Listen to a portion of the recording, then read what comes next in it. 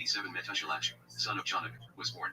Minus 2887 874 Lamech 2, son of Methuselah, was born.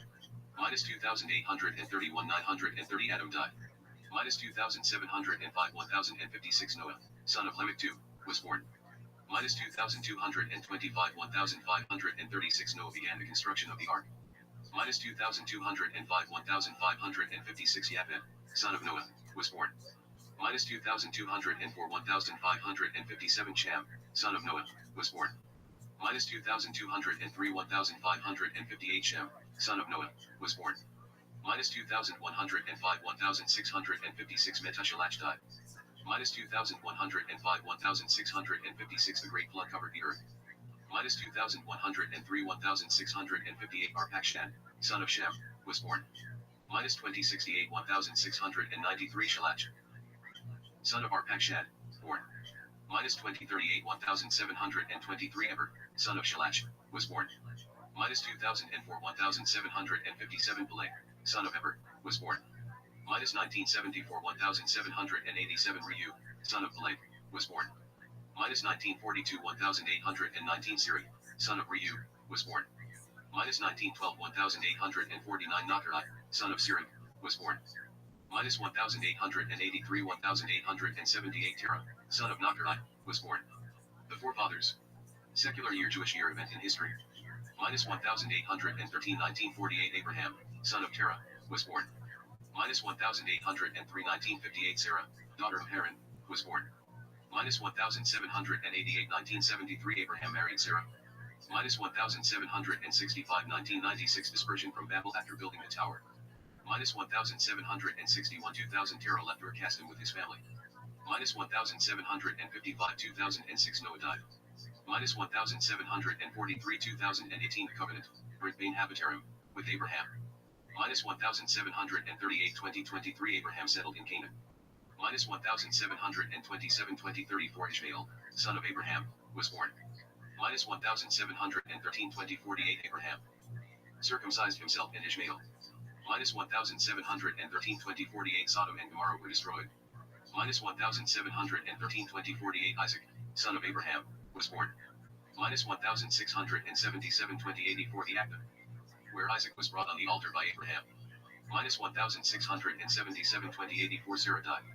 Minus 1653 2108 Jacob and Esau were born. Minus 1638 2123 Abraham died. Minus 1603 2158 Shem, son of Noah, died. Minus 1590 2171 Isaac blessed Jacob instead of Esau. Minus 1576 2185 Jacob went to Haran. Minus 1574 2187 Eber, great-grandson of Shem, died. Minus 1569 2192 Jacob married Leah and Rachel. Minus 1566 2195 Levi, son of Jacob and Leah, was born. Minus 1562 2199 Joseph, son of Jacob and Rachel, was born. Minus 1556 2205 Jacob left Haran. Minus 1553 2208 Benjamin was born. Minus 1545 2216 Joseph was sold. Minus 1533 2228 Isaac died.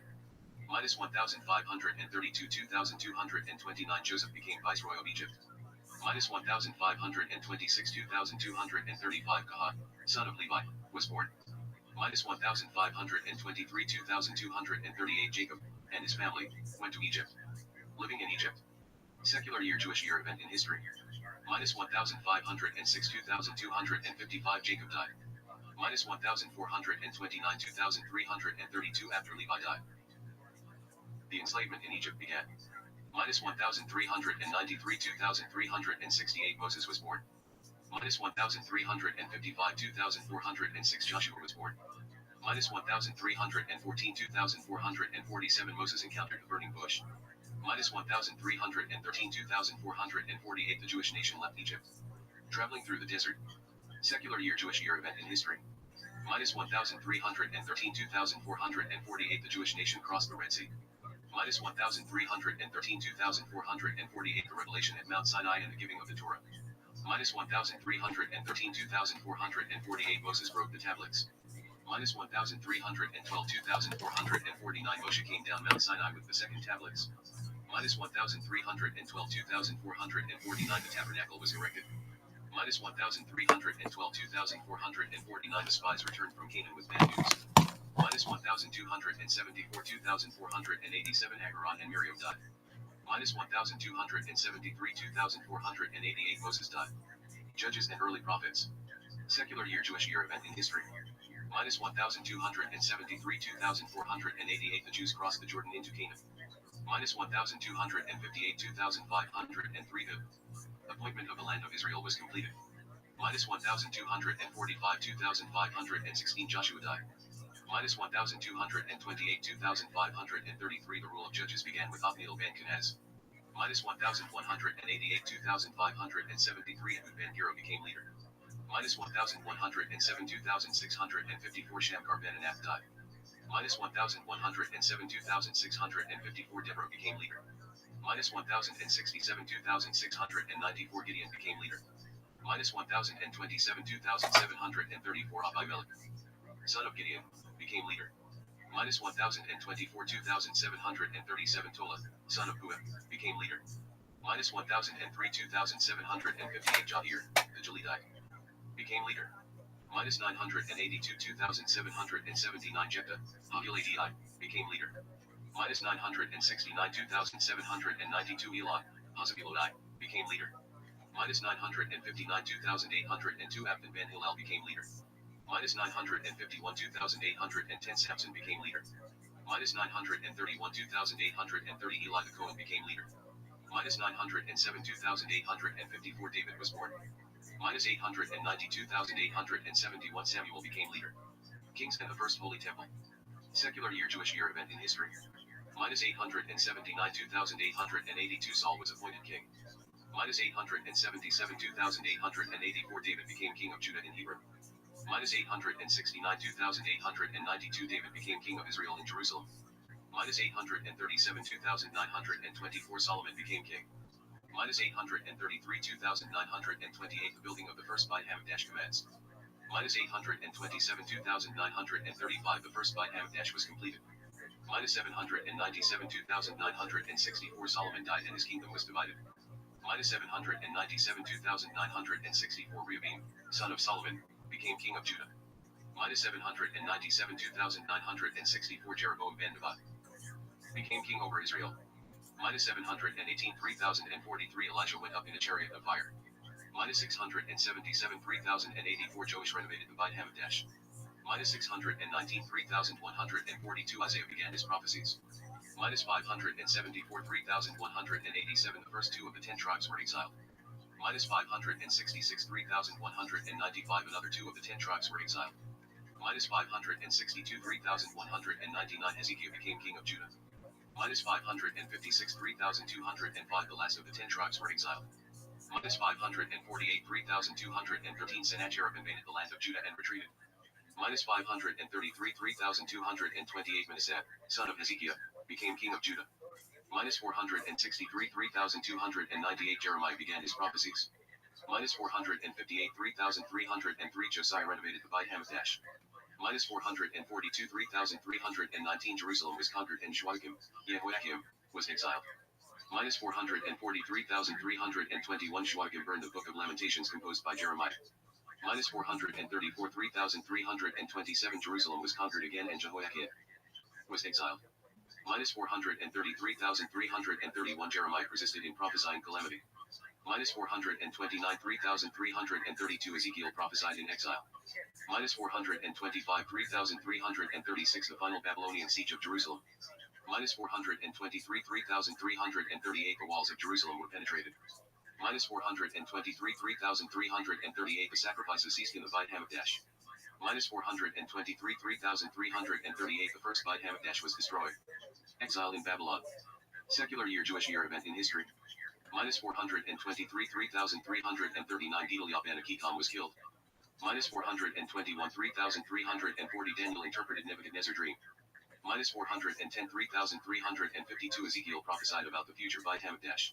Minus 372 3,389 Daniel read the writing on the wall. Minus 372 3,389 Daniel was thrown into the lion's den. Minus 371 3,390 Zerubbabel led the return to the land of Israel. Minus 373,391 building of second Beit Hamikdash commenced. Then halted. Minus 366 3,395 Akashverosh II made his great banquet. Minus 362 3,399 Esther was taken to the palace. Minus 357 3,404 Esther took action against Haman's decree.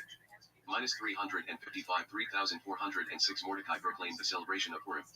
Minus 353 3,408 building of the second Beit Hamikdash resumed. Minus 349 3,412 the second Beit Hamikdash was completed. Building of the second Holy Temple. Secular year Jewish year event in history. Minus 348 3,413 Ezra led the second return to the land of Israel. Minus 335 3,426 Nehemiah returned to rebuild walls of Jerusalem. Minus 313 3,448 Ezra died. Minus 313 3,448 Simon the Zodiac met Alexander the Great. Minus 313 3,449 the Minyan Shtaro began. Greek cultural domination. Secular year Jewish year event in history. Minus 273 3,488 Simon the Zodiac died. Minus 246 3,515 72 elders translated the Torah into Greek, Septuagint. Minus 143,621 the revolt of Matyahu the Shashmanaim. Kingdom of Judea. Dynasty of the Shashmanaim.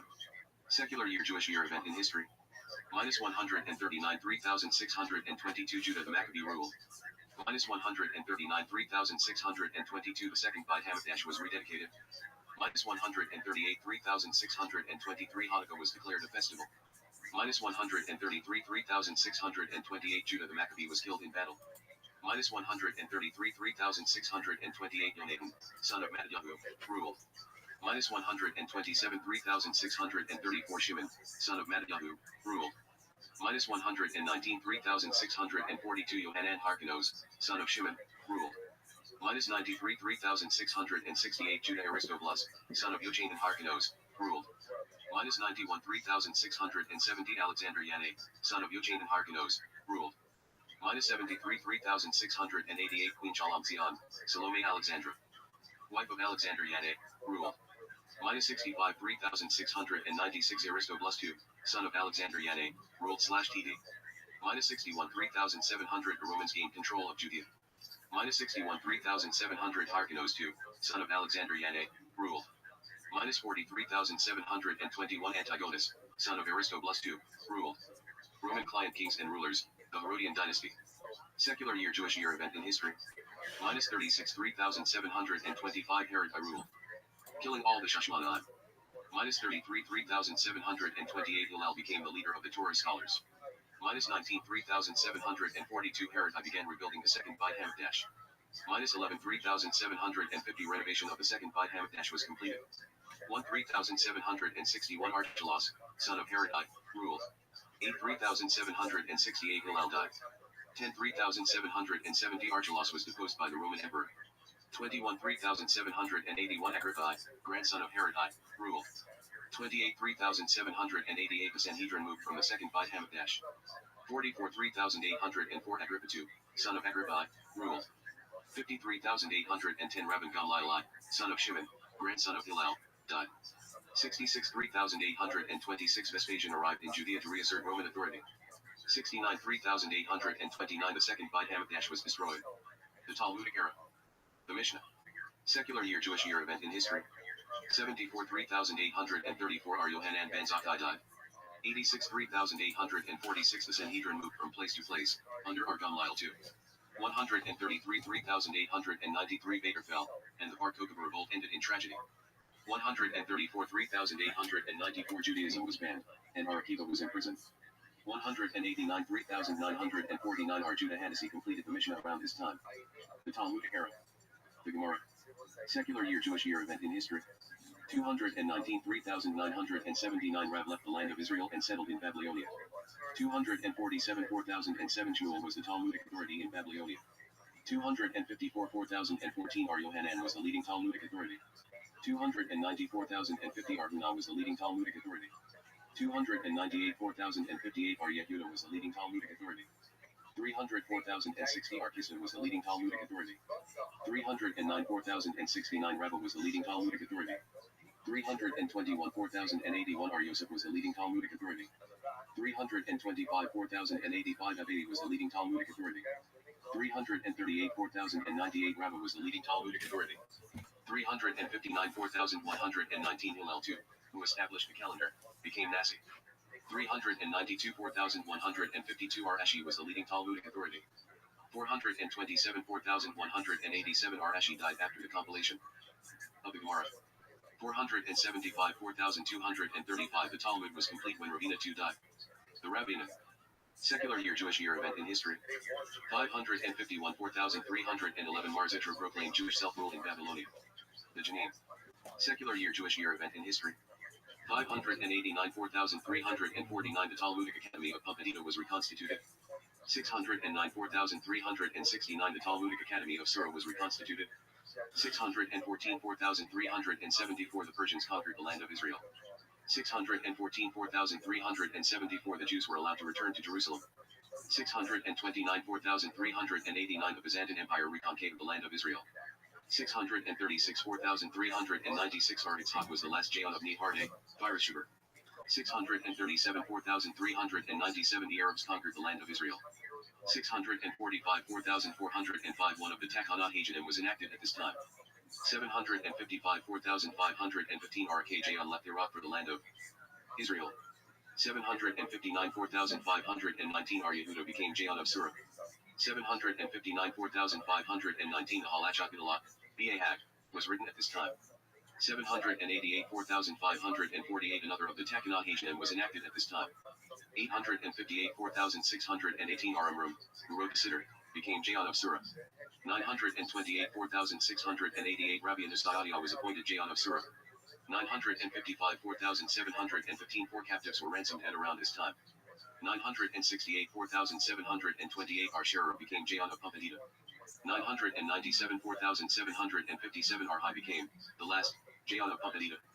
1038 4798 Ar Hai died. And the academies of Babylon declined. The early Rishonim, the Crusade massacres. Secular year Jewish year event in history. 1040 4800 Rabbi Nujersim Mir Hagolah died. 1088 4848 The Rif arrived in Spain from Morocco. 1096 4856 The Crusaders destroyed Jewish communities. 1099 4859 Jerusalem was captured by the Crusaders. 1103 4863 The Rif died. 1105 4865 Rashi died. And the era of the Tosafot began. 1135 4895 The Rambam, Maimonides, was born. 1144 4904 The first, recorded, blood libel took place. 1147 4907 The Crusaders attacked Jewish communities. 1147 4907 Rabbi Anotam was captured by the Crusaders. 1148 4908 The Rambams and the Radak's families left Cordova. 1165 4925 The Rambam visited the land of Israel. 1171 4931 Rabbi Anotam died. 1175 4935 The Rashbam died. 1184 4944 The young son of the Ari was killed.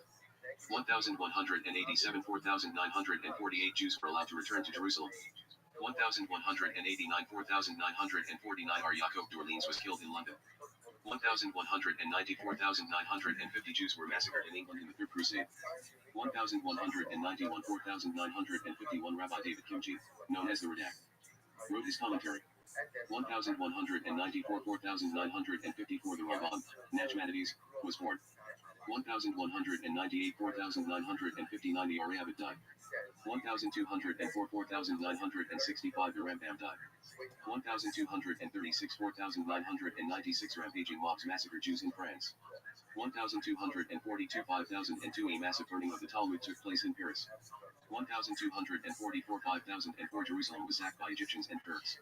1252 5012 The Inquisition began to use torture. 1267 5027 The Ramban left Spain and settled in the land of Israel. 1275,030 The Ramban died. 1286 5046 The Maher Amir Rothenberg was imprisoned. 1295,050 new works advanced the study of Kabbalah.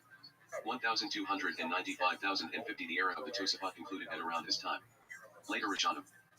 Persecutions and expulsions. Secular year Jewish year event in history. 1295,050 all Jews were expelled from England. 1293 5053 The Maher Amir Rothenberg died in prison. 1298 5058 The Rheinfleisch massacres began. 1298 5058 The author of the Mordecai and Haggadah Maimoniyot were killed. 1305 5065 The Rashba placed a limited ban on philosophy. 1305 5065 The Rosh and his son, the Tur, arrived in Spain. 1306 5066 all Jews were expelled from France. 1310 5070 The Rashba died. 1325 5080 Jews were massacred by the Pasteros Crusaders. 1327 5088 The Rosh died. 1336 5096 Jews of Germany were massacred by the Arm-Letter bands. 1338 5098 The Ralbag wrote his commentary on the Bible. 1349 5109 The Black Death massacres swept across Europe. 1367 5127 The Ran, Reibisch, and other scholars in Spain were imprisoned. 1391 5151 Jews of Spain were massacred. Many were forced to convert. 1391 5151 The Reibisch and Rashbats left Spain. 1394 5155 The final expulsion of Jews from France. 1413 5173 R. Yosef Albo was in a forced debate with Christians. 1421 5181 Jews in Austria were massacred in the Wiener Gezerre. 1475 5235 The invention of printing was used for Jewish books. 1481 5241 The Inquisition was established in Spain. 1488 5248 R. Obadiah de Bergenauer settled in Jerusalem. 1491 5251 Columbus consulted R. Abraham Zacuto for his travels. 1492 5252 All Jews were expelled from Spain and Sicily. The great scholars of the Shulchan Aruch and Torah consolidation. Secular year Jewish year event in history. 1493 5253 R. Yitzhak Barbanel arrived in Naples from Spain. 1496 5257 All Jews were expelled from Portugal. 1516 5276 The Ein Yaakov was printed. 1516 5276 The Turks, Ottoman Empire, conquered Eretz Yisrael. 1525 5285 R. Yosef Yasselman saved many Jews during the Peasants' War. 1553 5314 A mass burning of Jewish books took place in Rome. 1563 5323 The Shulchan Aruch was completed by R. Yosef Karo. 1575 5330 The Shulchan Aruch was published with supplements of Rama. 1572 5332 The Arizal died in Tzfat. 1573 5333 The Maharal came to Prague. 1573 5334 The Maharshal died.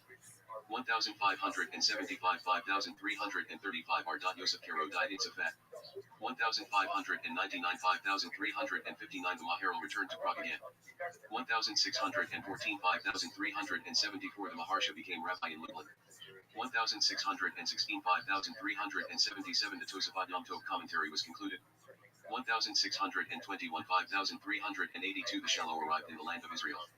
1629 5389 R. Yom Tov Lippman Heller was imprisoned in Prague. 1645 400 R. Yoel serves. The Bab died. 1646 5406 The Shach and Taz, on Shulchan Aruch, were printed. 1648 5408 Jews were massacred by Shmuel McGee's forces. Early Karanim and East European massacres. Secular year Jewish year event in history. 1654 5414 The first Jews settled in New Amsterdam, New York. 1655 5415 Many Jews killed in Russian and Swedish invasions of Poland. 1656 5416 Jews were permitted to live in England.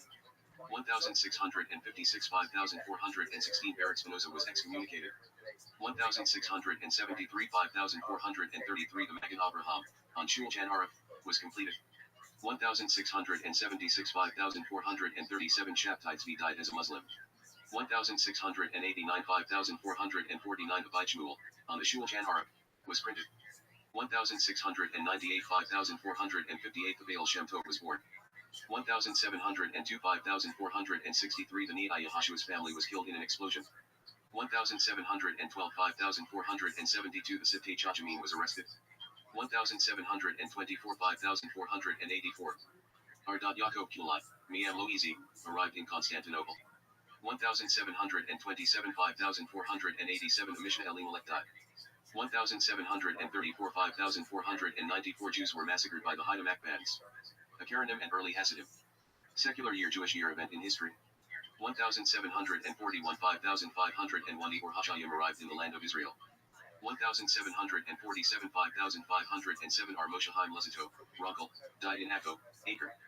1755 5510 Ar Jonathan A. Beskutz became rabbi in Hamburg.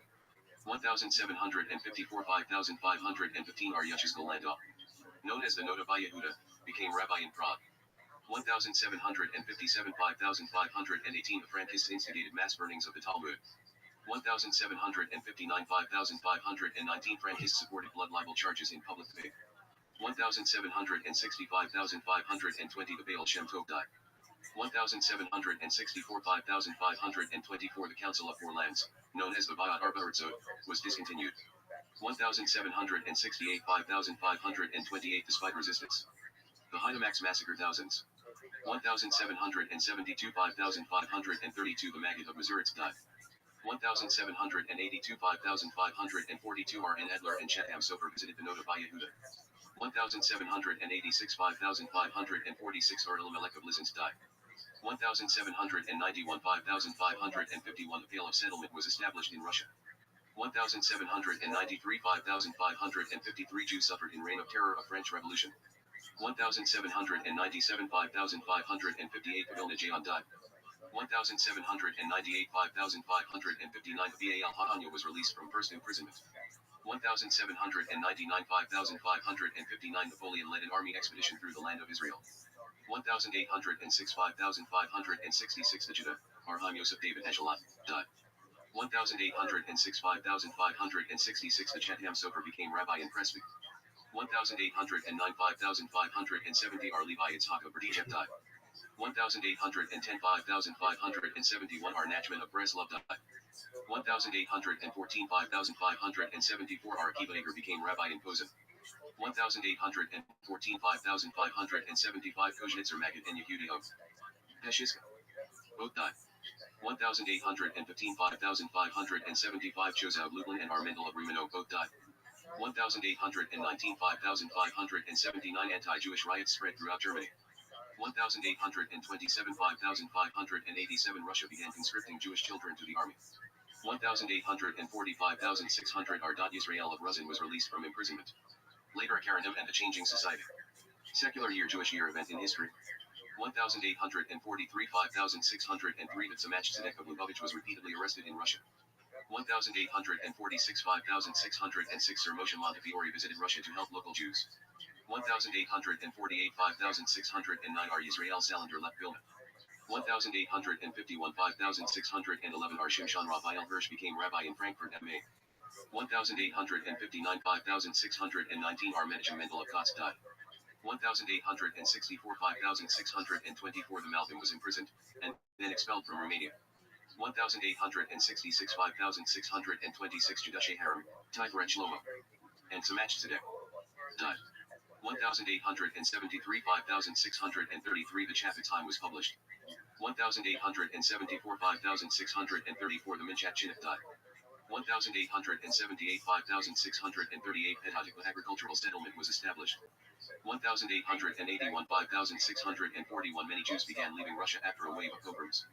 1886 5646 Ar Shlomo Gans Pride, author of Kietzer Shulchan Aruch, died. 1892 5652 Ar Haim, Brisker, became rabbi in Brisk. 1905 5606 as Fat Emmett died. 1905 5,665 many Jews were killed in official Russian pogroms. 1911 5,671 Chazanish was published. 1914 5,674 over 500,000 Jewish soldiers fought in World War I. 1918 5,678 over 60,000 Jews were killed during the Russian Revolution. 1923 5,684 the Dab-Hayumi study cycle commenced. 1927 5,687 the 6th Lubavitcher Rebbe was released from Soviet prison. 1938 5,699 Jews were attacked in the Kristallnacht pogroms in Germany. The Holocaust. Secular year Jewish year event in history. 1939 5,699 Germany started World War II. And mass killing of Jews. 1941 5,701 Nazi Germany unexpectedly invaded Russia. 1941 5,701 200,000 Jews were killed at Babi Yar and Poneran. 1942 5,702 400,000 Jews of Warsaw were sent to death camps. 1943 5,703 Nazi Germany experienced massive losses in the Battle of Stalingrad.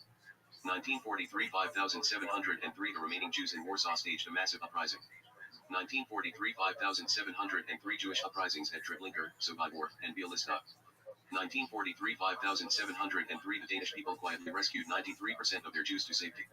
1944 5,704 300,000 Hungarian Jews were killed in 3 months. 1944 5,705 uprising in Auschwitz death camp just before freedom. 1945 5,705 Nazi Germany was conquered. And World War II ended. 1945 5,705 6 million Jews were killed by the Nazis during the war. The modern state of Israel. Secular year Jewish year event in history. 1947 5,707 publication of the Talmud Encyclopedia was commenced. 1947 5,708 the United Nations divided Israel. 1947 5,708 Arabs attacked Israel to gain territory. 1948 5,708 the State of Israel was established. 1948 5,708 Israel was invaded by many Arab countries. 1949 5,709 the War of Independence in Israel ended. 1950 5,710 all Jews left the ancient Jewish community of Iraq. 1950 5,710 almost all Jews of Yemen immigrated to Israel. 1951 5,711 the Lubavitcher Rebbe sets the mantle of leadership. 1956 5,717 Jewish forces invaded Egypt and conquered the Sinai Desert. 1967 5,727 the Lubavitcher Rebbe established the Tefillin campaign. 1967 5,727 Jerusalem reunited under Jewish rule in the Six-Day War. 1973 5,734 2,500 Jewish soldiers were killed in the Yom Kippur War. 1974 5,734 the Lubavitcher Rebbe established the Shabbat Candle campaign. 1982 5,742 massive enemy arsenals were discovered in Lebanon.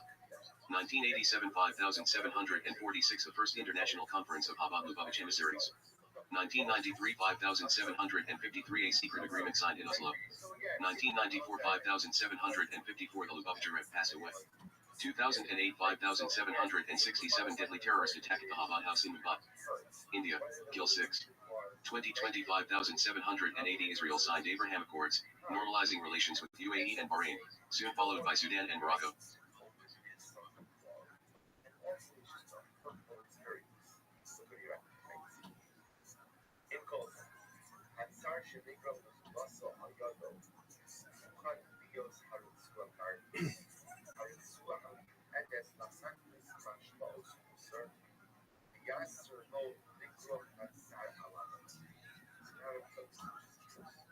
And he says, be very careful when you hurt someone by telling them something they wrong. Because in your effort to point out to someone else what they have done wrong, just understand that this advice might shift you back to you. If you being the person pointing out the wrong thing to the other.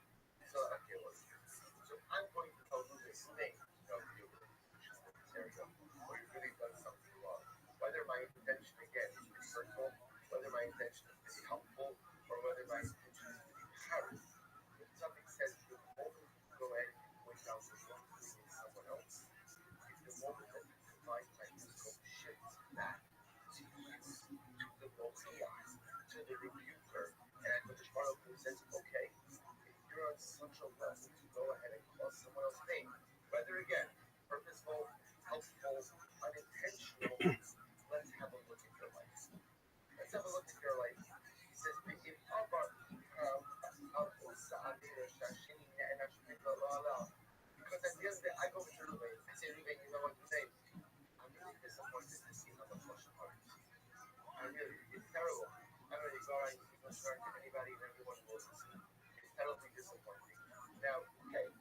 so okay, but there's part of this is fantastic. Now Ruben's going to be a bit sad. Ruben is going to be a little bit rough, a little bit crushed because no one likes being told you're doing something wrong. So whether my intention is purposeful, whether my intention is hurtful, or whether it was irony, at the end there comes Rabbi says, okay, now I've caused pain to Ruben through my rebuke. Let's have a look. Let's have a look at you. Let's see again, you're giving Musrat Mashara. Let's see ultimately again how it is that you are living in that particular area. He goes on, he says, Harikam, sorry, sorry, you can actually keep the brackets off, the brackets down. He's speaking Amr Hama Usadira, Shashin Nana Stigma. What a Kushmar literally looks at is, have I ever transgressed the Amira for which I am giving someone else? Which I was like, this is a very, very profound idea. What the something is essentially saying that so that it's sort and help other people how to get their house in order.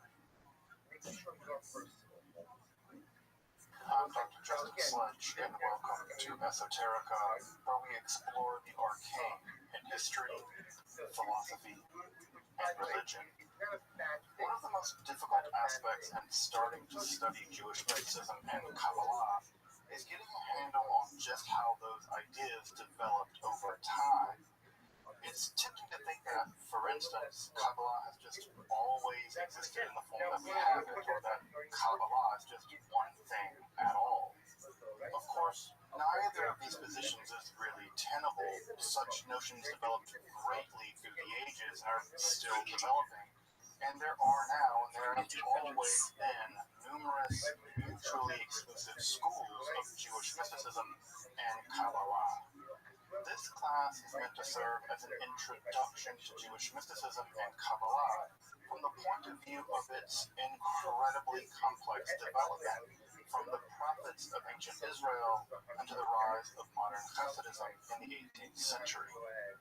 Of course, this series isn't meant to be exhaustive by any means, but only should serve as a springboard for deeper study and reflection, and hopefully it will also enable you to situate developments in Jewish mysticism and Kabbalah in their historical and cultural context, and hopefully embolden you to dive into the primary texts, which are admittedly as sublime as they are obscure.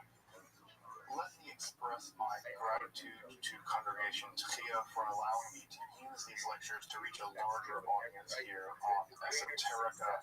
If you want, you can find the entire series under the playlist Entering the Garden, Introduction to Jewish Mysticism and Kabbalah. I'll be uploading them over the next few weeks, or if you find these episodes after autumn of 2021 and you want to watch the entire series, you can find them in that playlist. If you find this series on Kabbalah interesting, I'd hope you check out my other content on topics in esotericism, and perhaps consider supporting the production of free academic and scholarly topics in occultism, hermetic philosophy, by joining my Patreon, or perhaps with a one-time donation. You can find those links below, and I really appreciate your consideration. Now, let's enter the garden of Jewish mysticism and Kabbalah. Well, I want to say welcome back. Welcome back this evening to the second part of our 10-session walk through Jewish mysticism and Kabbalah. And as we talked about last time, right, and Kabbalah, right, we're still 1,200 years away from Kabbalah. It's still way off in the distance. So we're still very much in the time period right around the turn of the Common Era. That is to say, around the year zero, right? That's if you want to get an anchor of where we are. And just to recap a bit, right? Just to recap a little bit from last time to sort of see where we are in the lay of the land. We defined mysticism, at least for the purposes of this class, which doing things like defining mysticism makes it certain that everybody will disagree with you that studies this stuff. So basically, anytime I say, I'm going to define mysticism, it's like putting a target on my back. But the way that I want to define it is as a non-rational mode in which one experiences or learns about fundamental reality. and also the traditions that accrue around those experiences. So I would say I would call someone, for instance, that studies mysticism for the idea that those mystics learn fundamental truths, even though perhaps that person themselves didn't have those experiences. I would also consider that person a mystic. So I would say that there's also the idea that you lean on the mystics to learn what they learned, and that puts you in the tradition of folks who are, in fact, mystics. And there's an entire tradition of Judaism of what we call intellectual mystics. Those much later, intellectual mystics are those that say, look, I never had this experience, but I trust that this person did, and I think that they're fundamentally right. So that's also, I think, another form of mysticism that actually doesn't involve mystical experiences. And as I mentioned last time, the first Jewish mystics weren't even Jewish. The first Jewish mystics were Israelites, which is a much broader category. Remember that the Jews received that name, the Yehudim received that name as being the descendants of one of the tribes that comprise the 12 tribes of Israel. And so Jewish mystics actually make up a minority of this. So many of the prophets we have in the Bible are from all over. They're not necessarily Judahites. And we said that the two forms of mysticism that seem to have been prevalent in Israelite society at that time were folks who experienced theophany, that is to say, God showed up to them, God appeared to them, and on the other hand, for other people, God spoke to them. And if you speak on the behalf of God, that makes you a navi, a prophet. Although sometimes those folks are referred to as roeh, as seers. But the idea there is that we have the idea that either those folks can see the future or they hear something from God, and they communicate that to other people. And those folks we typically refer to as prophets. And the most important theophanies in the Hebrew Bible, historically speaking at least, we don't think that the theophany describes in Exodus, where God showed up to the Israelites and to Moses. We're fairly confident that that's a mythological piece of information, not a historical one. But we are relatively confident, many scholars are relatively confident, that the prophets Isaiah and Ezekiel did have some kind of phenomenological encounter, and that encounter they recorded in the literature of the book of Isaiah and the book of Ezekiel, respectively. Now, the idea that, now you might be wondering, right, how can you say that Moses didn't exist? Well, it's not about whether he did or didn't, it's about what we have evidence for. And we just don't have evidence, really, to believe that that happened. But we have pretty good evidence to believe that the experiences of Isaiah and Ezekiel were in fact recorded. And as we talked about last time, prophecy is very well attested all over the ancient Near East, with the weird exception of Egypt. Egypt is kind of prophet-free, which, all things being equal, sounds great. I wouldn't want to live anywhere. I don't want any prophets in my neighborhood. I don't want any guy walking down my street screaming at people because they're like, woe to the disbelievers, Yahweh's going to kill you all. I'm like, I'm going to call the cops on you. So I don't want to live anywhere near prophets. So Egypt seems like a pretty great place to be prophet-free. But at any rate, we saw last time that there are a great deal of prophets that live all through the ancient Near East, and especially in the Neo-Assyrian context, which tracks very carefully, very temporally to the ancient Israelite context. And so we actually know a good deal about those other ancient Near East prophets. We also know that one of the things that happened in the ancient Near Eastern world were prophetic duels. They just didn't take prophets' words for granted because they kind of seemed crazy. And if they seemed crazy to you, they seemed kind of crazy to people back then too, right? Just because you see Jesus in your toast doesn't mean Jesus is in your toast. It might be that they might need help. And so many people in the ancient world also thought, right, this guy's just drunk, right? And there's many cases in the Bible where people do prophecy and other people are like, yeah, they're drunk. And so this was an idea, and so we see other ancient Near East cultures engaging in prophecy and other mechanisms by which to detect whether prophecy is reliable, or duels between prophets to establish which prophets are actually telling the truth. Prophetic duels need to be a video game, just saying. It's a fighting game with prophets. And what brings prophecy to an end, and what sets us up for our transition to tonight, is that, as you may remember, part of what happens in the theophany literature of the Hebrew Bible is that the God of the Israelites, Yahweh, makes themselves known by revealing a bunch of very inconvenient rules. And by revealing all these very inconvenient rules, the idea is that the Israelites are bound to follow those rules, and Yahweh will protect them and give them land and provide for them to have large families and agricultural surplus. Well, what ends up happening is that for various reasons, the Israelite state is destroyed and the Judean state is destroyed.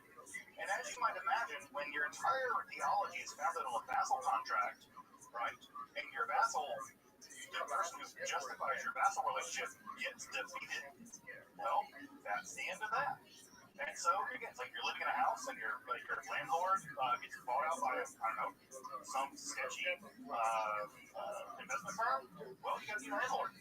You have no longer a relationship with old landlord. Well, now you got to deal with other gods. And so the Israelites have some pretty complicated problems in their hands. And the pretty complicated problem on their hand is we predicated an entire theology on one system, and it didn't work. Our God seems like either God is defeated or we're defeated, and what now? Right? What do you do now with an awkward relationship with your former landlord? And so what's going to happen is that prophecy, the idea that there are people speaking on behalf of Yahweh, what's going to happen is that's going to increasingly go away, right? And a new form of religiosity is going to emerge. And that new form of religiosity that's going to emerge is going to be a new kind of mysticism. And that new kind of mysticism is what scholars typically refer to as apocalyptic. All right.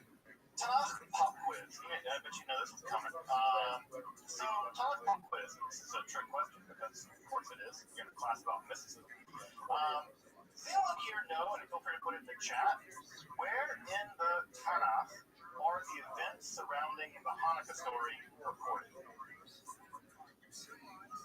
So I think I should say they're not. That's the answer that's the less wrong answer. You're certainly right, they're not recorded in straightforward. Anyone know where the events of the Hanukkah story are actually depicted in the Tanakh? Not in the Apocrypha, like in the book of Maccabees, where they're literally described, but in Tanakh, in the Hebrew Bible, in the Old Testament, as you may know it. Why you ask me damn questions like this? I'm the one taking this class, right?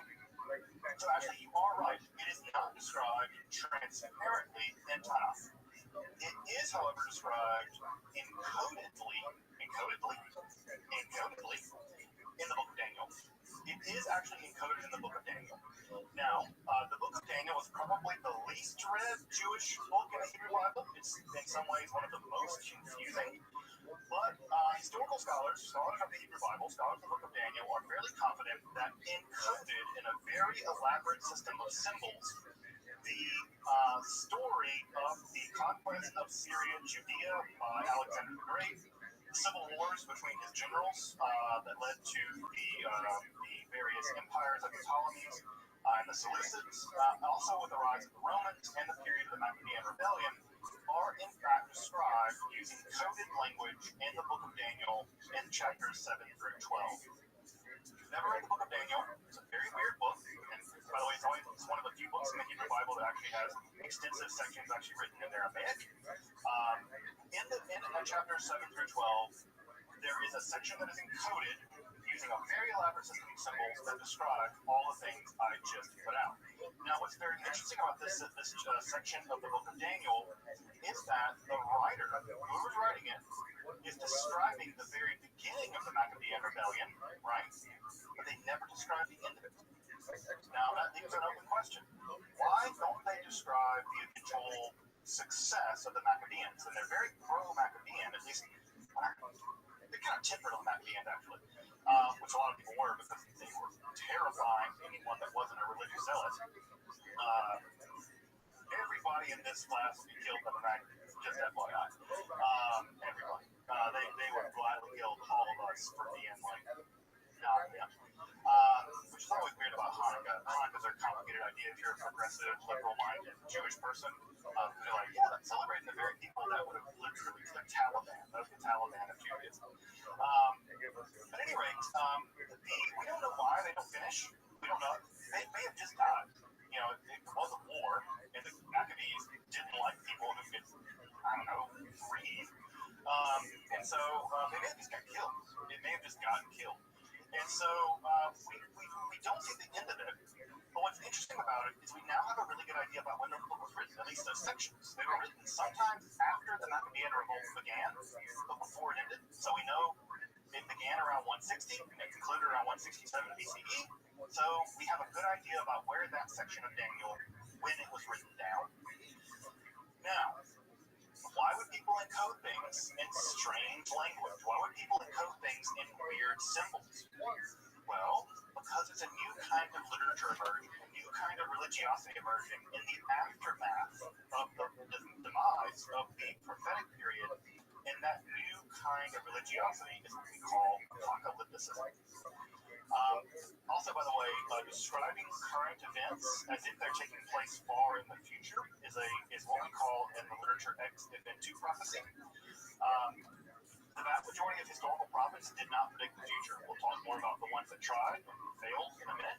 But the vast majority of prophets who describe all kinds of weird things, and I'm sure folks have read some sections in the book of Daniel or the book of Revelation written by St. John or Nostradamus, or folks have read Nostradamus. It's always weird stuff like an eagle comes from the east and attacks the great bear, and the bear follows the sun, and the sun turns to blood, and you're like, what in the hell are you talking about? They're not describing the future. They're actually describing the present using encoded language, right? It's this what we call ex eventu prophecy. They're describing things that have happened using codes. Why would they do that? Well, because it might be politically expedient to be a little cryptic, right? Because again, what is one of the things these people like to do? Criticize the standard order of things. And do you really want to be the person living in the Roman Empire being like, the Romans suck, and I hate them, and God's got to kill them all soon? You want to publish that? You don't want to publish that because they'll crucify you for it. So what do you write? Well, the Kittim, right, will arise from the sea, and then blah, blah, blah, blah, blah, right? You encode it. And the encoding mechanism is part of the apocalyptic literature. So what isn't apocalyptic? That's the first thing we need to do. I know, right, that when most people hear the word apocalypticism, they're thinking end of the world. They're thinking all the crazy stuff happens at the end of the world. The Messiah's going to come, and there's going to be this and that, the Battle of Gog and Magog, and there's going to be all this stuff that happens at the end of the world, the Battle of Megiddo, whatever. And so many people typically imagine that what apocalypticism is about the future, because the word apocalypticism has been filtered so heavily through Christianity, and Christianity does tend to think of the apocalypse as like something happening in the future, although early Christians thought it was going to happen pretty soon in their lifetime. Jesus kind of dragging his feet. But they really thought it was going to happen soon. And this idea that it's going to happen in the future is an idea really from Christianity that has sort of shadowed and flavored the way that we use this word. Most apocalyptic writers, most prophets for that matter, in the Hebrew Bible and the Jewish tradition, don't do much in the way of trying to predict the future. They just don't. In fact, the most famous case where anyone tried to predict the future in the Hebrew Bible is in the book of Ezekiel, chapter 26, where Ezekiel made what at the time was the single most predictable prediction that one can predict. That is, Nebuchadnezzar would destroy Tyre. Well, he predicted that because Nebuchadnezzar was destroying everything. Everything, right? It's just like predicting, right? It's like American imperialism will continue. Yep, it's going on, right? It's a completely normal thing to predict. And then they attacked Tyre, and it didn't work. Nebuchadnezzar was repulsed. And so Ezekiel himself actually has to come back later. He actually comes back in the same book and says, well, what I meant was, he has to reinterpret his own prophecy to explain the fact that he was wrong, even though it was a completely actually predictable thing. So making predictions, especially clear predictions, is a bad idea, right? Folks may know the very famous quote from Friedrich Nietzsche, right? It never hurts a prophet to be too vague, right? If you predict on Tuesday, March 22nd, 2029, that blah, blah, blah, blah, blah, well, your prophetic career rests on that. And so most of the prophecies, they don't predict the future by and large, right? And in general, by the way, that whole Nebuchadnezzar thing for people who are biblical literates is a real pain in their pussies, because they have to go back and explain why a prophet got it wrong, and then why a prophet admits he got it wrong, and then how he put put a spin on it to fix it, and then they further spin it to further fix it. And my favorite example is, it eventually got conquered by Alexander the Great 400 years later. Somebody conquered it, so Ezekiel wasn't totally wrong. I'm like, really? That's the best you got? Okay.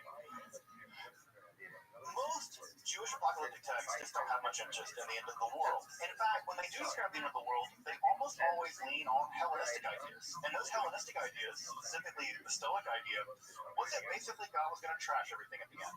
That there was going to be some kind of global conflagration, that the world would be ended, would be destroyed by a giant fire. That was a very common idea in the ancient world. And so, in many ways, the predictions they do give about the end of the world are themselves just the popular ones. If you were to go to a Greek philosopher at the time and ask, what's going to happen at the end of the world? They say, the Logos, the fire, is going to consume the whole world. They're like, sounds reasonable. They went with that. So it's actually basically, it's not even really in some sense a Jewish idea as it is a Hellenistic idea. It's a Greek idea. So let's put some context on this, right? I'm going to say what the apocalyptic is in just a minute, but I want to put some context on this. What you have to understand about the rise of the apocalyptic is a time period in which it emerged. The political and theological upheavals that lasted from roughly about 586 BCE, when Judea was destroyed, the last independent Jewish state was destroyed, all the way up to around 135 of the Common Era, where the last attempt at an independence movement on the behalf of the indigenous people of Judea, Jews against the Romans, led by Bar Kokhba, was defeated, with hundreds of thousands of Jewish people being killed in the process. What's important to understand about this political and theological landscape is that there is a major breakdown, as I mentioned earlier, in the theology of the time. As I mentioned earlier, right, this entire theology is built on what is called the Deuteronomic theology, which is, again, the idea that Yahweh and Israel have a covenant, and that covenant works in the way that the Israelites perform religious duties and Yahweh gives them stuff, right?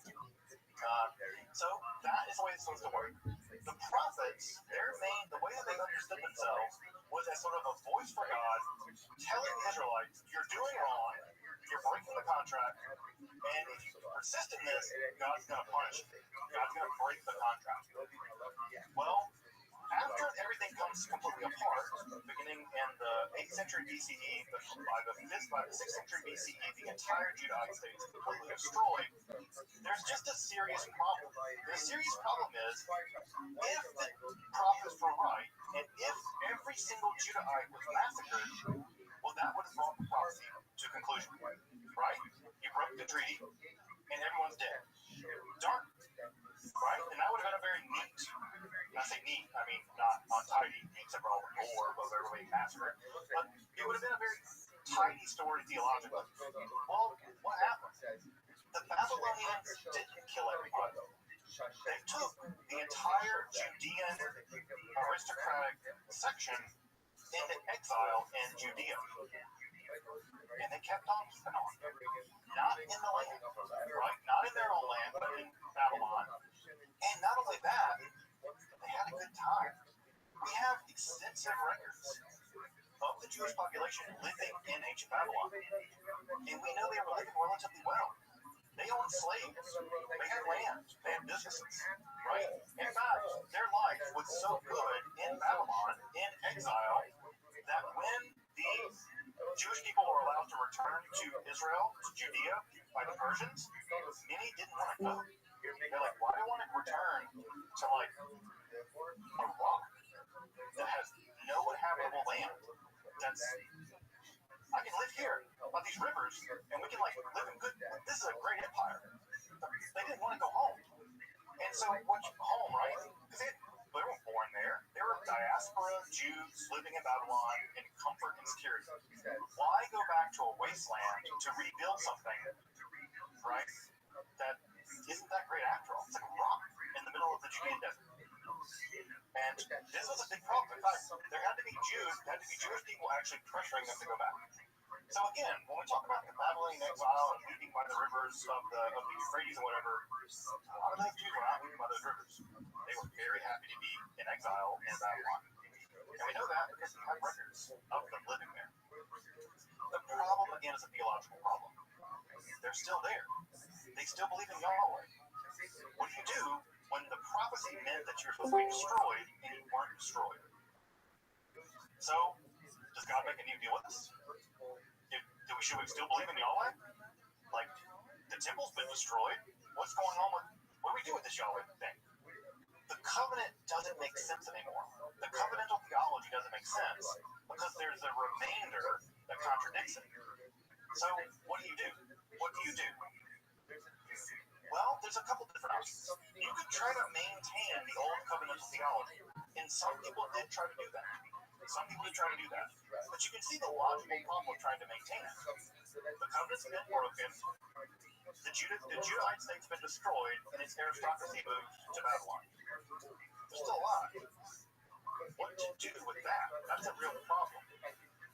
Well, what arises as a way of settling that problem, right? The way of settling that problem is by shifting your theology, right? Never let a good catastrophe go to waste. You simply innovate your theology. And what ends up emerging is a new kind of Judahite theology.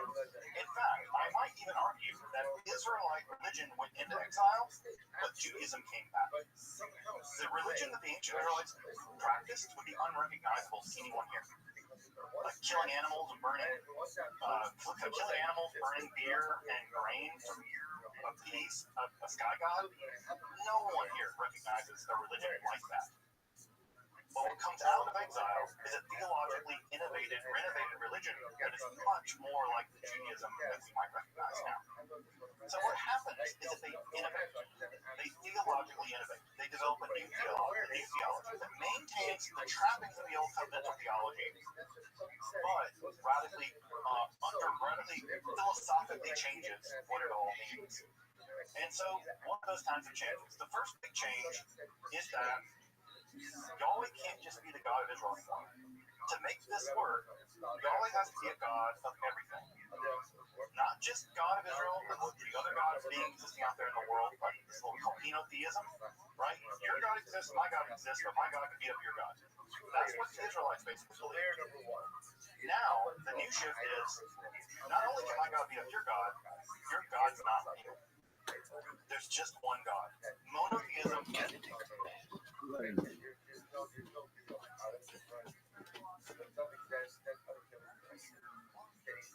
most of us are always tzaddik and always are Rothschild. Right? I'm tzaddik in the areas of which I am not sinning and which I don't desire to sin. And for Rothschild, although it will be sinning intention a little bit, I'm a Rothschild in those areas in which I transgress or desire to transgress. That's level one. Which will say it's an incredibly deadly state. Because what that means is, no matter how badly I did something like in any given moment, I still have that quasi-status of son, blessing of responsibility for Shelby. Why is it that Torah knows the whole survival back because of accidents happening, they are reflected of some internal state of Israel. And this is why when accidents occur, about what that says on where I'm at. Stop over here for today. We'll pick up the definition with that last piece.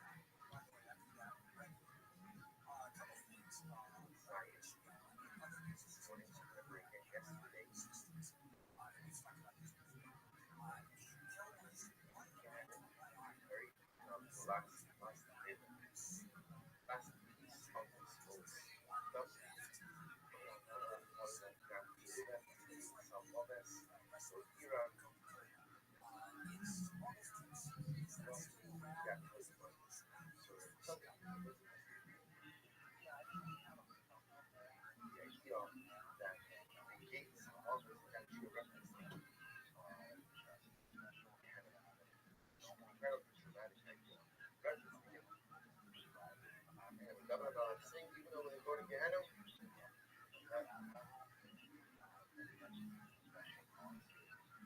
scared to go with because he said, Governor, why? How do you see going to go to Gehenna? How can you say no certainty you're going to go to Gehenna? After all, again, Rabbi does things wrong. Governor ultimately again is hurt. Now to give an example of the power of Shema. Furthermore, from maybe your concerns, and maybe you're not maybe it was something terrible in the future. If that was it's not the it's not really to speak, it's not really to things. It's not really to go to life. Which would tell you say Gehenna, which Governor first time is the Gehenna of all of us that the Gehenna that one experiences as a result of the atmosphere, as a result of turmoil, of stress, of routine, embarrassment. Governor says, God gave them the gates of others.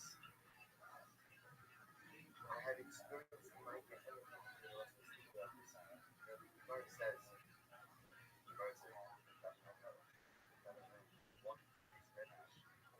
always has to have fun. Governor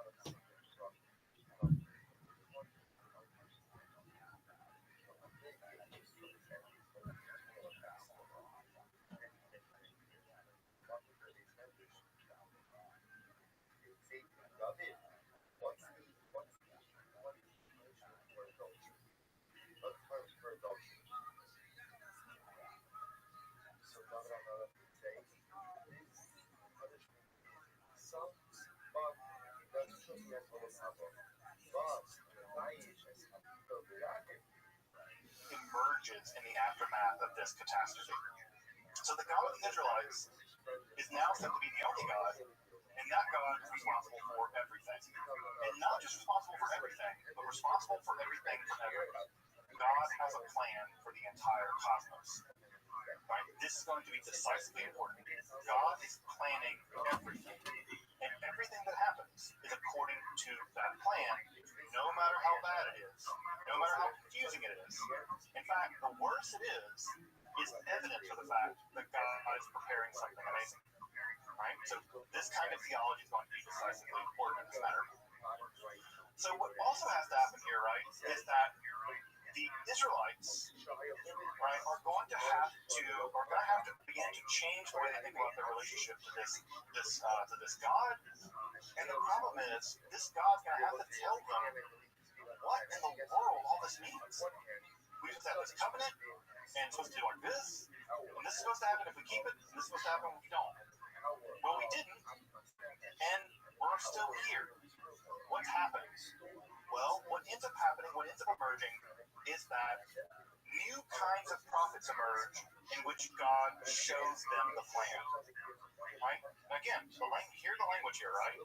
The older prophets heard God and communicated what God said. The new kind of prophecy sees what God's showing them, right? It communicates what God shows them in literature. So this is a much more literary movement, and it's a much more visual movement. And it's so distinct that we now think of it as a distinct kind of religiosity. It's not prophecy, they're not speaking on behalf of God, they're describing what God has shown them, what God has revealed to them. And that is a completely different phenomenological mode of experiencing mysticism. Right? A very different kind of mysticism indeed. Now, what precipitates this? How do they get the ability to... what underlies this? And the answer is really complicated, and the short answer is we don't know. We don't know. Because we don't have good records about how this goes down. The best theory I've seen is that what ends up happening is that the Judahites go into exile and then come in contact with an up-and-coming important religion called Zoroastrianism. Now you have to understand that when the Judahite aristocracy goes into exile, the Judahite aristocracy is still a relatively... Rabbi, are you there? I am, but I'm busy right now. The ancient Babylonians are like the New Yorkers of the ancient world. They're cosmopolitan, they're literate, they have an ancient culture that's been there for 1,000 years. They are wealthy, they have multiple giant temples, each of which is larger than the Israelite temple. It was a metropolis on an order of magnitude that the ancient Judahites could not have imagined. Ancient Jerusalem was a backwater. It was a tiny settlement of 2,000 people, right, with that little temple there that was, not much bigger than a basketball arena, right? You're talking about an aristocracy that is a relatively backwater people coming into contact with an incredibly old, incredibly literate, right? When the Judahites wanted to write diplomatic documents, they wrote it in the language of the Babylonians. Okay. When they arrived in Babylon, they must have been bowled over by the bumpkinhood of their existence compared to the Babylonians. Again, this is like the Mississippi aristocracy being conquered and then dragged off to New York, right? You can't imagine the shell shock of what must have happened. Furthermore, they're coming in contact with a very dynamic new religion called Zoroastrianism. Zoroastrianism is, of course, a reform religion founded by the prophet Zoroaster, who we don't know much about. Even when he lived is not clear. But if I summarize Zoroastrianism to you, I bet it will sound immediately obvious what they believe. So, Zoroastrianism is a basically dualistic religion that claims that a good god and an evil god are locked into a kind of battle for the destiny of the world. The forces of good are represented by non-physical spiritual entities, and those non-physical spiritual entities are in combat with other non-physical spiritual entities that serve the bad guys. Angels and demons, right? That structure's there. Now, this evil dualism is going to result in a titanic, catastrophic battle at the end of time. The forces of good will win. They will throw the forces of evil into a neither world, right? And not only that, there are even Zoroastrian prophets who are given tours of the underworld. Those tours of the underworld filtered their way up to Europe, and we're fairly confident that Dante Alighieri was influenced by them. The Divine Comedy is probably being influenced by these tours of hell of the Zoroastrian literature. Now, near the end of the world, there's going to be a savior figure, Saoshan, who will lead the forces of good against the forces of evil, and at the end of time, everyone will be resurrected bodily, they will be judged, right? And there is a massive set of literature, right, being composed by Zoroaster, and the idea is that your relationship to Scripture is more important in many ways than doing sacrificing animals. Those priests, by the way, are called Magi. You may recognize them from the Bible, right? Those are the guys that show up to adore the baby Jesus. At any rate, that should all sound pretty familiar to most of us. If you take a little Judaism and add a little Zoroastrianism to it, shake it up in your cocktail shaker, pour in a glass, you have all the ingredients for a great cocktail called Christianity, or Islam, or apocalyptic Judaism.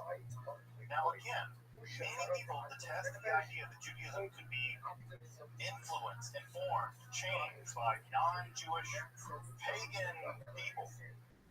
I got news for you. When the Jewish people arrived in this area, they would have viewed the Zoroastrians as a completely intellectually superior people. And I can guarantee you they would have been influenced by it. So, Zoroastrianism probably has a huge impact. And in fact, many ways, Zoroastrianism has a huge impact on world religions in general. It also has a huge impact in music. You may know Freddie Mercury, the lead singer of Queen. He was a Zoroastrian. So thank God for Zoroastrians. They produced at least Freddie Mercury. So sadly, it's a religion now. It's a very tiny religion primarily located in Iran, America, and in Iraq, or in India rather. But they're not going to have great, unfortunately. Pretty small. So, now talk a little bit about the groundwork for apocalypticism. What is it, right? We call it a religious mode. And I use the word mode there for folks who have some background in philosophy, right? A mode of being. It's a way of doing religion. it's not a religion itself, but it's an articulation within a religion. It existed primarily, it began to exist primarily in Judaism, but obviously it will persist in Christianity. In fact, Christianity is just, in many ways, apocalyptic Judaism perfected. It's when, in fact, apocalypticism becomes the religion, right? It's when the shift completely goes over to one side, and the apocalyptic is what really matters, and Judaism becomes an adjunct riding on the tails of the apocalypticism. One could imagine Christianity that way, but also in Islam. Islam is also largely an apocalyptic religion. Again, it's a religion based on a God being shown things by an angel. It's fundamentally an apocalyptic religion. So what makes the apocalypse? Now, what's important to know about this is that no one sat down in Judea or in Babylon and said, I'm going to invent apocalypticism. What they did was be religious, and they innovated. And the specific religious innovations that they developed, we now call apocalypse. Right? So it's very important to note here, this is a scholarly term applied to an ancient people.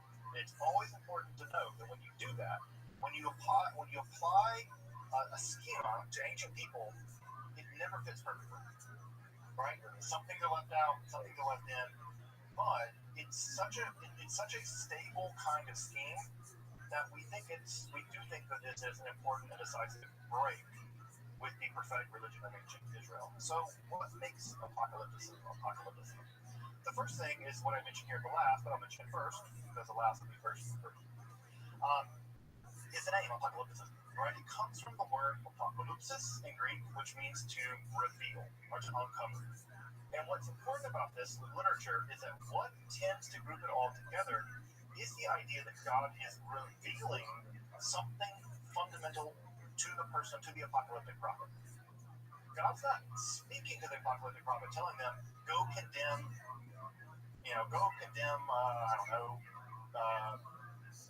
some king, there's like king, right? Go condemn those people being bad and being rich. That's the way the prophet Amos worked. God spoke, and Amos went and said, right, woe to you people, cows of Bashan. No, here we have God revealing various kinds of things to a human agent. And typically, that's being mediated by a divine, semi-divine being, typically an angel. So an angel shows up and says, let me show you something. And what do they show them? All kinds of things. What kinds of things? Typically things like cosmology. Apocalyptic Judaism is very interested in how the universe works. If you've ever read the Hebrew Bible, one of the things that is weirdly missing from the Hebrew Bible is any discussion of how the world is arranged, right? There's some vague discussions in the book of Genesis, but there's no real sense of like, what is the world exactly? Because they're not really interested in what is the world exactly, right? They're interested in what's going on in Judea with this king. So cosmology becomes very, very important in the apocalyptic mode of Judaism. Also, they're very interested in the past. This is sometimes ironic, considering that most people think of apocalypticism as primarily dealing with the future, but mostly the apocalypticists are interested in the past. So they're very interested in how did we get here? And the thing that they're very interested in is where did evil come from, right? Because if evil is in the world and it's out there, what kind of existence does it have? And they're very interested in where it came from. You'll never see much in the Hebrew Bible about discussing the origins of evil, right? Even the whole talking snake in the Garden of Eden, the writer of that story in the book of Genesis never says, and that's where all evil comes from. It names some things, right? You have to work for your bread, and women's child pain, and the pain in having a child will increase. By the way, it says that the pain will increase. It never says it wasn't. It just went worse, right? So it never says, and that's why you're going off the rails, right? The apocalyptists will be very interested in this. Also, they're very interested in the use of symbolism, right? The Bible doesn't do much in the way of symbolism often, right? But the apocalyptists will be very interested in symbolism. They're in fact virtually encoding their writings. And also, again, as I mentioned earlier with the exit into prophecy, they're going to be really interested in engaging in the same kind of social criticism that we saw in the historical Israelite prophets, but they're going to be doing it in a way that, in a literary form, in which they encode those criticisms by describing them as if they're happening in the future, right? So they describe present events in an encoded way as if they're happening in the future. That's going to be a tip-off for an apocalyptic writer. Amos didn't encode anything. He called people cows for being rich. He's like, you people are bad because you're rich. God hates you. Like, he's not encoding anything. Like, he's not like, and the cows will eat and become fat of the land. No, he's like, I hate you people, God hates you too, right? That's not what these apocalypse films do. Also, what they're really interested in is oppression, right? They're very interested in oppression and tribulation. Specifically, why do bad things keep happening to us? If our God is the only God, and we have a special relationship with this God, why did the Greeks just like whip our ass? Like, that's a bad thing? Like, we just got whipped by the Romans. They just killed like a bunch of us. Like, what's going on, God? Right? That's a real important question to ask, right? I mean, we all ask this sort of like, why bad things happen to good people question. It's like, why did we all get wiped out? Or most of us. They're very interested in why this tribulation's happening, right? And again, the tribulation, the idea is it's real bad for a while, but for the apocalyptists, God has a plan. And not only that, the apocalyptists claim to know the plan, right? They claim to know the plan. They're also at some level interested in the end of the world. Right? Now, and I say end of the world, what they're really interested in is the righteous and the wicked being separated, and the righteous being rewarded, and the wicked being damned. There's no hint of that in Israelite religion. Everybody in Israelite religion went to the same underworld, Sheol. It doesn't matter if you're a good person or a bad person. You went to the same place and suffered. Well, the apocalyptists say that's not fair. Bad people will get punished. This idea comes directly from Zoroastrianism, right? So bad people get punished, and the good people will get rewarded. That's the extent, really, of how things are going to go down in the future. And of course, right? Why does that make sense? Well, it makes sense because a lot of good people, or at least people who they thought they were good, were suffering enormously under foreign occupation. They're also interested in otherworldly journeys, right? They'll go on journeys of the various realms of heaven, or they'll go on journeys to the various parts of the afterlife. It's very dualistic. That is to say, the world in apocalyptic literature is very starkly divided between the good guys and the bad guys, right? And the good guys are going to win, and the bad guys are going to lose. You don't see that in Israelite religion. In Israelite religion, the prophets are, you're doing bad, but if you do good, God will not punish you. In apocalypticism, is you are bad, and God is going to destroy you. It's a much more dualistic world. Which again, if you study history, in times of intense political crisis, right, dualism emerges. The good guys and the bad guys, right? Whether it's the bourgeoisie and the proletariat, right? Or whether it's the sons of light versus the sons of darkness, polarize the world, and that's often how you describe. And again, I think it marks the kind of apocalypse in many ways. He would hate that idea, but he can happily roll in his grave. Thinking back to some of that anti-Semitism on the Jewish question. So you're right? Also, what's really important about apocalypticism is someone's going to fix all this, right? Because clearly, if you look at the time period being conquered by the Greeks, being conquered by the Romans, being massacred by various people, it's pretty clear that we're not going to be the ones to fix this. And so what do they say? There's going to be some kind of savior figure who's going to enter into history and fix all this. And that, of course, as it ferments a little while, becomes the fine wine of messianism. That some person, or persons, by the way, early messianism never agreed about how many it would be. Many people thought it would be two messiahs. And one of those would die, right?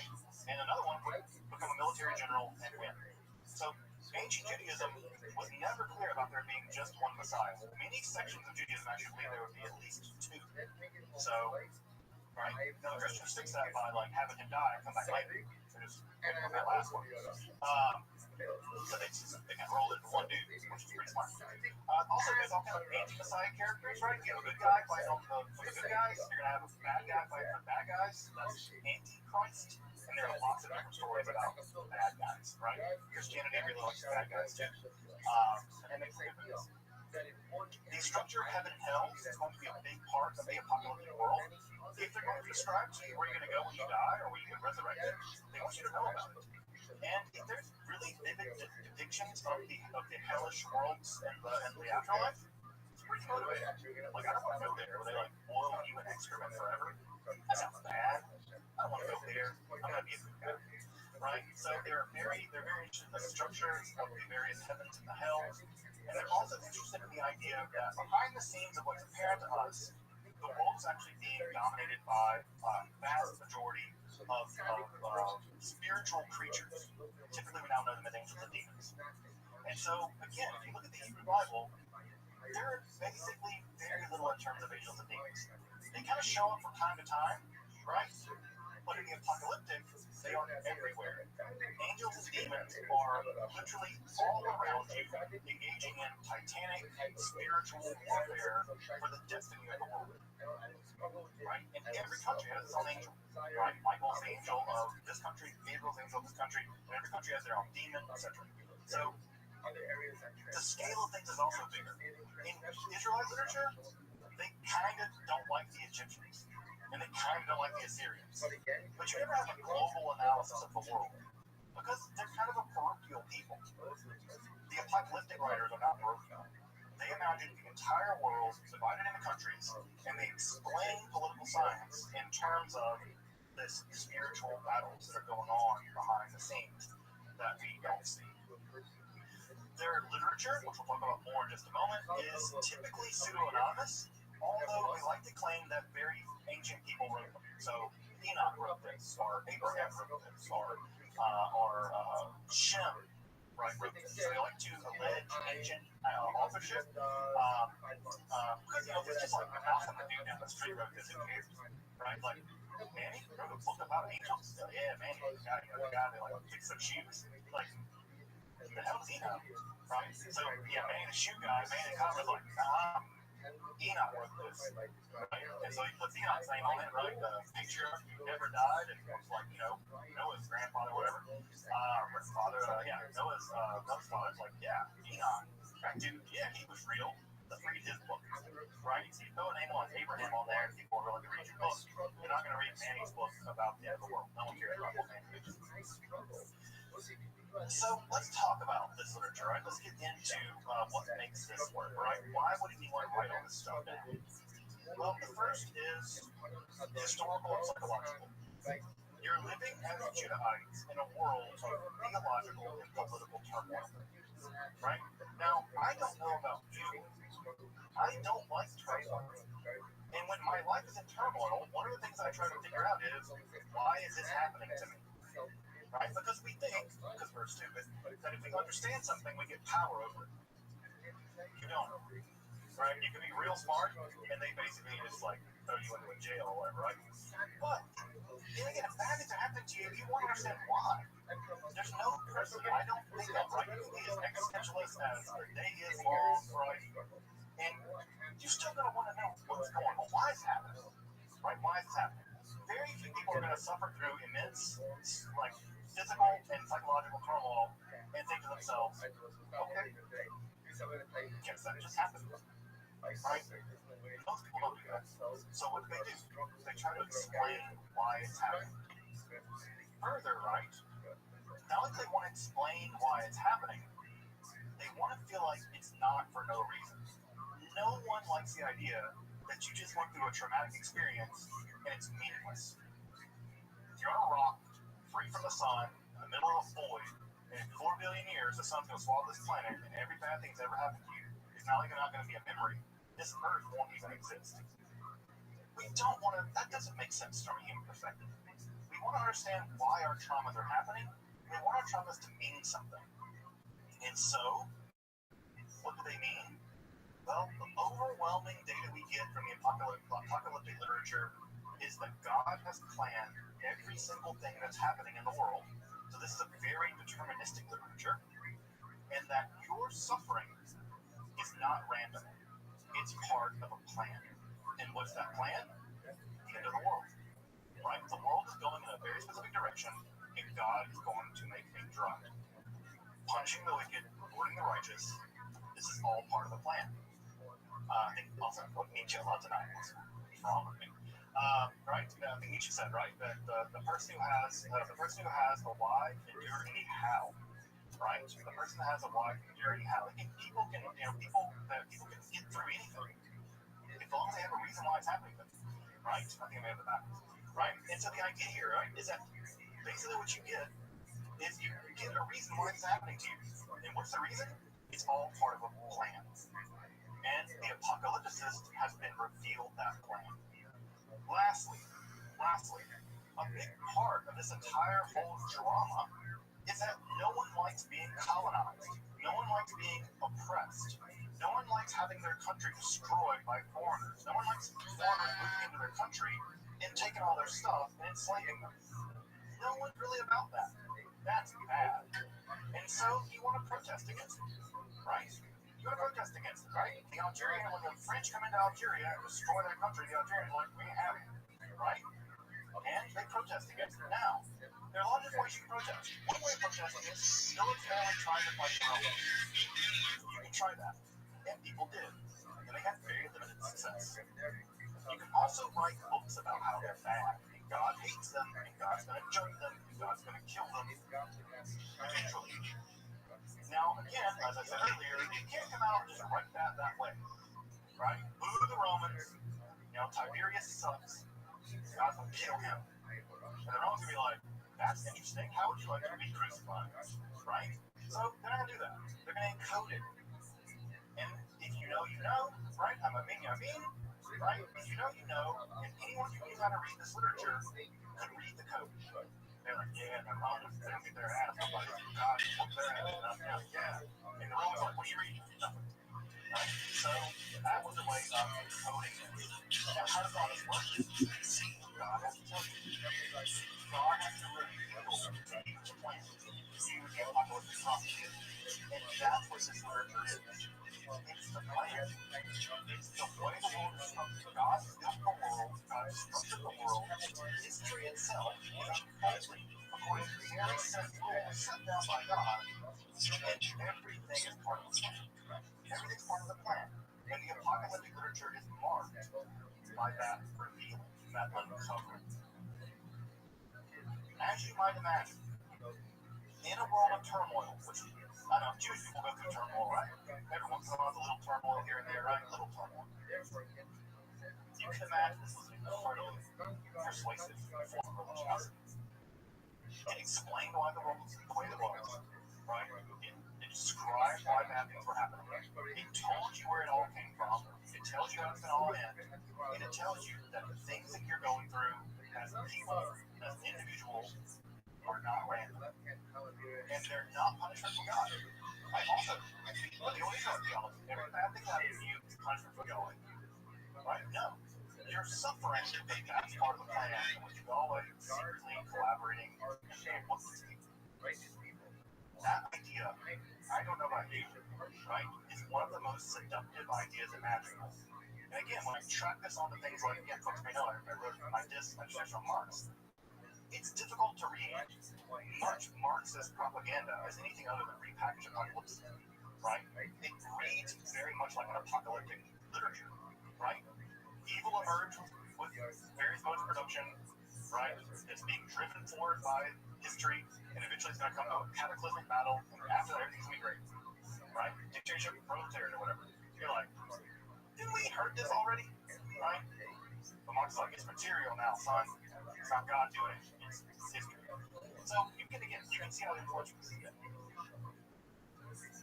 The apocalyptic form of literature flourished for hundreds of years. One can even argue for 1,000 years, beginning roughly about 350 BCE and extending all the way through the Middle Ages, honestly, right? Because you have Jews at the time on, it continued. And so the apocalyptic literature kept being produced.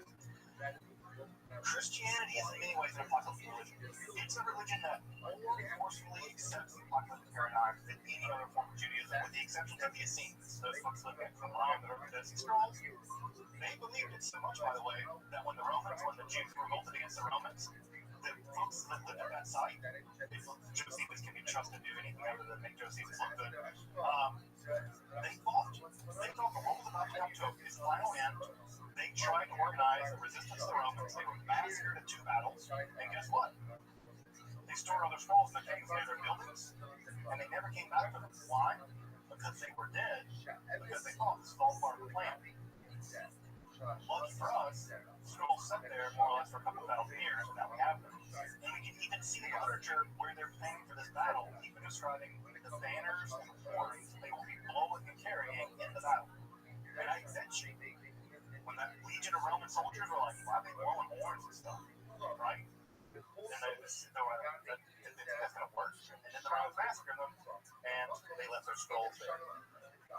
else does it have with drugs? I mean, like, when you literally believe God's going to intervene on your behalf at the very last moment to save you, if that's your battle plan, stay home, right? If that's your strategy, and that was their strategy.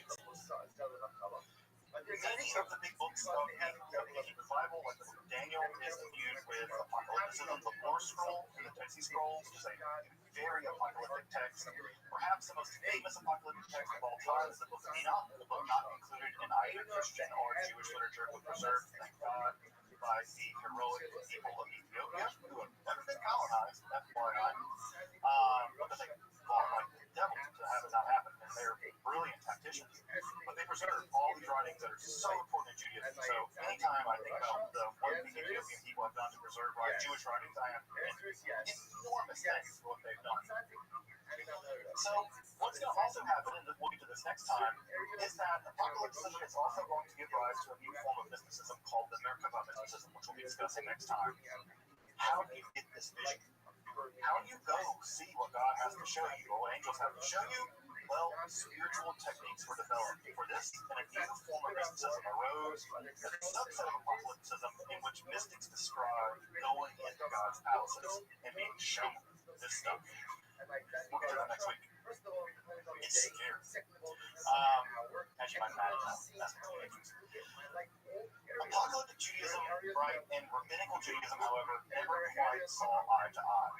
The rabbis never fully embraced apocalypticism, right? Because the rabbis are all about the day-to-day keeping on of religious survival, not the titanic battle at the end.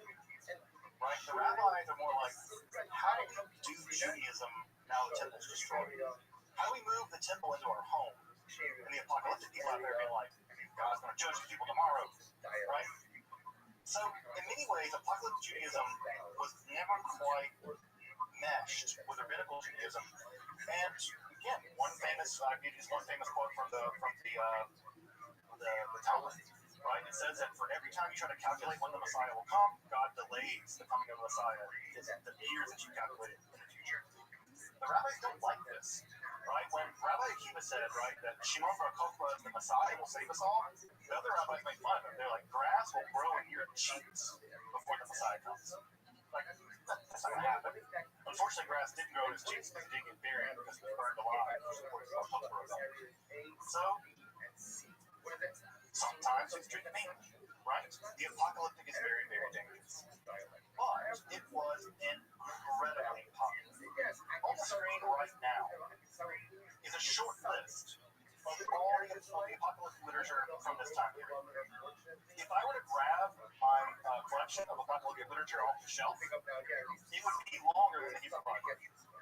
An enormous amount of literature, right, was produced in the apocalyptic genre. Dozens of books that were very popular. For instance, at the Dead Sea Scrolls, there are more copies of the Book of Enoch than there are copies of Leviticus. That's Torah, folks. That's like the Torah. The Torah. There are more copies of the Book of Enoch there, right? They're more interested in Enoch. If we can take the amount of scrolls they had, right, as any indication. So the apocalyptic literature was incredibly important. And even with the rise of Christianity, it didn't stop being produced. We have dozens of Christian apocalyptic texts, right, including the Apocalypse of John, but other ones. You might be asking why. Well, Jesus has that pesky habit of not coming back soon enough. And Christians underwent turmoil too. They were being persecuted by the Roman Empire. They were being marginalized by the Jewish people that didn't really like them. They thought they were weird. They faced their own turmoil. Jesus wasn't coming back. People started dying. Well, what do we do with people dying and Jesus not coming back? Year after year after year. Well, you invent further and further apocalyptic ideas about what's going on. And the persecutions are all part of the plan. Right? Martyrdom becomes a thing you should rush into because it's part of God's plan. Right? Part of God's plan. Of course, also in the Islamic literature, apocalypticism would also become enormously influential. Many apocalyptic Christian and Jewish ideas also make their appearance in the Quran. The Dajjal is a good example of a sort of antichrist character, the battle of Gog and Magog, the main battle at the end of the world, which occurs in the book of Daniel. It's translated into the book of the Battle of Megiddo in Christian literature. Even the return of Jesus and the resurrection of the dead, these are all apocalyptic ideas that also occur in Islam. So Islam is also influenced and, in some sense, an apocalyptic religion in itself. Judaism is going to increasingly abandon apocalypticism. And the answer for that is the same answer why the book of Maccabees is not included in the Bible. The rabbis, right? And also, by the way, why the Hanukkah festival is not about the Maccabees, it's about a miracle. The reason why? Disastrous rebellion after disastrous rebellion. The rabbis didn't want any more Rambos. They were tired of that machismo, we're going to fight the Roman stuff, because it just got us killed. So they said, we're not doing that anymore, and we're not going to prioritize that. And so, as you can imagine, this apocalyptic literature really gears people up to do rather extreme things, right? Just because, again, they all think it's part of the plan, and God's going to intervene in history and do whatever. It doesn't happen. Over and over and over again, it doesn't come to pass. But the rabbis don't like this, they think it's dangerous, and they marginalize it. And eventually, rabbinical Judaism, right, moves past apocalyptic literature, and very little of it gets produced. Or not so much. Very little gets produced in the aftermath of the 135 rebellion by Rothschild. But there is some, right? There are some texts that do get produced, like the Apocalypse of the 10 Signs, and Perkei Mashiach, and things like this. So the literature does survive a little bit longer. Just to say, just to wrap up for tonight, folks, needless to say, apocalypticism as a mode of religiosity, I would argue, is the most enduring mode of religiosity. Shout out to G. Oster So Funny. enduring that apocalyptic ideas have entered even into things like Buddhism, right? Apocalyptic ideas flowing from this tradition have even entered into things like Buddhism. Om Shariko is a good example of an apocalyptic quasi-Buddhist sect. You may remember them for having poisoned the subway system in Japan with sarin gas in the 1990s as part of an apocalyptic agenda. To this day, in a 2012 poll, nearly 15% of people worldwide believe the world will end in their lifetime. That's millions of people, folks. That's hundreds of millions of people that believe the world's going to end in their lifetime. That's an apocalyptic idea, right? And apocalyptic sects are a huge part of American religiosity. One can think of the Branch Davidians out there in Waco, Texas, and other kinds of things. And again, of course, those folks. Part of the reason what motivated them to stay in that building was an apocalyptic understanding of history. And of course, that probably led to them being massacred by the U.S. government. They had their own hand to play in it too, but I do think that was pretty significant mismanagement. Well, rabbinical Judaism and Kabbalah are going to win the day over and against apocalypticism. Apocalypticism was enormously important over the course of about 500 years in Judaism specifically, and it has made an enormous impact on world religiosity. I might even argue, like I said earlier, that apocalypticism as a mode of religiosity is perhaps the dominant religious mode in the world today. Right? I would be willing to make that argument, I think. But what's going to emerge in terms of mysticism for the purposes of our learning together is that a form of practical apocalypticism, that is to say, mysticism in which mystics attempt to descend into the throne room of God, is going to emerge out of the apocalyptic literature. And that form of mysticism is going to be what we'll be tackling next week, called Merkabah mysticism. Merkabah, chariot mysticism. You also may know the word Merkabah because the Israelis have been attained their equivalent of the M1 Abrams after the chariot of God, which seems appropriate for a whole lot of reasons. But at any rate, what I want to put on the screen right now are just some recommended readings. If you want to grab these ISBNs, and I also want to share these slides with everybody for the class so you can have access to the slides later. But if you want a great apocalyptic literature reader, it's just a collection of apocalyptic literature. This is a really great text by Reddish. The large scholar of apocalypticism in the world now, John Collins, his book, The Apocalyptic Imagination, is the definitive study of apocalypse. It's the book, right? If you take a college-level class of apocalypticism, you'd be reading Collins' book. If you're interested in Christian apocalypticism, Bernard McGinn, the leading scholar in Christian mysticism, has written a really great book about apocalyptic traditions in the Middle Ages. People are watching the floor nuts in the most amazing way possible.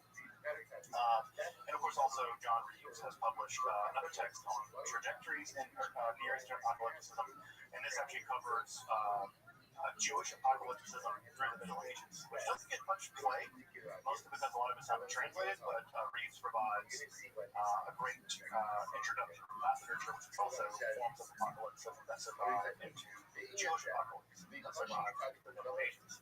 So, again, another form of mysticism that emerges from the breakdown of prophecy, but renovates prophecy to do a phenomenologically different task, to show rather than tell, and show what? The whole plan of the universe, and how you, as a Jew, right, or as a non-Jew, maybe as a Roman, how you fit into it, right?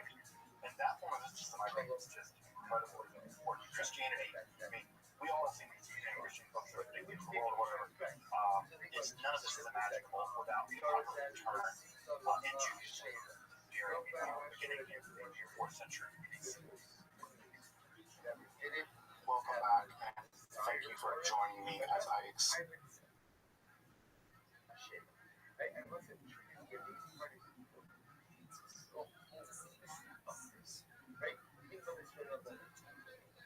areas of morality, where there are so many titles, there's certain forbidden relationships which normal people don't have desires for.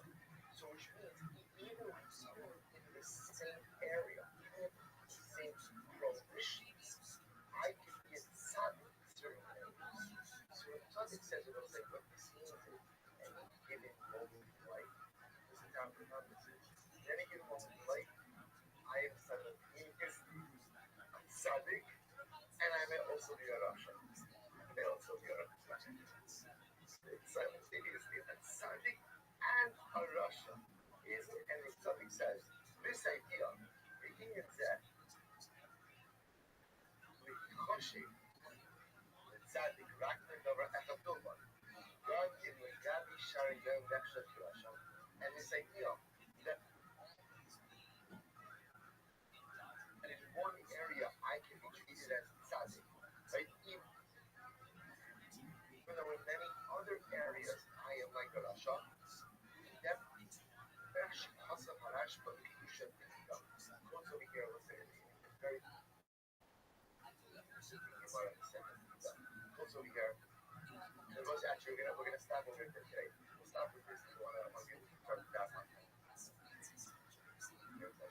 Notice if we just point out this dramatic idea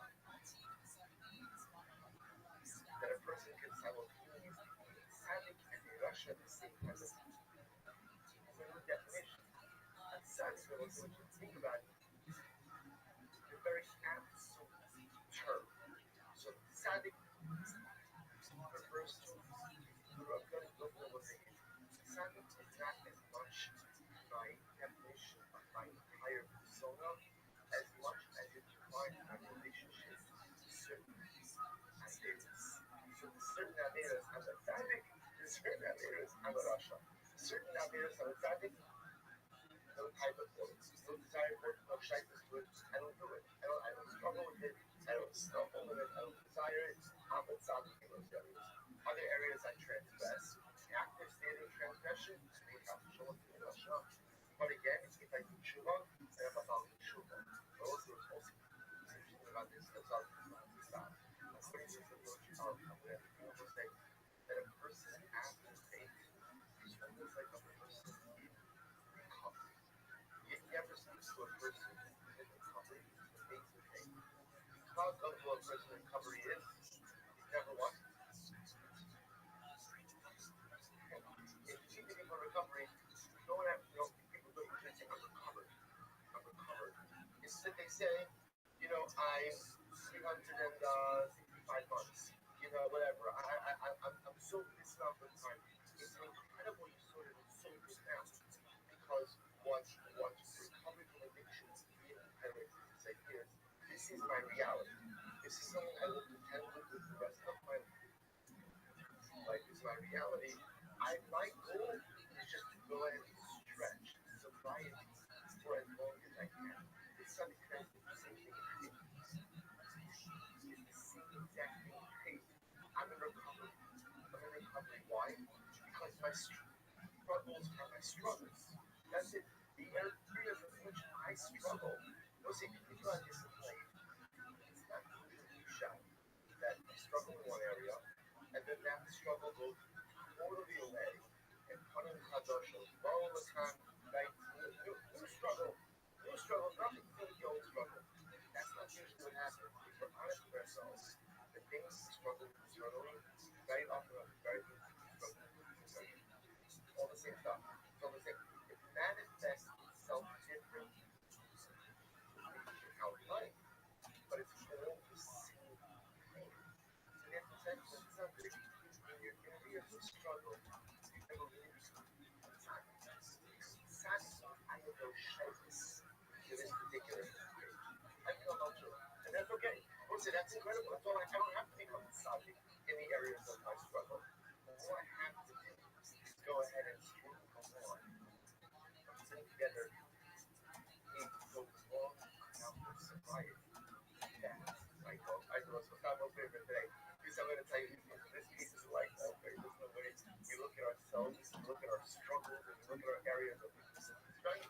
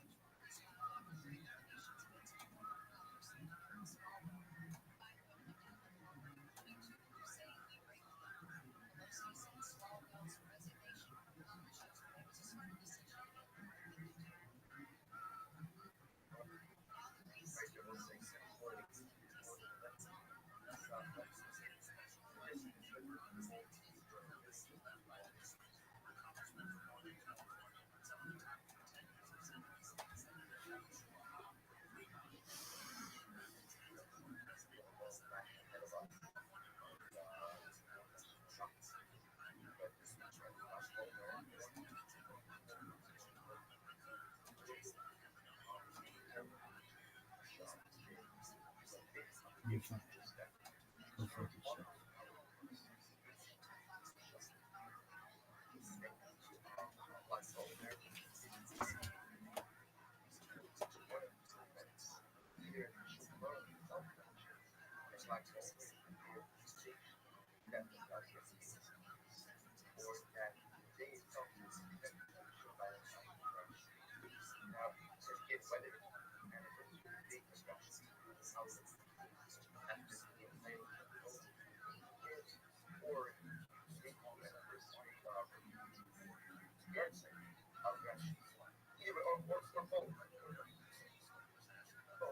And also, of course, the whole connection to God, the I remember again, after that,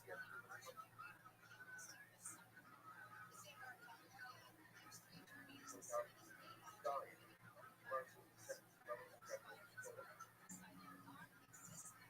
but it's founded or established because by his peace.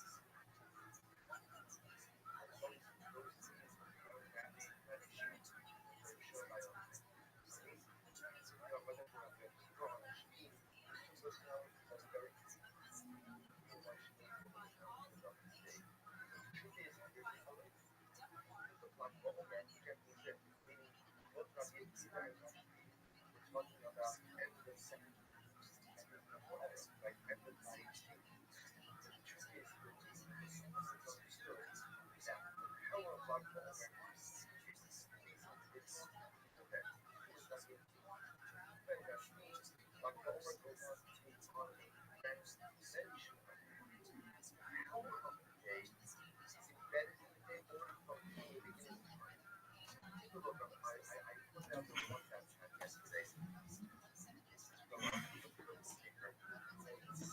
for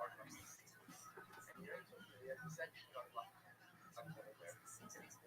the page that I sent to our he writes over here, what we can think about Las pantallas fabricadas por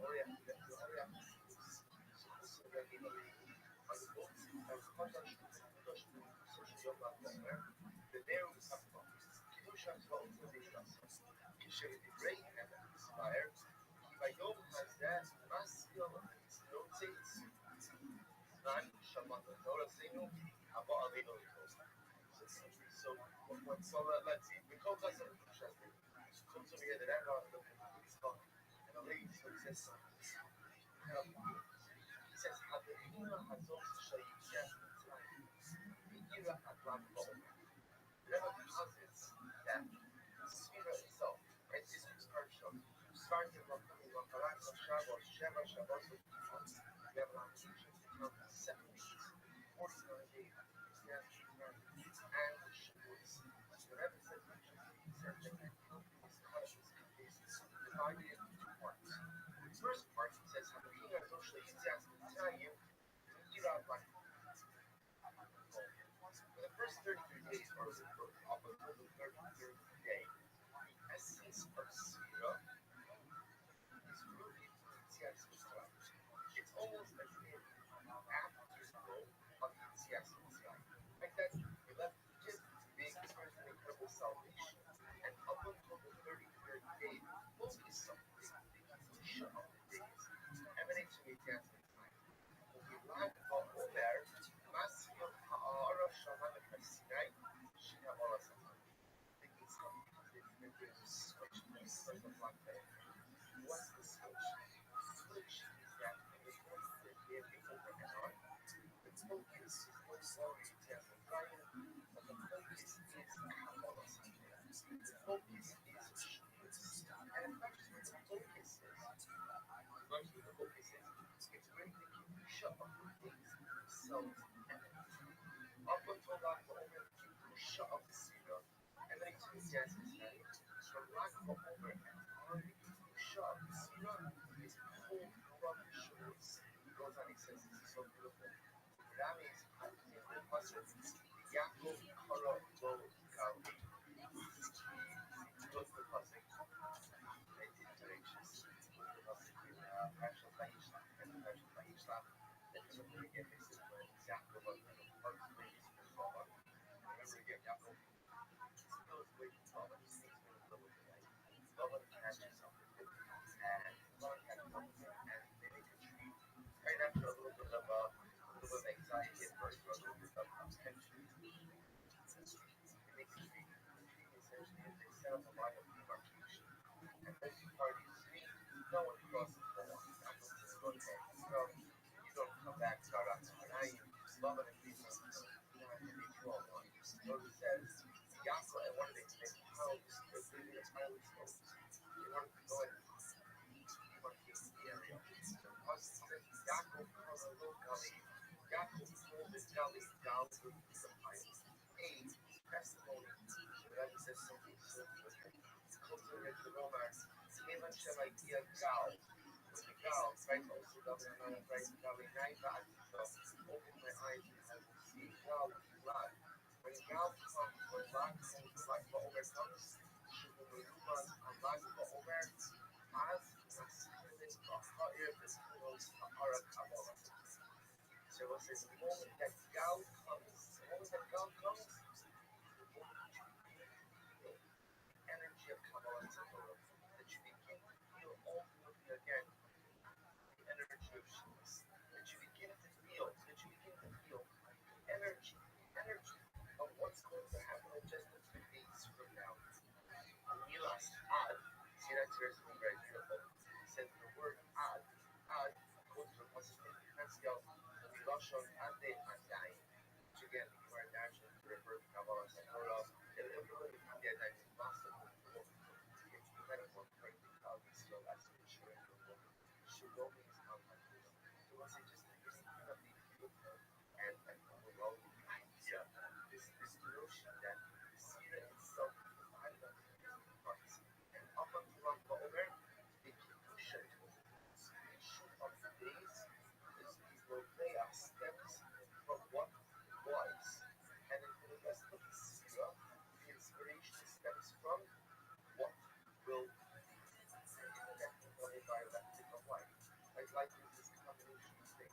We are inspired from our past, and ultimately, again, we gain strength from our past, and we gain inspiration from our future. Porque como ele said, revisa da hora challenge, cultivate it by the hora challenge. Agora, Satira, sobre o Kamish Biol, Kamish Nitati, Atzimini Hasira. Kamish Iskala Hasadas, Hakarga Tagashuas, Sorry, Ha'adam, Haki, Master, Hasira, Ad Lagabol. Shabu Kamishi, Shabu Kamishi, Shabasira, Shuho, Shabaho, will become the human master of those 6 shoes. Those 16 by year of the Irish what it means to see the just bringing it a little bit different theory, a more esoteric concept of hold and ownership of hold. I would say it's a profound idea because what it also is how if you're in days, of possess this level of contribution. The way they just get it built, what happens is as time evolves, additional layers of push-up are added to the day. So that Yakin adds an element of Coming to you live from the Comedy Store. How you guys doing today? This is a brand new episode of Kill Tony. Give it up for Tony Hinchcliffe.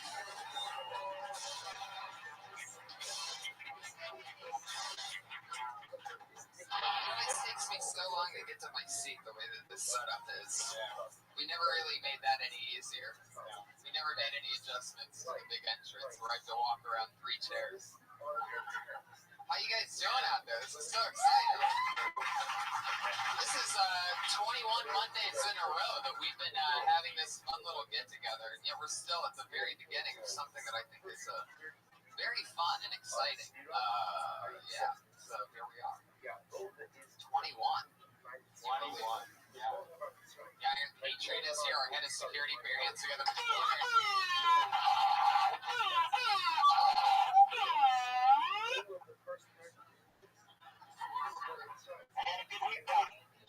What happened, Patriot? On Thursday, I was on the set of a new show called The Goldbergs, starring Jeff Garland. Yeah. And we spent the whole day at the Santa Anita racetrack. That track first came alive on Christmas Day in 1934. Came alive. Well, that's when it opened.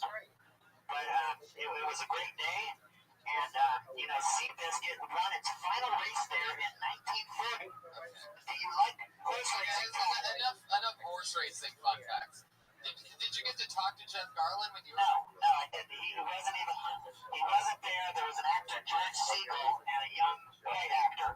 It was grandfather and grandson at the racetrack for the day. Now, for those of you that don't know what he's talking about, the Iron Patriot also, when he's not working with us every Monday, keeping us all safe in this room, he's an extra on TV shows. In fact, some of his most recent work was on 2.5 Men, correct? No, that was in 2008, that thing I sent out on Twitter. Okay, well, just for example, that's him.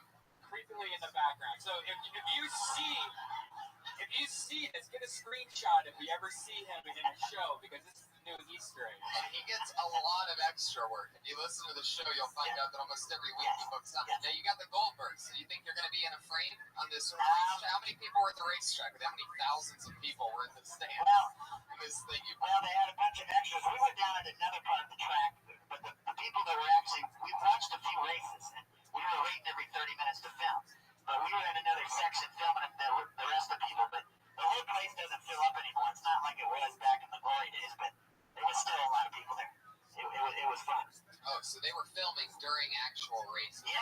Well, in the morning we did some stuff before the people got there, and we had to be there at 8 in the morning.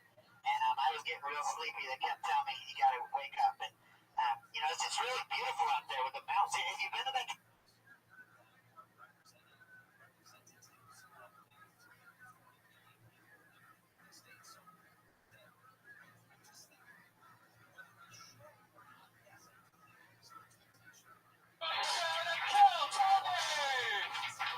Yippee, everybody! Hi! How are you guys doing? Good to be here, everyone. Hello. Another fun crowd. This is our special Halloween episode, our semi-Halloween episode, in which the great Jesus Christ is here, everybody. The Lord and Savior Almighty. Give that up for him. Working hard on a Monday. And the Iron Patriot, as always, is here with us. With his special Halloween edition beer. Right, Brian? Look at that thing.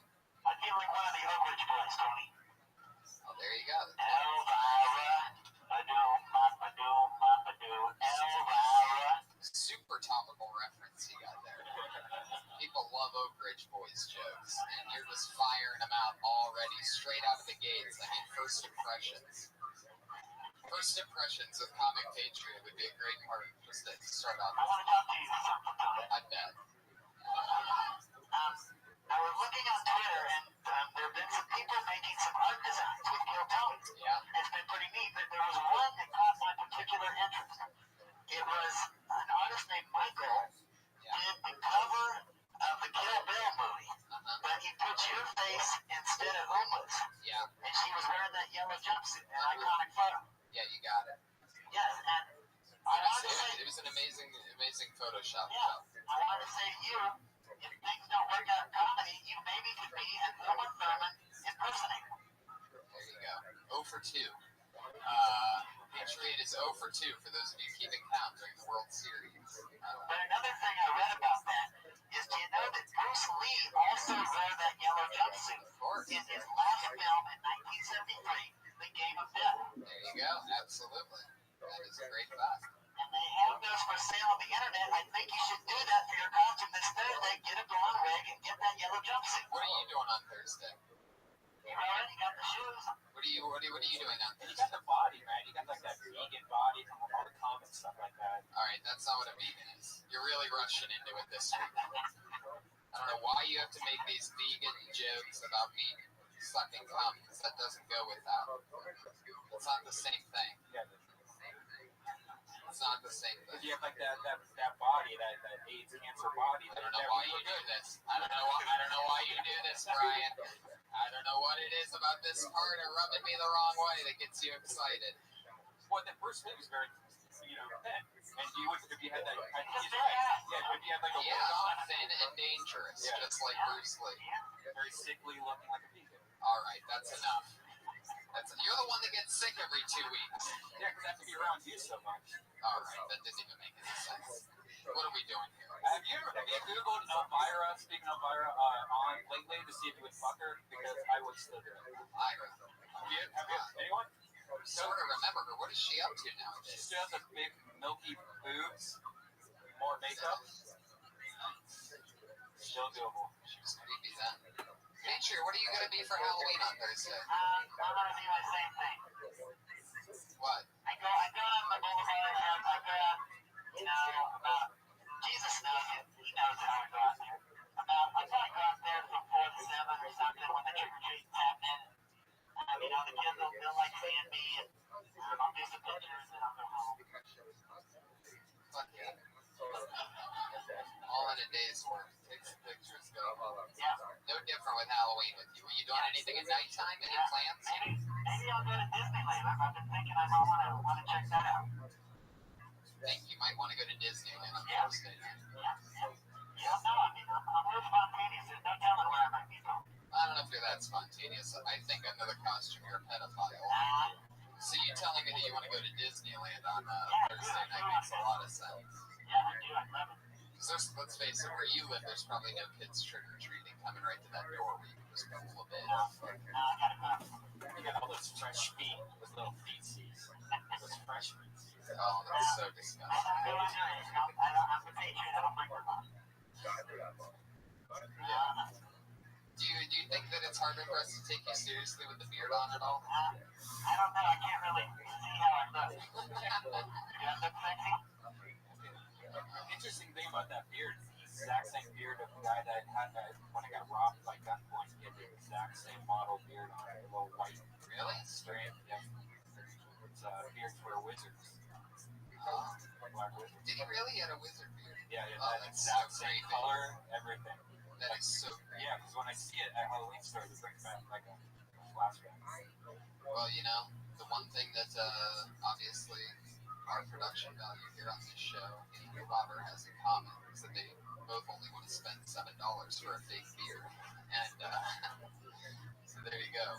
When it comes to what kind of hair and makeup quality you go to, it's to that of a street thug. Yeah. So Iron Patriots hit me another song this week. Oh no. Okay. You think they let me come to the Playboy Mansion on this beer? For Halloween? I don't think they would let you anywhere near the Playboy Mansion with or without the beer page. I'm pretty sure they have at least any form of security whatsoever. You'd rust in the grotto. Yeah. You'd electrocute everybody in the grotto. It wouldn't go well. So, for those of you that don't know, the Patriot was in an unsuccessful rock and roll band in the 80s in Texas. And every once in a while, he sends in a song to us. And he is an old song that was not ever a hit when he was in a band, but he's bringing it back as the Iron Patriot. So here's another song, a new song that he sent in this week. What's the name of it, Patriot? Send Me. Here we go. As always.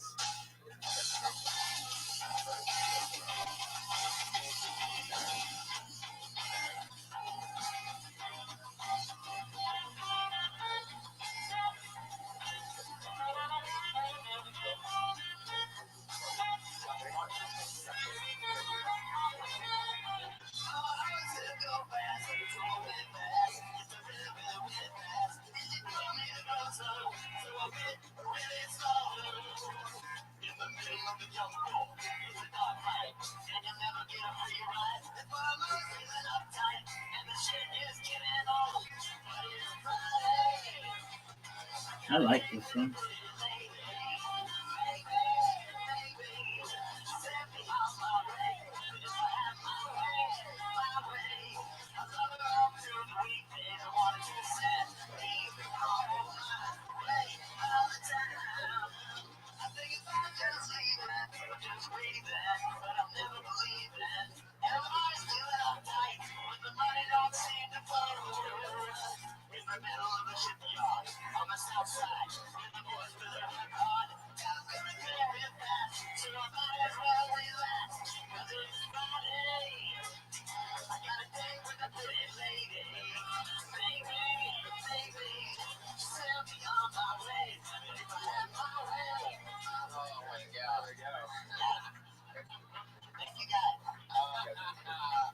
Was there actually a line in there that said, in the shipyard where the guys are real hard?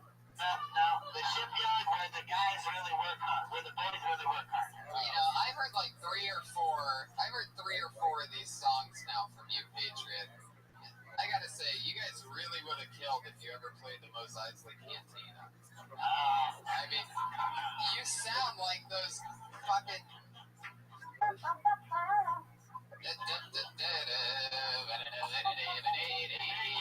Yeah. Who played the... Do you know any of the words? Yeah. Do you know any of the words from the Mos Eisley song? No, I don't know. Can you just make it up on the spot right now? Improvise something for us? I'm not sure of that. What you talking about? You're talking about putting them on the spot sometimes. You're talking about Star Wars. No, yeah, that is. Yeah. There's lyrics to that song? To one of them there is. There's it might even be one of those weird extended parts. It might not be the Mos Eisley Cantina. I think I'm thinking of Jabba's Palace. Yeah, the guy with the beard and the glasses, of course, immediately like, you got it, bro. Big point, saved it. Yeah, with that little chick, and then they torture that one blue chick that has like the horns coming out of her hair. This chick's just always like being whipped and being made to sing songs and stuff. Really sad story. You know anything more about the blue chick? Yeah, what do you...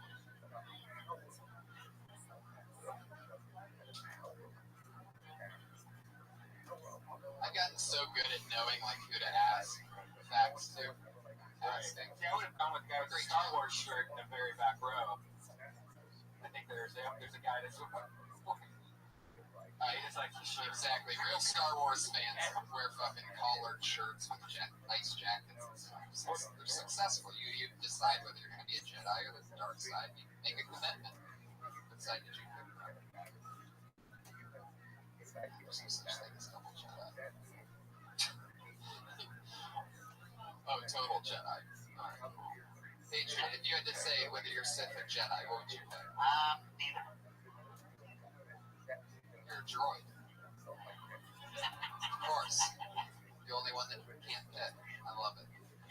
Well, you guys know why we're here. This is the wildly successful, another episode 22 of Kill Tony, where a lot of rising young comedians, young and old sometimes, come here. They sign up to do 60 seconds each. And I always have two of my funniest friends on as guests.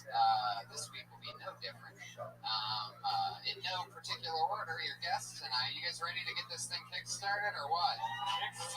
Kick-started. How about that? Yeah, we just raised $7 with that applause. Yeah, exactly. We broke even. So your guest tonight, one of my funnier friends. We write together on The Burn, Comedy Central roast writer. We started together. Put your hands together for my pal Benji Aflalo, everybody. Hell yeah, here he is.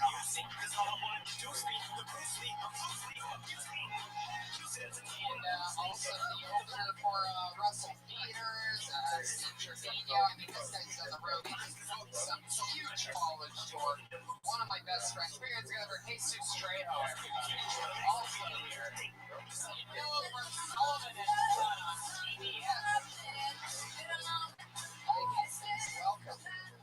How are you guys? I'm so happy to have you guys. Two of my funniest pals, the kind of guys that I hang out with almost every single night, laugh with, and Jesus and Benji, two cold-blooded fucking killers. And Benji, you've been on the show before. Jesus, this is your first time. Yeah, first time, dude. What episode were you on, Benji? I was on this show with Jeff Richards. What episode did you? That was Kill Tony 6. There you go. Remember I did the rap group? I love the Iron Patriot, right? I Say. really like you. Thank you. I've seen you on the Ice House Chronicles the last couple of weeks. I've been enjoying it. Okay, that's fair. You didn't have to compliment me just because I complimented you. No, it's okay. We got Jesus here. What do you know about Jesus? Yeah, what was it like opening up for Russell Peters?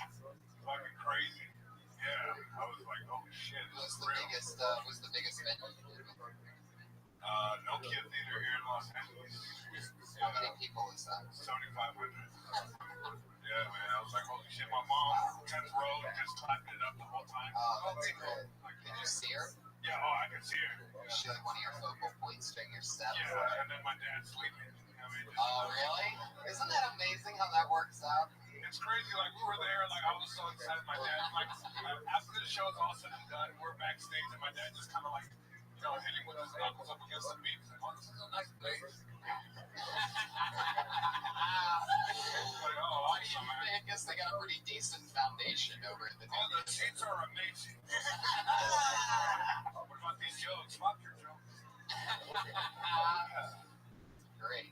Iron Patriot, man.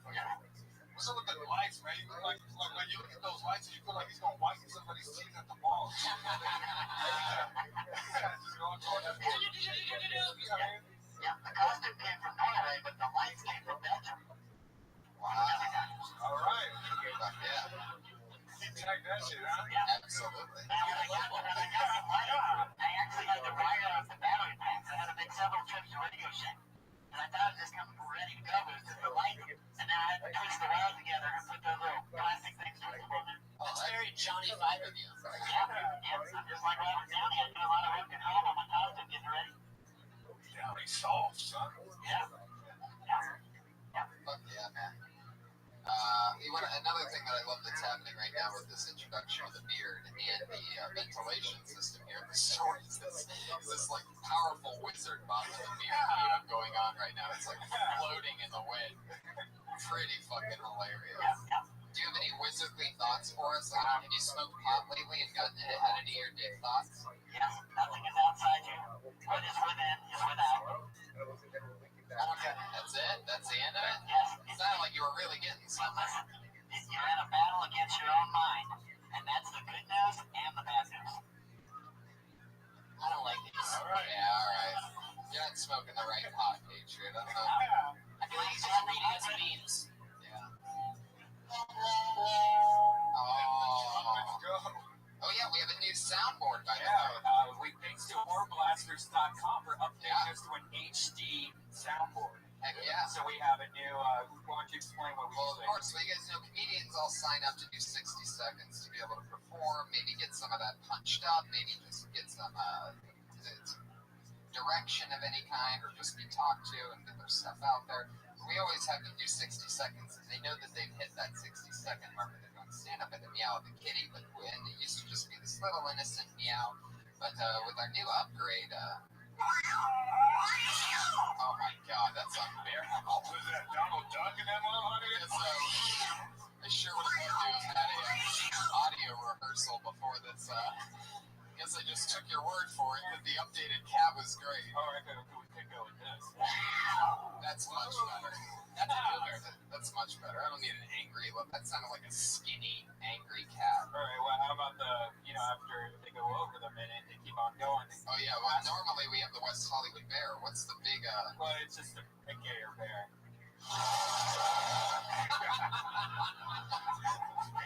That's fucking scary as fuck, right? That is fucking perfect.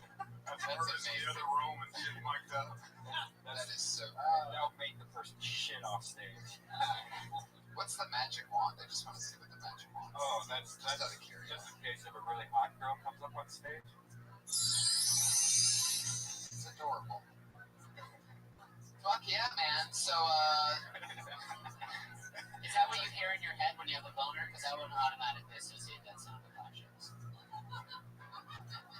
Yeah, really? I mean, it's a nice sound. You're Like, at Disneyland, you're hanging out. it makes sense. Interesting. That sound is like, remember those old school audio books when you gotta turn the page, you don't know how to read and shit? This is in Yeah. this is in my head. Why are you eating McDonald's right now? He has a McDonald's cup right there. it's our newest sponsor. No big deal. They upgraded the next song that we're gonna hear once we start the show. Oh, really? Yeah, Yeah. it's their new chicken sandwich. And remember, it's new, spicy, bold, and delicious. Yeah. I don't believe you guys. Really? I'm loving it. You'll believe it. You'll believe the flavor once you taste this new chicken sandwich. Death Squad is tied to McDonald's now? I don't buy it. Well, you Why should would I- buy it because it's only $2.99 for 36 chicken nuggets right now at your local McDonald's. That'd be the funnest. We're supposed to talk about it because we don't pay our guests, but McDonald's has been we've been in cahoots. Is that why you have one ethnic guy here? Because that's how every McDonald's commercial advertises. That's why actually the Iron Patriots wearing a beard because we don't want to get in trouble. Right. Or the Marvel Corporation. Yeah, we decided to go corporation to corporation. Since some of you, I don't know how many of you know the storyline here, but the Iron Patriot was in a movie, blah, blah, blah. Now he bought this crazy suit to be the Iron Patriot, but we got a note from lawyers over at Marvel that they aren't too happy with us having the Iron Patriot. So With the McDonald's sponsorship. now we're lawyered up. Yeah. McDonald's versus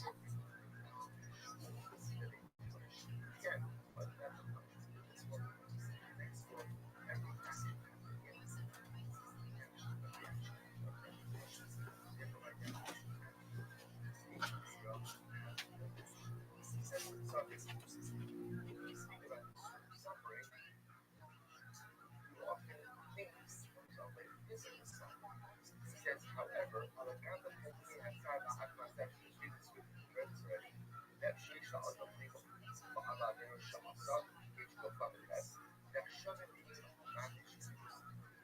Someone necessary هنا and it's short of the goal إذا الإنسان يكون الإنسان أو سعبيرا شخص عارف الشخص الشخص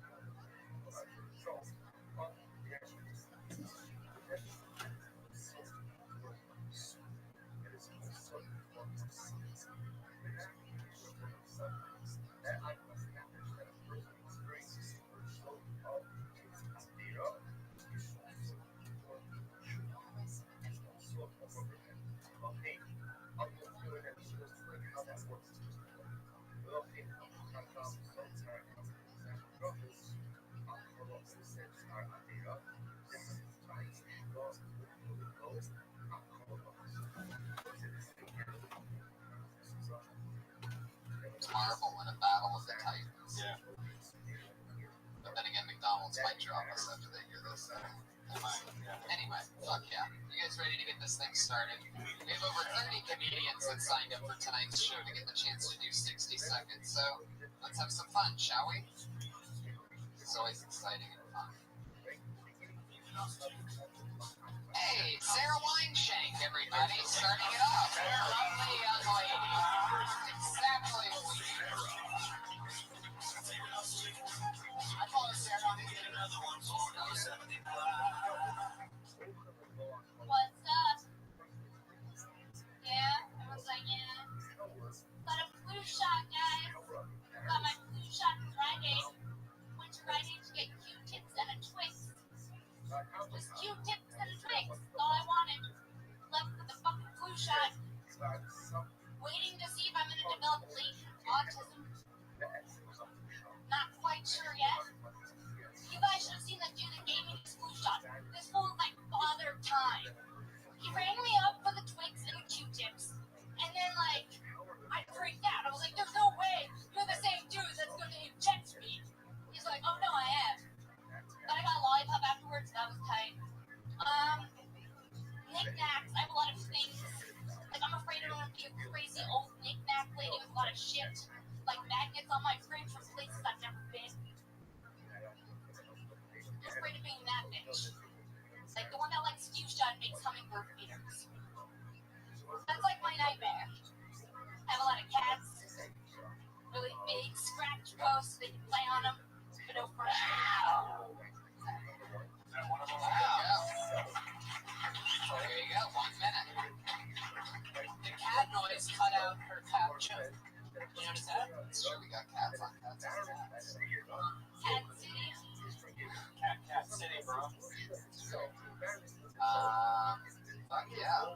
That's fun. Flu shot, CBS, Twins, Q-tips. You shouldn't get flu vaccines. I know. Trust me. So why'd you do it? How much was it? I was like torn, and then I was like, fuck it. It was like an inner battle, and they asked me right on the spot, and I was like, fuck it, yeah. But then I looked up all the side effects everywhere. And like, I had already looked up the side effects before. But I don't want to get the flu. I just get the flu. You know, it's never. But I regret it. When was the last time you got a flu shot? Never. Well, tell my dad, and he was like, you should have it. Yeah, don't do it. Yeah. Are you healthy? Why are you getting the flu? Don't listen to him. He drinks every night. He's McDonald's. I mean, I don't know. I'm healthy, yeah. I just don't want to fuck with the flu. Like, I don't want to be out of my life for a week. So I thought, fuck it. Let me get, like, some weird disease from the side effects of the flu shot. You don't want an excuse to sit home and watch awesome TV and fucking shit out 15 pounds. Yeah, I love the flu. The flu is you catch up with things the second you're healthy from the flu. It's like no one can get me sick. No. But the side effects of the flu shot are worse than the actual flu. Wait, what do you do to be healthy? That's what I want to know. Why What I do? Are you doing yoga, hot yoga? I mean, I've done hot yoga. I'm not like hitting the yoga mat with Ray. I mean, as a young, cute girl in Los Angeles trying to make it, you gotta go at it every day. Yoga. Do you work out? Do you work out? Vegan food. How often? I work out like 2 times a week. I don't work out enough. I work out when I can. Yeah, I just don't like fucking with the other bitches in the yoga class. They're crazy. Wow. Like the Lululemon. Can we get another Jaguar sound? Why don't you like yoga? Cat fighters. Downward facing angry kitty. Why don't I like yoga? You're like, I'm cuter than you, and I know you're cute too because you have yoga. By the way, I already like this. I don't like other girls in yoga more than anything else so far. I think now we're playing with fire. Okay. Love these yoga cunts. Go. Fuck the yoga. Okay. Yeah, what is it about them that you don't like? I don't like that they have kombuchas that they bring. I don't know what that is. I don't like that. I don't appreciate the fact that their math is more than what's in my bank account. I don't appreciate that they're around every day at 2 p.m. I don't appreciate the fact that their yoga pants are more expensive than my regular pants. There you go. I think you're going to make some money with one of those. That was awesome. That was real. That was some real. Yeah, that's real shit. That's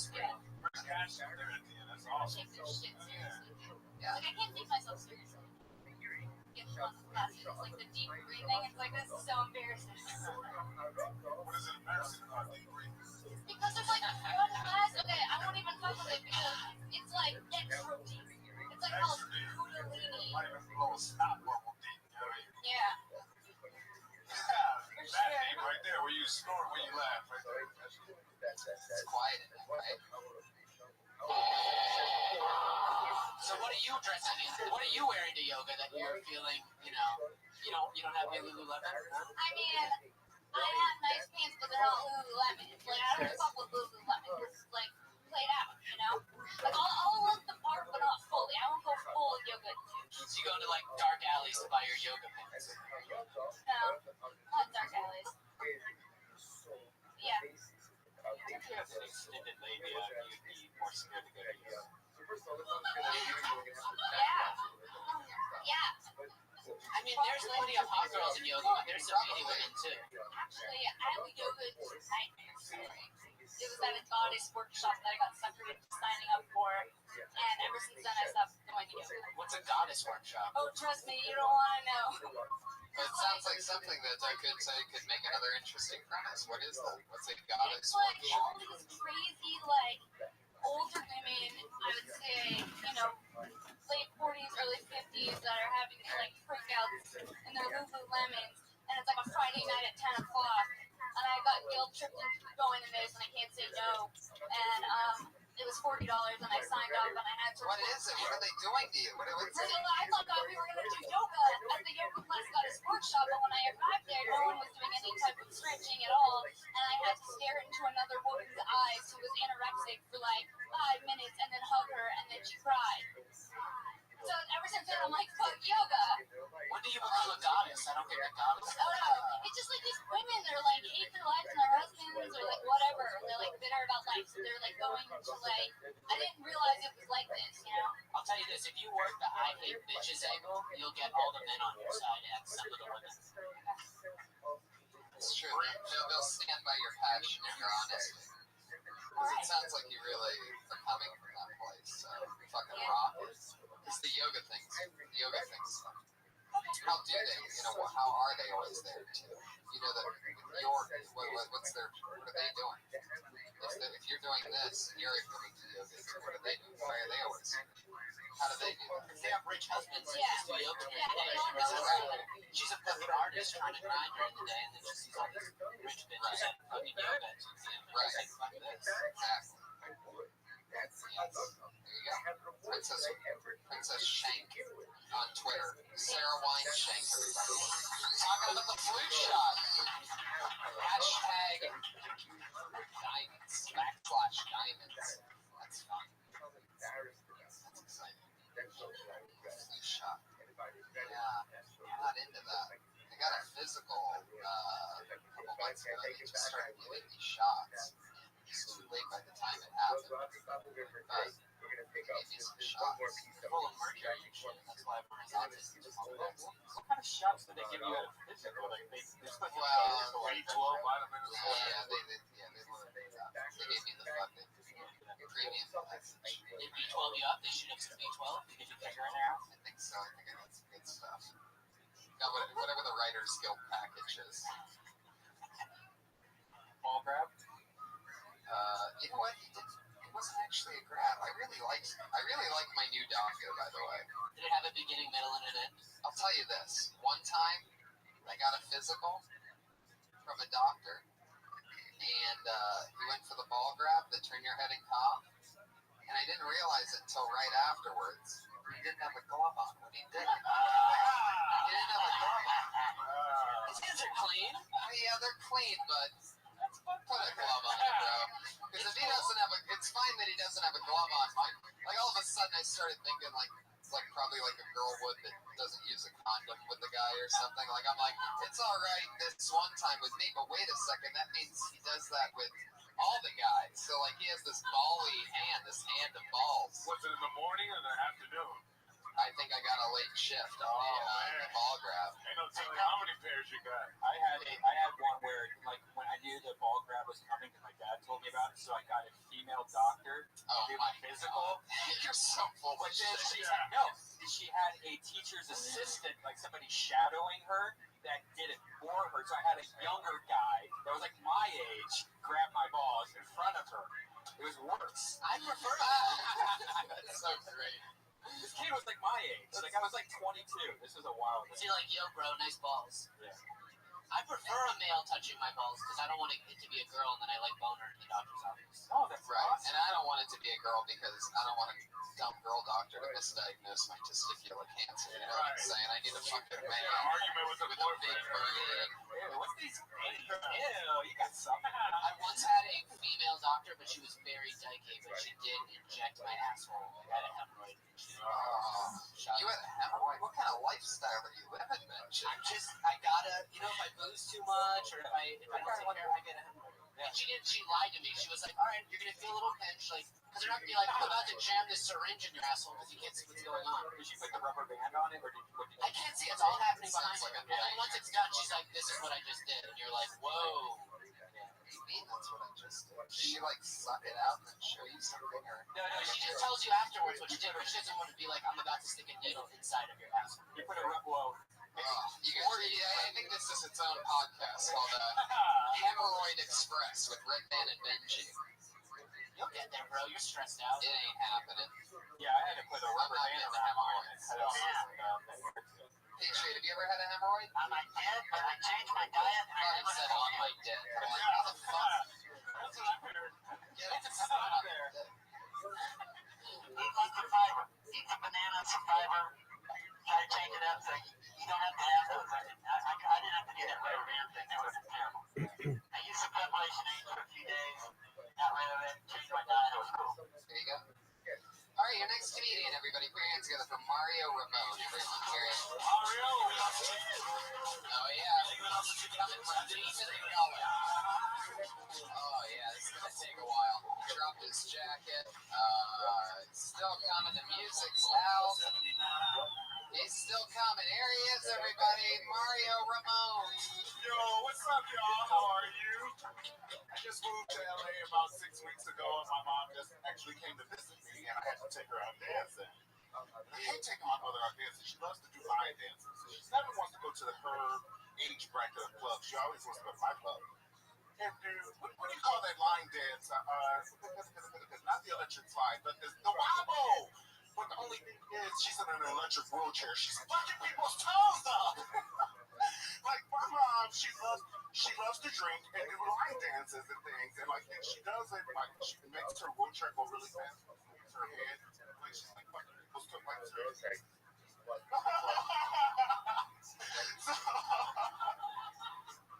And then she likes to fight. Have you ever seen the drunk who likes to fight? Like she'll pull up, she's like, "What did you say?" And I'm like, "Mom, they're gonna push your ass." I said, "Actually, she's downstairs waiting on me. I know she can hear me. She didn't have an elevator up here." She was like, "I want to go," but that's the thing. Wow, you nailed it in a minute. I nailed it in a minute. Holy moly. Is that true? Is your mom really here downstairs in an electric She's wheelchair? waiting on me. Really? Yeah, I wish we had an elevator so she could see me. She's really downstairs right She's now? downstairs. Wow. That's amazing.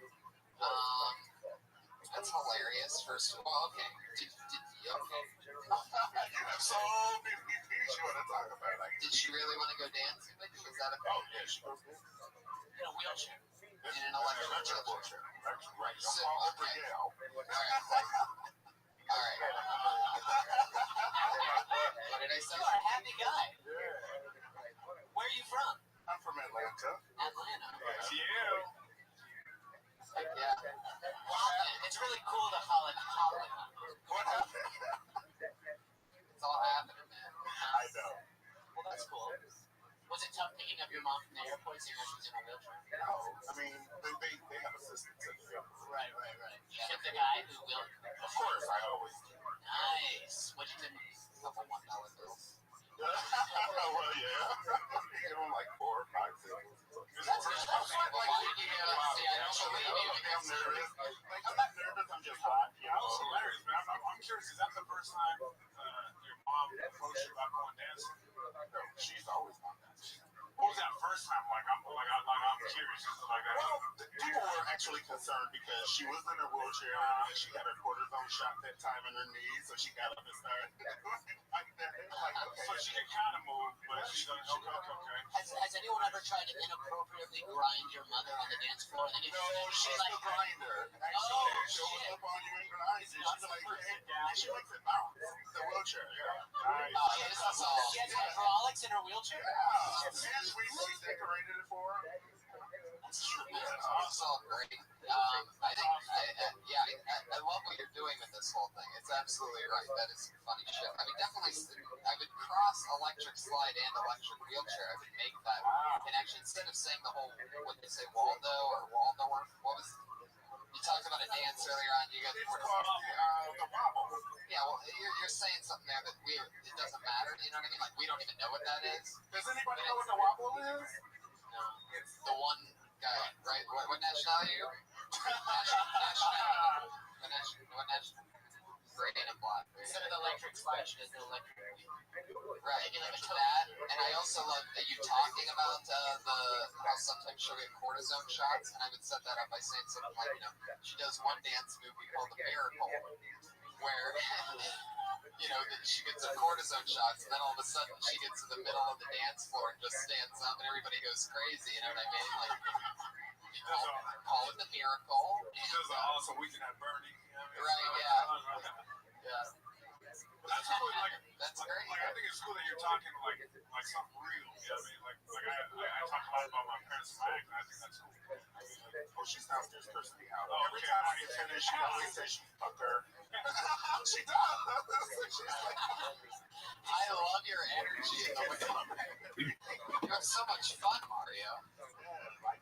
Life is fun. Why'd you move to LA to pursue comedy? I'm coming here.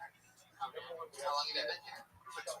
6 weeks. Wow, from Georgia, 6 weeks. Was your mom out here before you guys came together? No, she just came to visit. Wow. She was like, I know there's some nice clubs in LA. Wow, that's so funny. Did you do comedy at Punchline in Georgia? I did. Punchline, Uptown Comedy, Laugh Factory. That's a great club. Is the comic strip.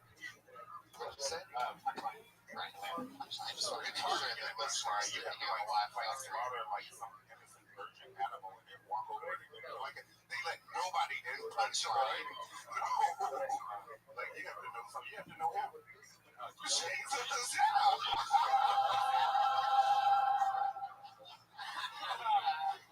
This is some good shit here. Yeah. You didn't have Jesus in Georgia, did you? Not in Georgia. It's really crazy. I know it's the Bible Belt and everything, but you will see anything goes in Georgia. I mean, Amy's from the Housewives of Atlanta. Anybody knows that? I think you're the only one watching that. I didn't say I was watching it. I know about it. Oh yeah.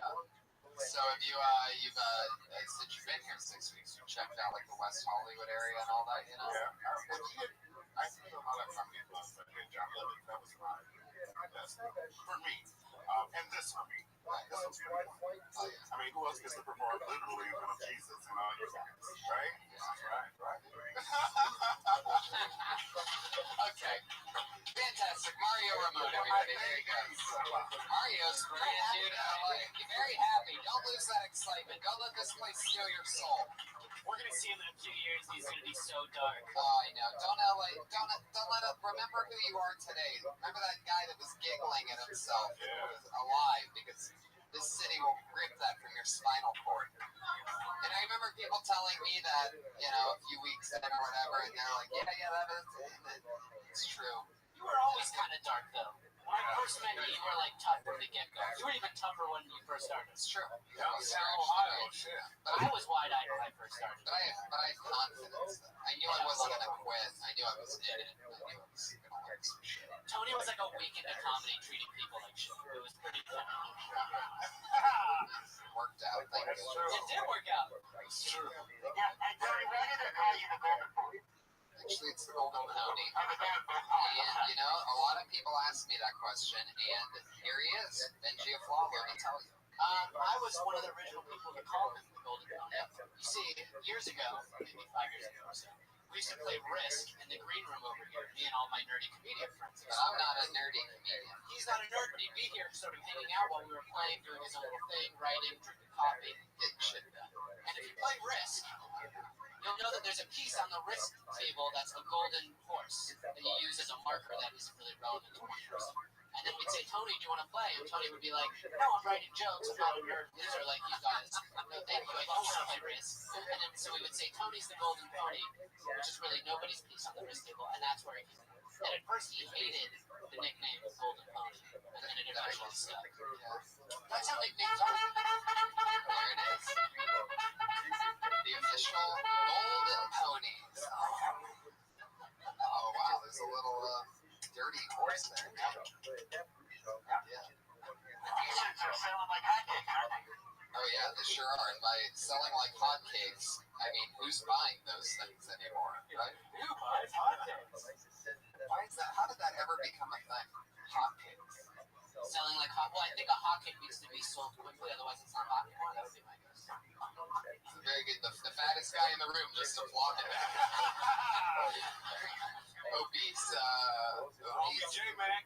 heck yeah, J-Mac just applauded, giving the word hotcakes its own applause break. Okay, let's pick another name. You guys have pancake balls for pennies? No, that sounds disgusting. One of the places I refuse to eat at is Denny's. I just won't even eat the oatmeal. Stop eating garbage right now. It feels really good. Yeah, just try it for a week. You guys would come, guys. There's not coming, balls. I don't know why you do that. I don't know. All right, your next comedian, everybody, a regular around here, put your hands together for the very funny Lil Bro, everyone. Powerful Lil Bro. Just a quick since they had the weed dispensaries, you think they'll ever have a cocaine dispensary? Can't wait for that shit to come out. I got my card. Hey, I just moved out here to LA. I really didn't move out here. I just don't have enough money to get back home. So I'm staying. Like, I hate talking to people back home because they ask those same two questions, like, how are you doing and why haven't you made it home? You ain't made it yet. And I'm like, send me a plane ticket so I can come home and tell you all about it. Like, I'm going to eventually go back home because I got to pay my child support. I hope they take checks. Because I'd rather go to jail for writing a high check than not paying my child support. I'm paying all at one time. Because the only reason why, because I'm like, bitch, you want it all at one time? Because I am a cancer survivor. My ex-wife is a cancer, and that bitch was trying to kill me. She filed child support. That's it. Thank you.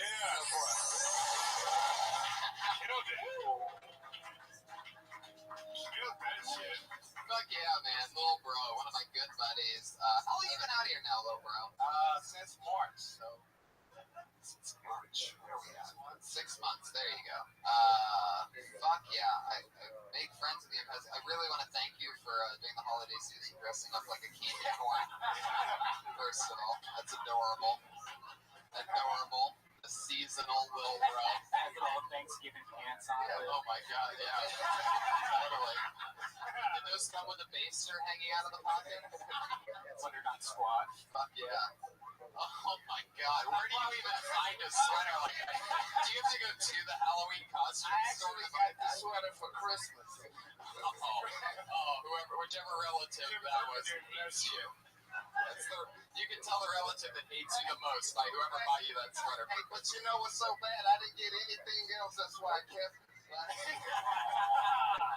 I'm proud of this sweater. Like, fuck, it's the only shit I got.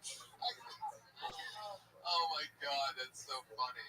If I wasn't trapped back here, I would have ran away like a black guy on that one. And that would have been a run away, but I'm like so stuck in this corner. God, I can really talk about that shirt for like 20 more minutes. I know there's more there. I really want to thank you for ironing your pants with a wrinkle machine tonight. I've never seen cargo sweatpants before, but that's pretty impressive. You're walking, Tony. All right, you win, man. You win.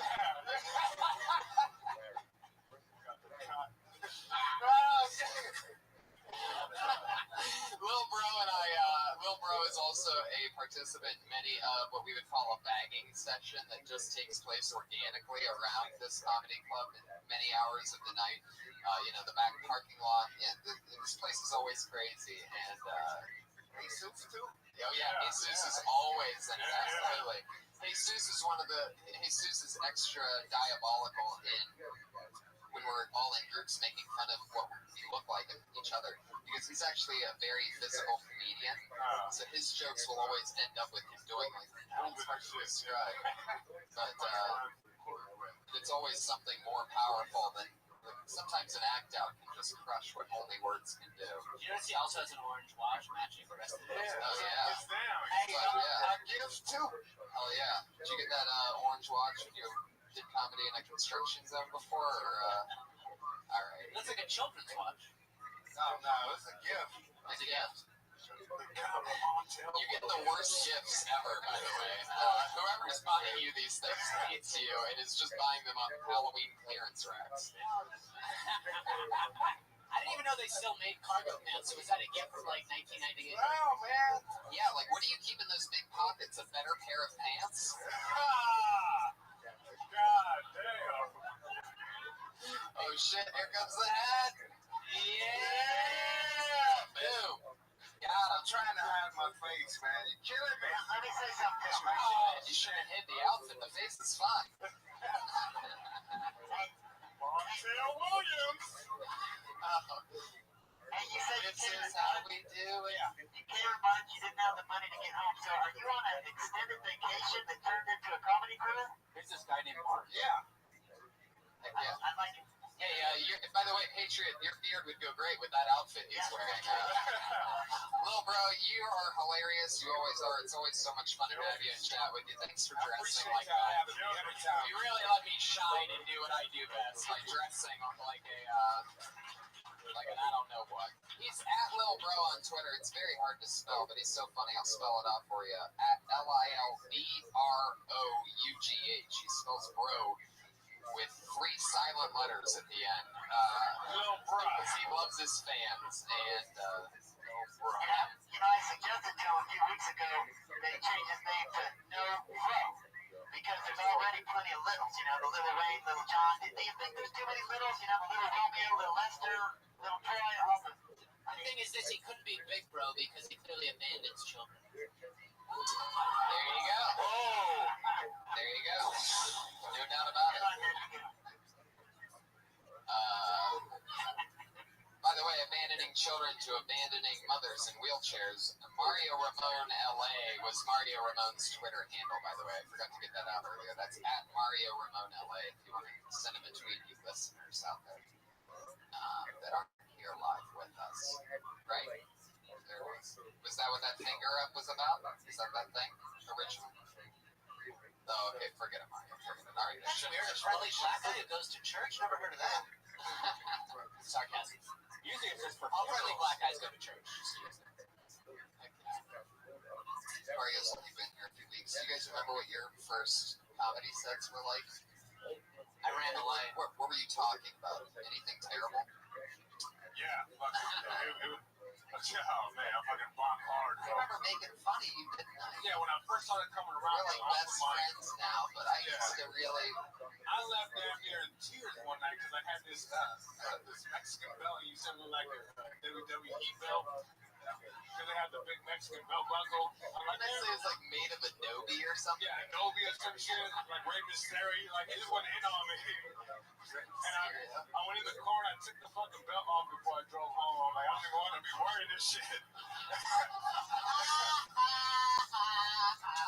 And we ended up being good friends after that shit. Oh, that is so fucking awesome. I remember that shit. I'm Wow. gonna bring that belt around again. The belt Inside that motherfucker. I just picture it right, exactly. I just picture it like the belt sitting on your passenger seat and you're driving home there like a red light. The trunk. I popped the trunk and pitched it away, rolled it up nice. Put it with like the spare tire is. Just like, Yeah. see you again, Bill. I remember that first set though, man. Fucking bombed hard, man. I was talking about how my dad set me up on a blind date, and my dad was trying to do it. It was a physical joke, so it was like my dad set me up on a blind date, and he told me that her waist was like this, and when I got there, it's like her waist was elbow to elbow. Fucking same response. You know what I mean? Yeah, I mean, it was just. And I'm thinking in my head like I'm gonna kill him with this shit. They gotta see the hands just right. I even leaned in a little bit so they can see it. One of the first times I went up actually saying like Beatles covers, and then in between I would tell really awful one-liner jokes. And Can you give us an example of one of the awful one-liner jokes? I love the bets. It was right when Sierra Mist was coming out, and I was like, Sierra Mist? That sounds like a lesbian porn. See, exactly. Just sounding awful. I love how bad Sierra Mist sound like a dyke porn star, Sierra Mist? No. Well, that was the joke, and it didn't work. And I was trying to be cool and artsy and singing songs and telling one-liners, so I was like wearing like a cool hat and sunglasses. And then I was so devastated afterwards that I did something similar. I actually threw the hat away, and I stopped singing for You put that in a trash can, like, and you put to rest that character one day. Yes, and imagine as bad as that joke is, in between, like, You've Gotta Hide Your Love Away by the Beatles. It was just like the worst thing you could put people through, and that was what I was trying to do. That hat you threw away. Wait a second. What was the one Little Bro was wearing? Was that a beige? He found it. Anyway, let's keep this fun train moving along. This is so fun. Your next comedian goes by the name of Eric Carter. Oh shit. Eric Carter. Mississippi assassin. Giddy up. Sorry for this song. Now, what the hell happened to the Oak Ridge Boys? I really have a hope so coming out the Vidalia, and I came out with some queer shit. And speaking of queers, I got the Hollywood today from Orange County, and the first two things I see are two broads kissing and some of those Jews with the hats and sideburns. And me being the entrepreneur that I am, I'm going to open up a bar on Sunset and call it Dykes and Kites.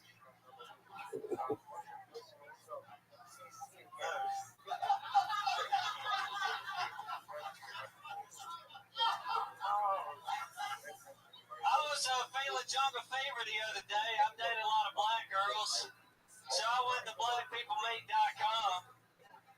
But instead of meeting black girls, I got my identity stolen.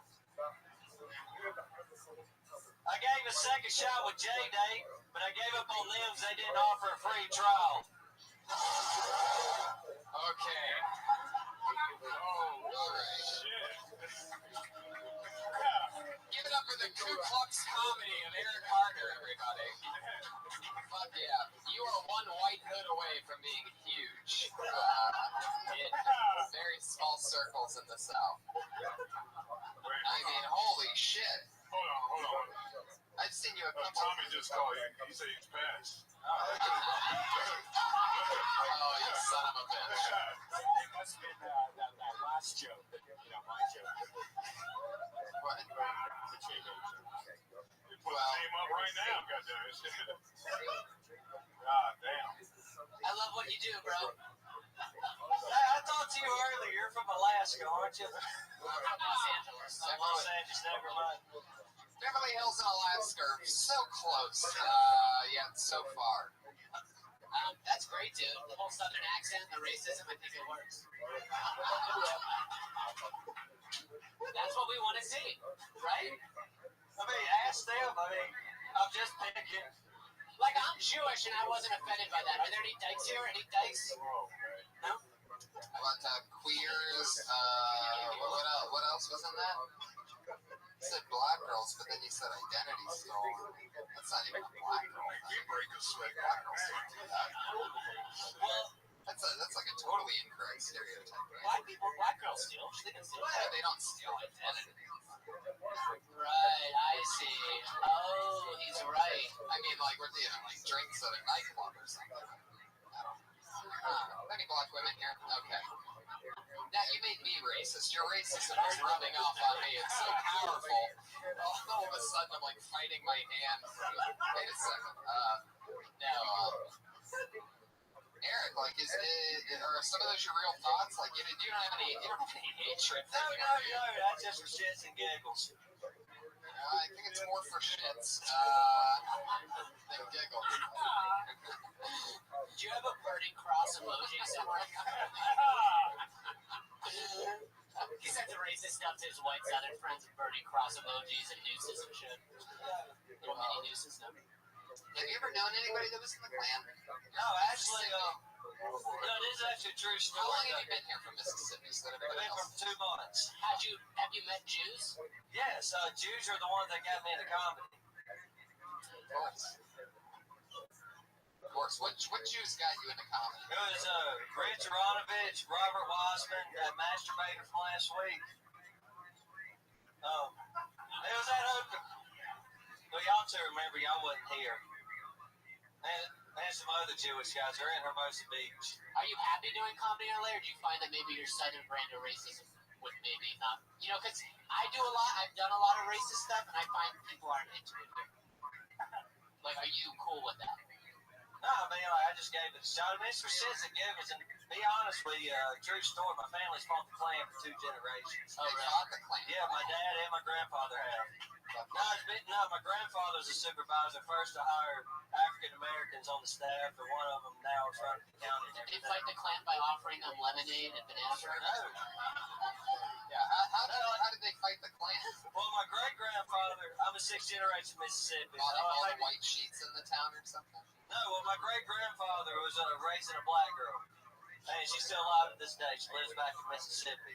And he was a man of public office. He was a supervisor. So, what? What was he the supervisor of? The supervisor of Forest County. Like doing the roads and all that.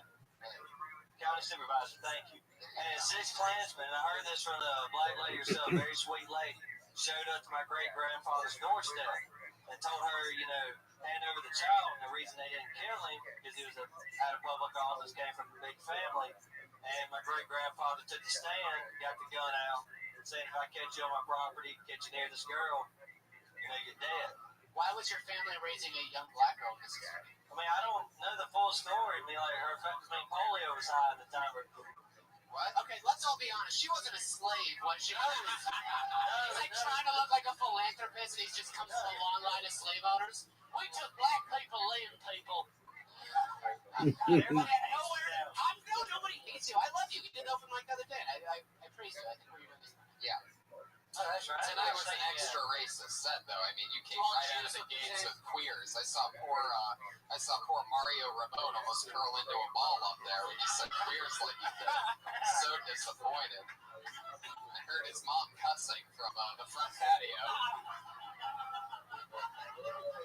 Anyway, you just gotta be careful when you throw around words, you know what I mean? Like, hate. It wasn't out of hatred, I'm sorry. It's a fine line, but I mean, hey, it depends on what you want to do. You could be the fucking Larry the hate guy. I think it's dope. I think it's funny, but you will get in trouble and you will have people who judge you and really think that you're...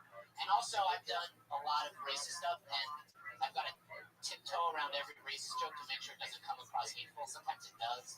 Sometimes actual racist people like your jokes, and then you're like, oh, these jokes are not... But can I make one thing clear, literally? There was nothing hatred behind that. I was all just trying to show...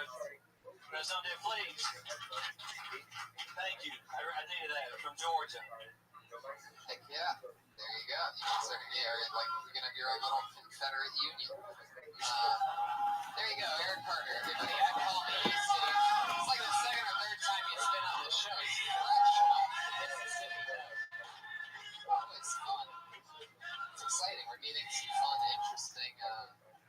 Everybody's so different. I mean, definitely some differences between Eric Carter and Keith Soul, everybody. Here he is.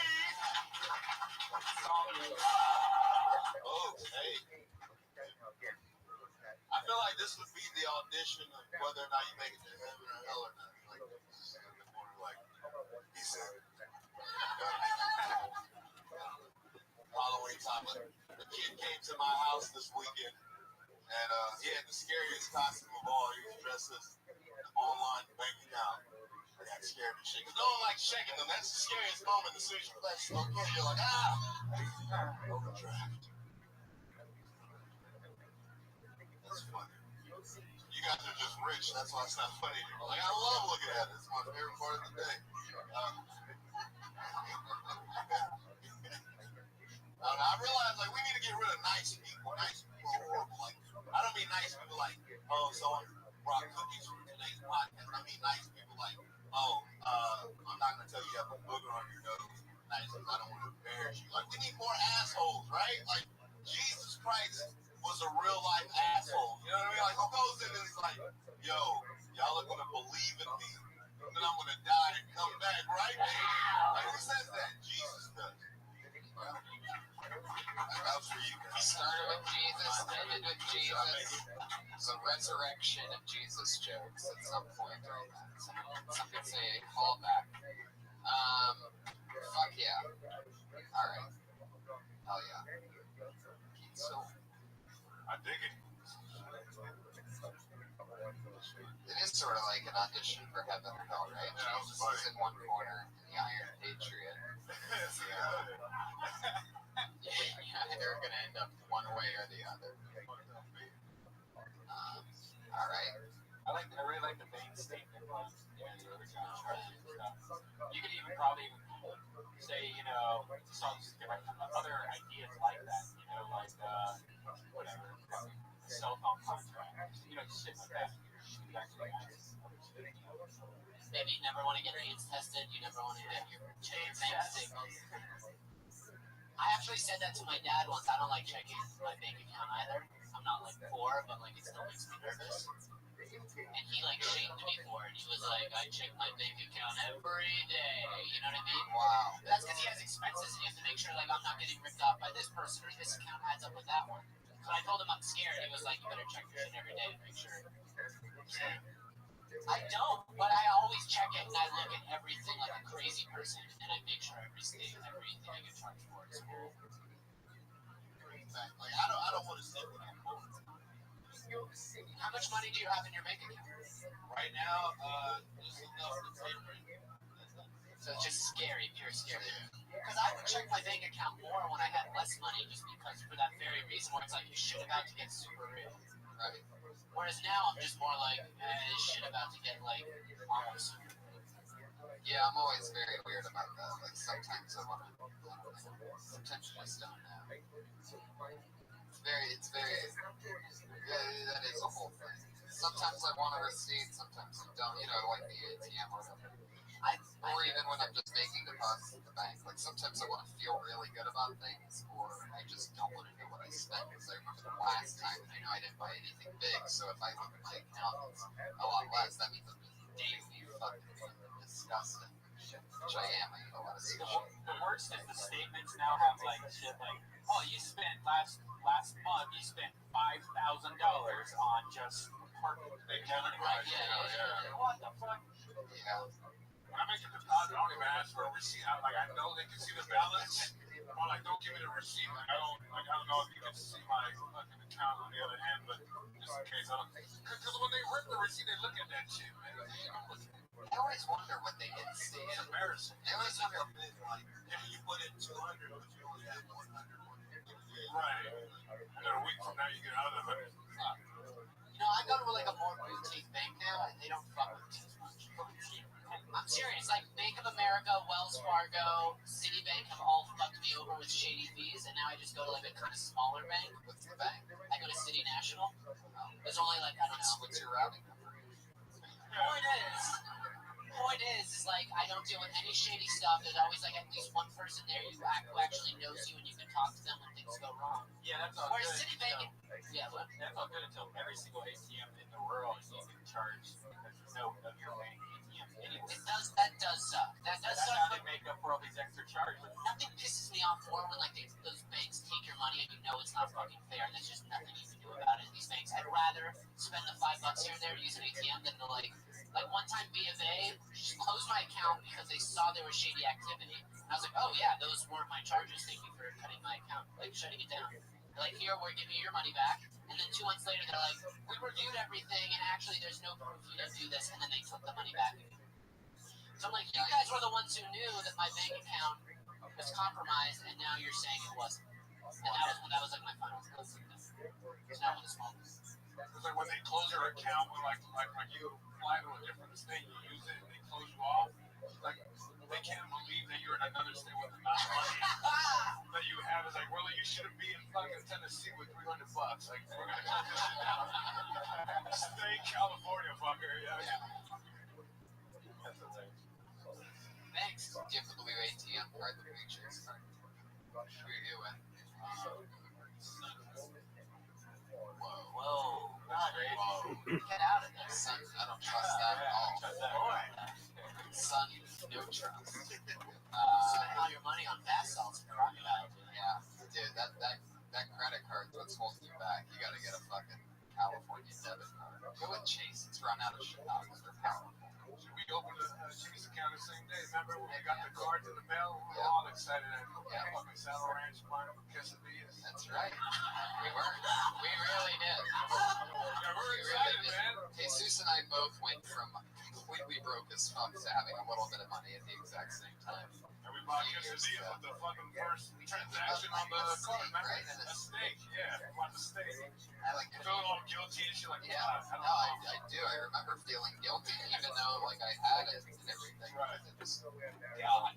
Dude, this comedy shit's no bullshit. Spend your money till you're broke. That's what I say. Just live by your income or well, you're not gonna end up poor because you spend more money on dinner. You're just not. You're gonna end up poor. I'm totally a believer in pay whatever it takes to eat whatever you want, and then you'll be able to make the money that you need to make because you enjoyed that meal so much. I believe in that whole fucking.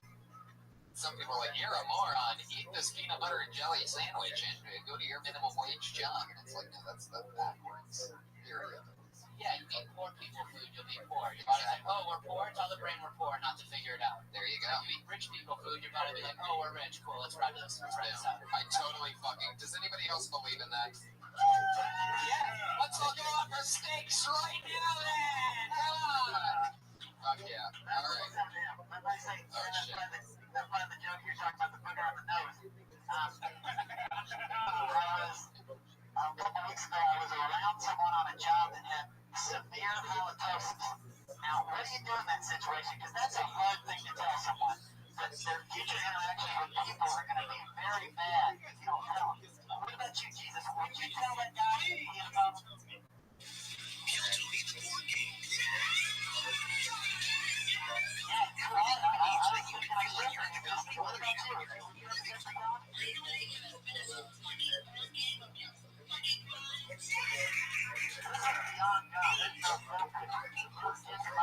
Who were you hanging out with that had halitosis this bad? it was on the set of Parks and Rec.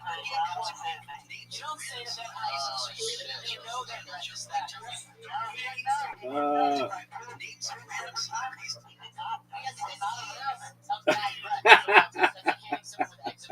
It's like, look, I got a problem. I know. I didn't.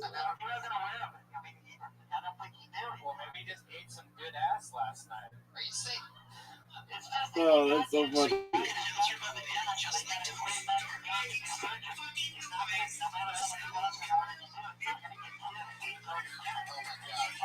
Shut up. Hold on a second. This halitosis conversation, like, where is this even coming from?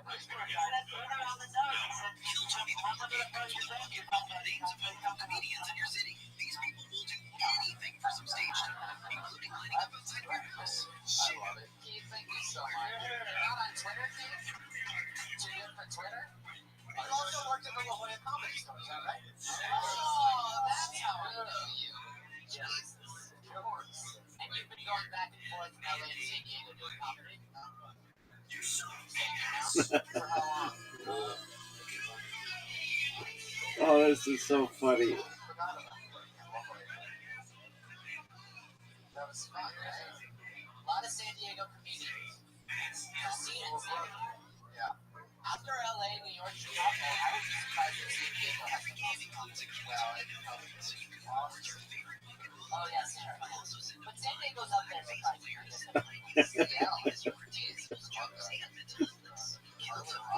Oh, fuck, is that fucking hilarious. Oh, fuck, is that funny. Get into show business. Get on Twitter. You're not in San Diego anymore. Oh, that is so fucking funny. Put your hands together for Leah K. That's exactly how I am. That's exactly how I am. Oh, fuck. I look just like that. Hey, Jamie. What's up? How's it going? I have a lot. That was tattoos, like stupid ones. Like the very first one I got my favorite band's logo tattooed on my back the day I turned 18. And I was so excited. I was like, never gonna regret this ever. And my boyfriend at the time was sitting by me like, oh, baby, you look so hot. Can't wait to take you out to the country and finger you a little too roughly because I don't know any better. Moments. I'm 31. I know exactly how I like to be fingered with a dick. I have a Foo Fighters tattoo on my back, so that's where I'm at, you guys. That's where I am. I also have this on my arm, Veritas. It means truth. And I was at a bar one time, a guy came up to me, he was like, hey, do you have the word fajitas tattooed on your arm? Yeah, because I love fajitas. I don't like to speak when I order those, so I just gotta be all like, chicken, you know? It's not a... Here we go. Hilarious. Where are you from? Where'd you come from? Oklahoma. You shamed me when I first moved here. How long ago was that? 2 years ago. I was hosting in the original room. Yeah, you're hosting. He's a TV star now, so that's what That's good. So I should be happy about that. Yep. And not... Benji, you burn a lot of people hosting too, right? You're He's burned me too, but not as hard as he did. What did I say? Do you remember? It was just perfect because it was like a room, and I was like an asshole, and I did like a new bit that like I was working out, and they hated me. And then you just walked up and you just said, that's just what we call had to be there comedy. The whole room, like the biggest laugh of the night. And I just slowly, I made myself stay there for like 10 minutes. Right. What did I do? I don't know, you just kind of... I like you, I think you're funny. Yeah, he's very funny. You weren't like this that night that I made fun of you. No, I was awful. I mean, I bombed and I felt it already, so I think good on you. What? I've never shamed you. No, I like your word shame. You haven't shamed me, Benji. You just said stuff about women's vagina. You know, like every time a woman goes up, they're like, feminine energy, you know? You guys ever hear that? Like, I like your vagina. As she walks up, you can you're like, I like looking at girls the whole night, being close to them. I can't help but call myself out on it. that's cool. It's just a weird sort of, because I don't think of myself like I'm a woman comedian. You're like, yo, it's my vagina. You're a cute girl. You're a full-blown girl. Thanks, man. Yeah. Full-blown girl. Full-blown. I got She that. broke out in that. Armenian, right? Yes, I'm Armenian. Why is it Armenian in Oklahoma? I don't know. My mom moved me there. I'm from Massachusetts, that's where I was born. So we moved there. I was like the only one. I told my friend I was Armenian when I met her, and she goes, "Shut up, that's not a thing." I swear to God, that was the first thing when I met her. I didn't know about Armenians when I very first moved here. Yeah, they don't have it in Ohio. Yeah, they don't. I mean, I basically was white, and then I moved here, and everybody was like, "Oh," like weirdly. Because of your last name. Yes, finally not white. You're super white Armenian. Are both your parents Armenian? Yes. Armenians were raped by the British, am I right? And that's why a lot of them are light-skinned. Yeah, they were weren't they like colonized by... There's like a lot of light-skinned Armenians with like blue eyes and shit. Yeah, I mean, they're just... The Brits got up in it, I'm pretty sure. Well, I'm sure they got up in everything, right? That's I mean, that's the story of the Brits. I love Armenian people. They're hardworking. They're smart. There's a lot of successful Armenians. Yeah. I'll take it. I'm a big fan. System of a Down, Andre Agassi, Zaku, Cher. There's other ones too. The Kardashians. Yeah, we should just stop this. Yeah, What's next on that big? It's cab drivers. I know. I have a property management or real estate management background, so I know the best AC guys are Armenians, the best electricians. They're hardworking people. The best lead singers of System of a Down are Armenian. All of System of a Down is Armenian. They all went to like an Armenian shop one day. There's like an Armenian high school. Is Chavo Armenian? Yeah. Guy named Chavo Armenian. Love Armenians. You remember in Ohio when we first got started getting Mexicans? Like we had one Mexicans where I lived, and then we had started getting a couple, and everyone was like scared. Oh yeah, we had no idea what the fuck. It was like you would have thought an alien landed in Ohio, and we were like, that's top level. Is that right? so weird. Mexicans, Jews, and Armenians kind of keep LA running in terms of our hard work. The rest of you don't do much. Well, And where you at, everybody? Yeah, it's true. We're the hardworking ones. The rest of you go ahead. We've got to catch up. slow it down, you filth ball. It's funny because I'm super white and he's super Jewish. Anyway, You really have a Foo Fighters tattoo? I really do. I have a Foo Fighters tattoo. what is it? Is it like just of the band or something? No, it's like 2 F's. It's 2 F's. And I have 3 F's on this place. I have 5 F's on me. F's? It says Follow Friday on your tattoo. Yeah. Wow. It's the cover of the color in the shape of it. So remember with me. And it's on your lower On back. my lower back, yeah. Wow. So, So do most guys, like, when they're with you, are they like, fuck yeah, man, I didn't even know that, but this is getting hotter than I thought. I love the Foo Fighters. Do they come right next to the FF and they're like, fuck yeah, hashtag that shit? No, they just come right inside me. Everybody. Yeah. Fuck yeah. Bling, bling, bling, bling, bling, bling, bling, bling, bling, bling, bling. Yeah. See, I would think. But I don't really let everybody come. I mean, like everybody. Oh man, I would think Fudge Factory. I wouldn't even think Fear Factory. I'm just trying Or to whatever the fuck it is. Fear Factory. Foo Fighters. Fear Factory. Fuck yeah. she should get a round of applause. She just said she's on birth control and she's negotiating on her. She should be faming around. Yeah, that's great. The thing is, she's a guy can't have a boyfriend, and it's gonna kill everything. No, I hate that. You have a boyfriend? No, she's a lesbian. She's not. No, not a lesbian. She's not. No, she was like very nice. About men. It's not your fault. Well, It's mine. They've hurt you. You've been hurt by men? Yeah. when they were hosting the Got open mic. real. That's real hot up here. What? No, I don't care about that. You're very, very funny, Leah. Thanks for being on the show. Yeah. At Leah KJ. That's LEAHKAYJAY. K and J are spelled out on Twitter at Leah KJ.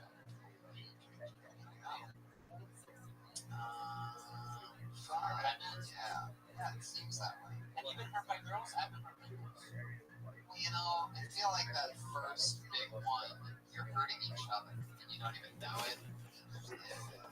It's like, that first big one. You're passionate because, you are feeling emotions for the first time that you don't know aren't right, like jealousy and like all that. So you're being sort of jealous that first roundabout. I always feel like the first one could have always ended up. I mean, that is the big, initially the most powerful one. I mean, that's the one that sort of decides how your outlook on women is going to be forever, is your first love. And I feel like both sides fuck up because chicks are sort of naturally like. Yeah, a young man is just as scared as a young girl. Right. And then there's so much pressure on the young man to figure it out, but they're both just as scared, and everything gets fucked up. And then you go to college, and then you walk into her dorm room, and there's 6 black guys coming on her face. And, do we have time for one more? Whoa, did I just get burned by my own head of security? It's hard when you lose your woman and then you're thinking about it with another guy. It's tough. It's not easy to think about that. Yeah, the first time I had sex was in a church. Really? Yeah. Wow. With the priest? The first time without a rubber. I did it with a rubber the first time, then without a rubber the first time was in a church. In one of the Bible classes that they have Bible class before they go in the sanctuary. Wow. How old were you? 18. How old was the priest? What was his name? It was a girl like Sarah. Girl named Sarah. Like, where did you finish in Bible study? Uh, Did you pull out or? Yeah, on the Torah. I pulled out and ran in the bathroom. You ran in the bathroom while you were coming? No. I just made sure I didn't do it in time. Where did you finish? What did you? I just went in the bathroom and cleaned up. Wow. Imagine being so scared of getting someone pregnant that you run into the other room to come. What's she wanted to be? When the first time I did it with the rubber with the peel on the banana, I thought this is okay. But the first time I did it without the peel on the banana, I said, ooh, this is good. Sometimes the honesty comes through all those layers of armor, Patriot. All right. regulars, we always have to close it out. They've been with us 22 episodes now, and in no particular order, here we go again. Always here with the new 60 seconds. Put your hands together for her. Very, very funny. Her name is Kimberly Compton, everyone.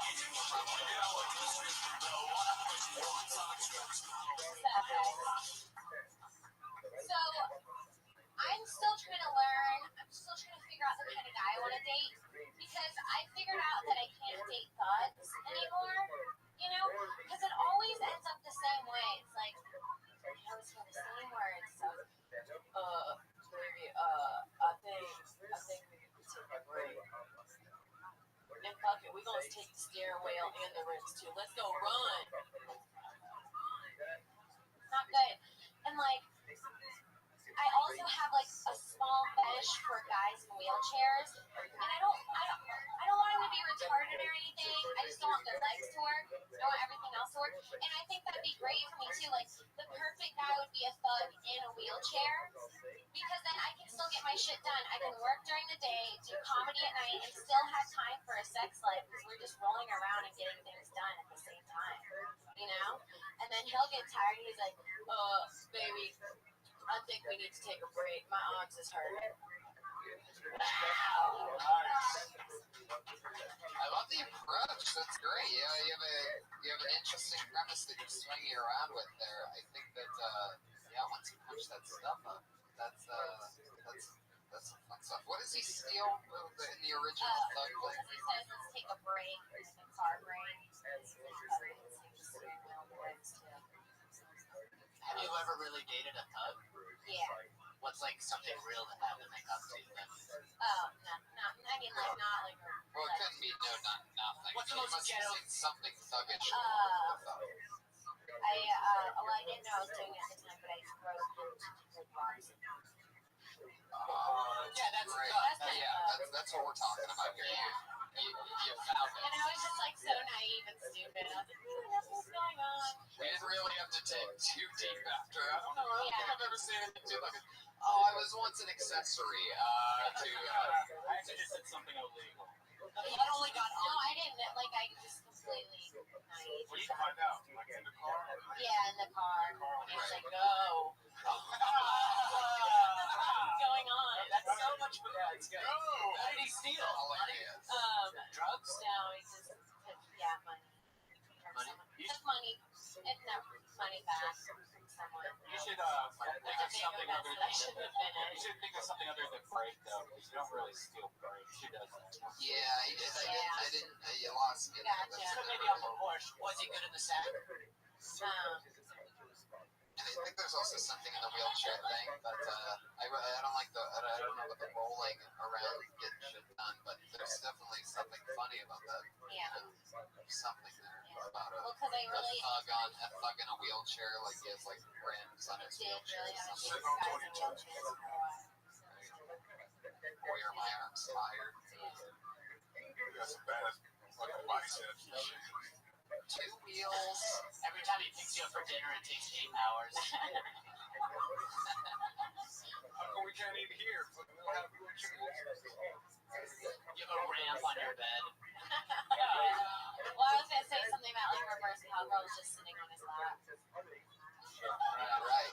That's great. You get to the front of the line every time at amusement parks. That's why you kept them around. That's good. But a thug in a wheelchair is really vulnerable to getting his Timberland stolen. I wouldn't say, even though I'm not normally the word Nazi, I will say that I don't want. I think there's something about the word retarded that you don't need to say there. Yeah. Like I think you don't even need to say it. You don't have to acknowledge. Well, I figured I Just say that I just want his legs to work. Okay. Something like that. Just Okay. get right to the point. Because the word retarded, it just gets people thinking. It's just like too much. If there's not really a purpose behind the actual word retarded or something. That's our word. You can't say that. But yeah. Alright. But overall, really, really great job. And as always, Thank check out some of the new 60 seconds every week, everybody. Now, now I heard earlier that you changed your Twitter handle. No, I changed it right back after you made it. You changed it back to Kimberly Compton. Yeah. Change people's lives by making fun of them. Hey, who would have Second thought? tonight. It's like the third time. Who would have other people to laugh at them. I do. I feel like I do need to figure something out because my last name's too hard to spell. It's Congdon. Yeah, right. Some advice: deal with it now because I have the weirdest last name, and now I feel like I'm in too deep and I can't change it. Yeah. So if you have the opportunity to change it, just do it. I'm a big believer with my 11-letter long last name, Hinchcliffe. I'm a big believer in get so good that they want to know how to spell your name and they'll take pride in knowing how to spell your name. And if you get to that point, then it doesn't matter what the fuck it's He's told me to change my name. Here's what you The do. word awful is in your last name. It's like a follow. It's like it's weird. There's something weird about it. Yeah, you need to change it up. Here's what you do. You just you change it to whatever you want. Then you get a second account, take your old name, and say, this is my new account. But you have to grab the old account so that if you say on a podcast or you told people in the past, they'll still be able to go there and go, oh, she has a new account now. So if you're going to change your name, make sure you're there on your computer with another browser open, just ready to grab it back. Gotcha. There she goes, Kimberly Congdon. Follow her on Twitter at Kimberly Congdon. Kimberly with a K, Congdon with a C. Our other super regular, always in a 60 seconds, always fun with Sarah Lostajati, everybody.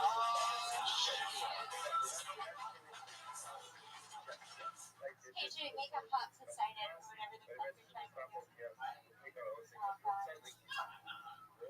I keep hearing, I've been doing a lot of mics with it. I keep hearing guys say that they don't like, that they think girls don't like dick pics. Do you guys really think that girls don't like dick pics? Let me just tell you, it's fucking amazing. Like, please. I love having something to talk about with my sisters at one point. I gotta tell you, send me your little fucking pink pancake or rolled up little wet newspaper. Whatever the fuck you got going on down there, I want to see it. It's like a fucking train wreck. It's a car wreck on the freeway. You're driving by, hoping nobody's hurt. But when you get there, you hope that there's like a curve to the left and there's like a little pimple or hair. Like, please. It's amazing. Send your dick pics. They're great. They're great. I keep saying this. I know it'll stick with me, but all right, I'm gonna end it there. I'm gonna end it right there. Yeah. Okay, great. There you go, Sarah Lostajati. Hell yeah. I want to ask you guys something because you know. Oh, we're good. You're questioning us? Okay, great. Go right ahead. Because you know you guys have been saying this to me since the beginning. Is it super normal that you get to a point where oh yeah, did you just show me your cock? Yes! God, that shit is so weird looking. Oh man, you have to show girls that and hope that they put it near their body. That is what you have to live It's with. not my real coffee. There's no way he would ever show you. I know, I probably wouldn't be able to see that from here. So. It's not big. Okay, anyway.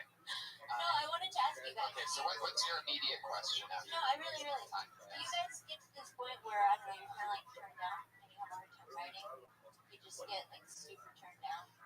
You really have a hard What do you time. mean by turned down? Like turned down, like kind of not like depressed, but just like you fall out of that like vibe where you're like in the pocket and you just have a hard time like reaching what makes things fun. Like you think the premises are good. Are you asking us if sometimes it gets hard? Well, I mean, is it? Like is it hard to do stand-up comedy every single night, make a career out of it? No, that's not it. Turned down? What does that mean then again? No, I just mean, does your mood ever affect your writing?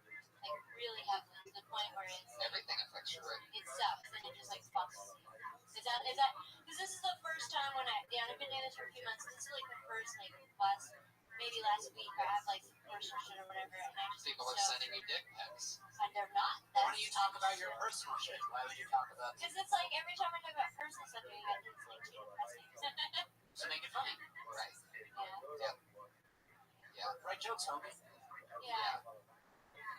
It's fun. I mean, it's an interesting topic. If you ask yourself more questions on why you would actually want dick pics, I think that you would be. I think it's it's just, great. you know, I just really calling do. it like a. I really don't that's want. It's like every guy wants to see every girl naked, and it's the same type of girl. I want to see every. I just want to see. I want to see both. I just want to see everything that you have. Gotcha. If there's a naked person, you're gonna look, even if it's a brush or and that's look at it. But, right? Just think of 10 things you want to say about. Yeah. You know what I mean? It's not enough just to have an opinion. Like I like dick Right. pics, And just calling it like a wet newspaper, like that's funny, like that's one I haven't heard. Wet newspaper.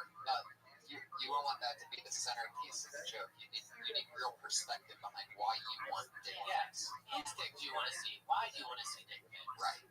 There you go. Sarah Dresses on Twitter, @Sarah Dresses with no H, SARA Dresses. Always fun, always entertaining. What do you guys got coming up that you want to promote? We have Halloween. We're going to be in San Diego the 31st with a super special, crazy secret guest. If any of you are anywhere around San Diego on the 31st, be at the American Comedy Company.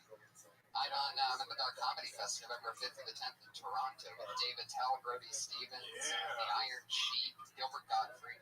Congratulations. That's so cool, dude. That's the coolest shit. Super excited. Dark Comedy. I get to be as dirty and crazy as I want. That's a fucking dream. That's awesome. How about you guys? What's happening? The Big NACA thing. You're doing colleges all around the country. Get the praise, Susie. You just look like the biggest thing. Every comedian tries to get it. Yeah, I'm excited. That's 2014 Keep Calm and Come Over tour. So that's all I can say as of now. But the 30th to the 3rd, I'll be in El Paso Comic Strip. I'll be down there with Rusty Dooley. Really excited to work with him again. And I'll be at Magoobies in Minneapolis.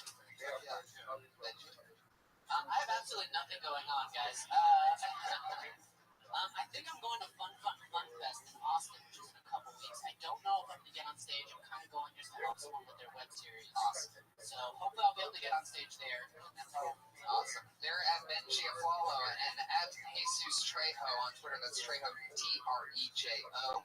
Aflalo, AFLALO.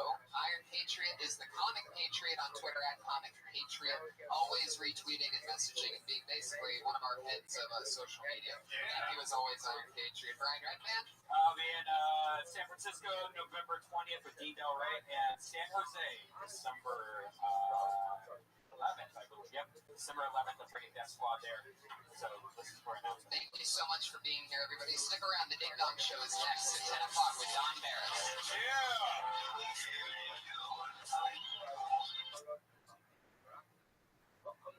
Give it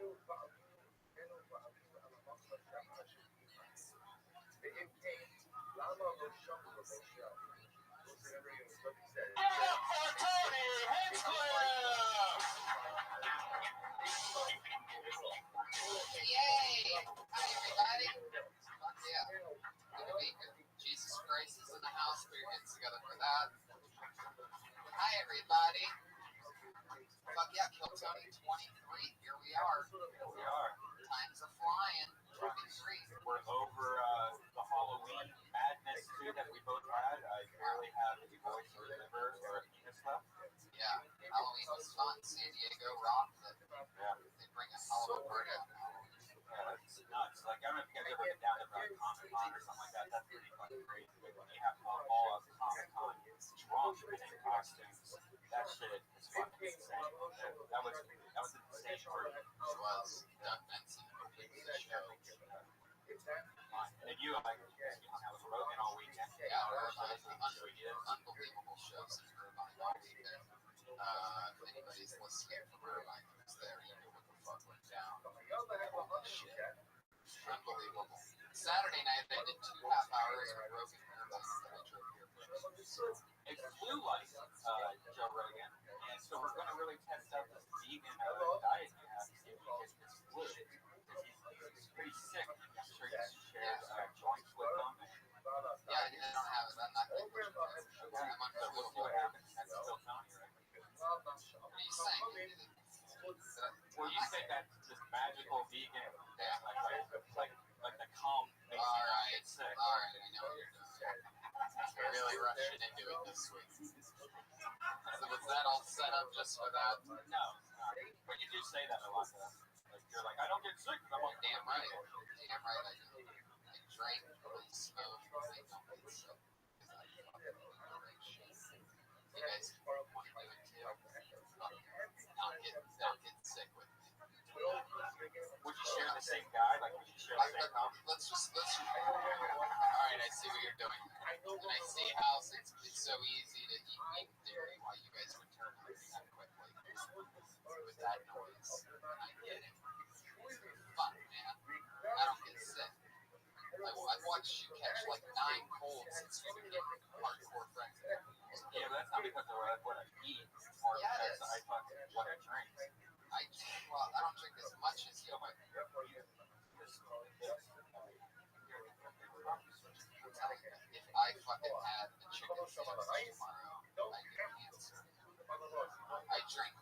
coffee, I smoke cigarettes, and I drink at night almost every single day.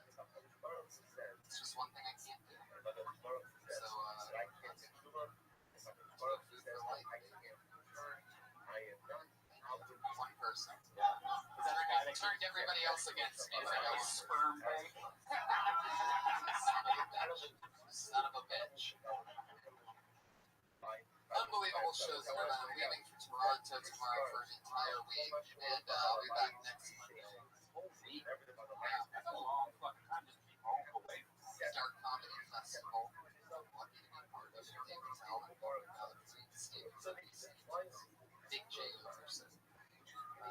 Very excited to be part of that. That's always fun. It's their second annual Dark Comedy Festival. I'm excited to be part of it. What I'm more excited about is our head of security. He's here every episode. Please put your hands together for the one and only Iron Patriot.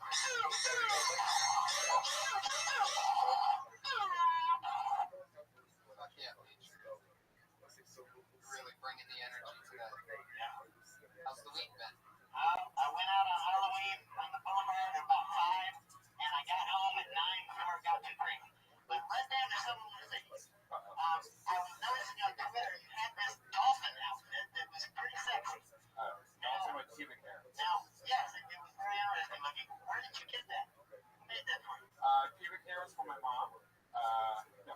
I just got it off Amazon, man. That's like I said, well, you don't have to leave your house anymore. We have everything you want on your phone. If you go, damn, I have fucking dolphin outfit coming by. I didn't know that was available on Amazon. Yeah, that hat is available on Amazon. Your blow-up doll that just dropped in. Well, this was just right down the street, so I didn't need that order. All about Amazon Prime. What's the deal with the hat, Patriot? Yeah, I got a Western themed song that I'm going to be doing tonight, and I thought it was appropriate to wear it. So he sent me another song. I think this is 2 weeks in a row. You're getting feisty. Was Joey Diaz on that show too? I thought I saw a tweet. He was on one of the shows on Saturday night. See how he just changed. So I noticed your friend was Lee Sayat. Did you hang out with Lee or Joey Diaz that night? Of course I hung out with Joey Diaz. Great. What's he like back there? Were you smoking a J with him, or what were you doing? Well, we were hanging out, and he's always hilarious. He walked in and immediately started making us laugh. Joey Diaz is a freak of nature. If you guys haven't checked him out in every possible format that you can do so, he's probably, I know Joe Rogan is one of the funniest guys in the world any given night. He kills all the time. Joey Diaz. Check out his podcast, Church of What's Happening Now. Also, check out the live one that I was on an episode, one of the funniest podcasts I've ever done on Church of What's Happening Now live. We just did a live show. So fucking dirty. Just add Matt flavor on Twitter. What do you like about how do you know Joey Diaz? How do you know about him? I've listened to him, his podcast. Before he had the Church of What's Happening Now, that lady he did things that kept her. Alicia Michael. Yeah, I used to listen to that one before. Beauty and the Beast. Anyway, Patriot, what's up with the hat? I'm ready to do the song when you are. As long as I can woman. So you keep sending in songs. Like, I never know anything about this until this show's already started. You're wearing something goofy. Yeah. Gobbling out. I'm a triple threat, Tony. Here, long-legged woman. Guaranteed. We are not playing this vegan fucking campaign every Monday. Your shit sucks.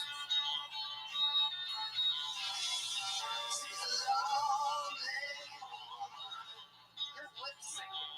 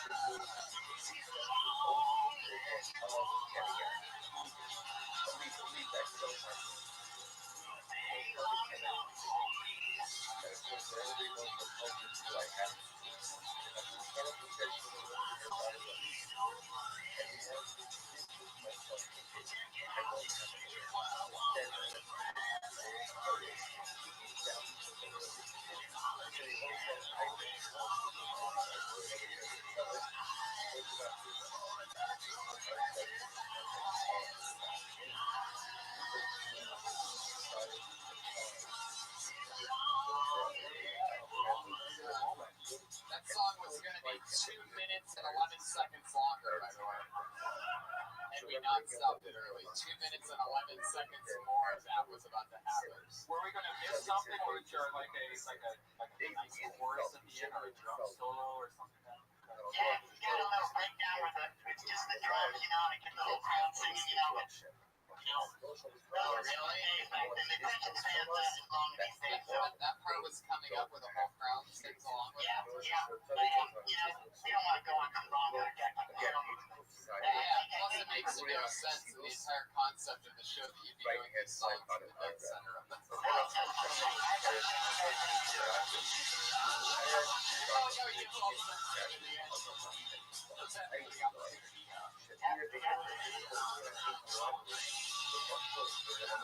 You look like such a sad Iron Patriot right now. I can feel you're like a little upset right now that we cut it short. No. I think the hat just makes it look like a bad boy. That's why I'm a bad boy. Yeah, there's a new shirt in Hong Kong. Oh my You know, God. there's a female brother that almost denied me on the bus today. I've been writing for 4 months and I don't pay him. I usually bring money in case, but this time I had my hat. I didn't want to bring any money, and I thought, you know, fuck it, they don't ever charge me. This female brother, she got up on me saying, you ain't getting up. Was it the bus driver? Yeah. She said, I've seen you do this 3 times. She was a black woman. Yeah, she said, where's your money? I said, I don't have it. I said, I don't have pockets. I have my shoe. I'm sorry. Are you sure she was the bus driver? Yeah, she said, next time, she said, I'll let you go this time. That's nice of her. How much is it cost? She let me go through. How much does that cost?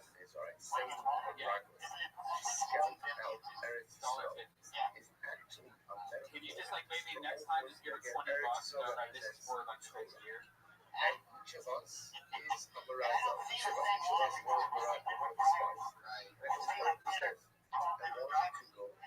you ever tried to sit down in that seat?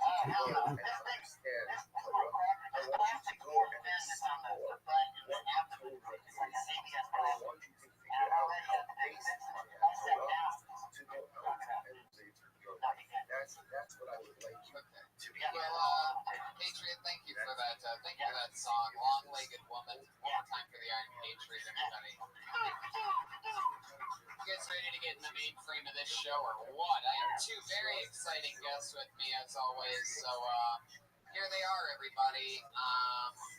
This lovely young lady and I started comedy together. Came here 7 years ago here at the Comedy Store, and since then we've booked many commercials and TV things. And she is always on the hustle and the grind. She's the opener nationally for Bobby Lee and some other amazing comedians. Put your hands together for my very good friend Jake Cabrera, everybody. And also the guy that inspired us to start stand-up comedy, Kevin Christie, is back. He was on episode 11, now he's on episode 23. They're all here to awkwardly have to say hello to both of them. Hi, Tony. Welcome back. Good to see you, sir. Always a pleasure to be here. You're Excited to be back. Jay, welcome for your first time. So exciting.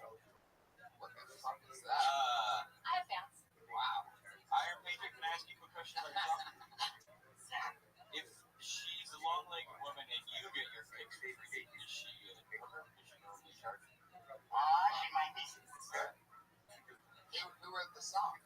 I wrote the song, but it's about an imaginary woman. You know, some of my songs.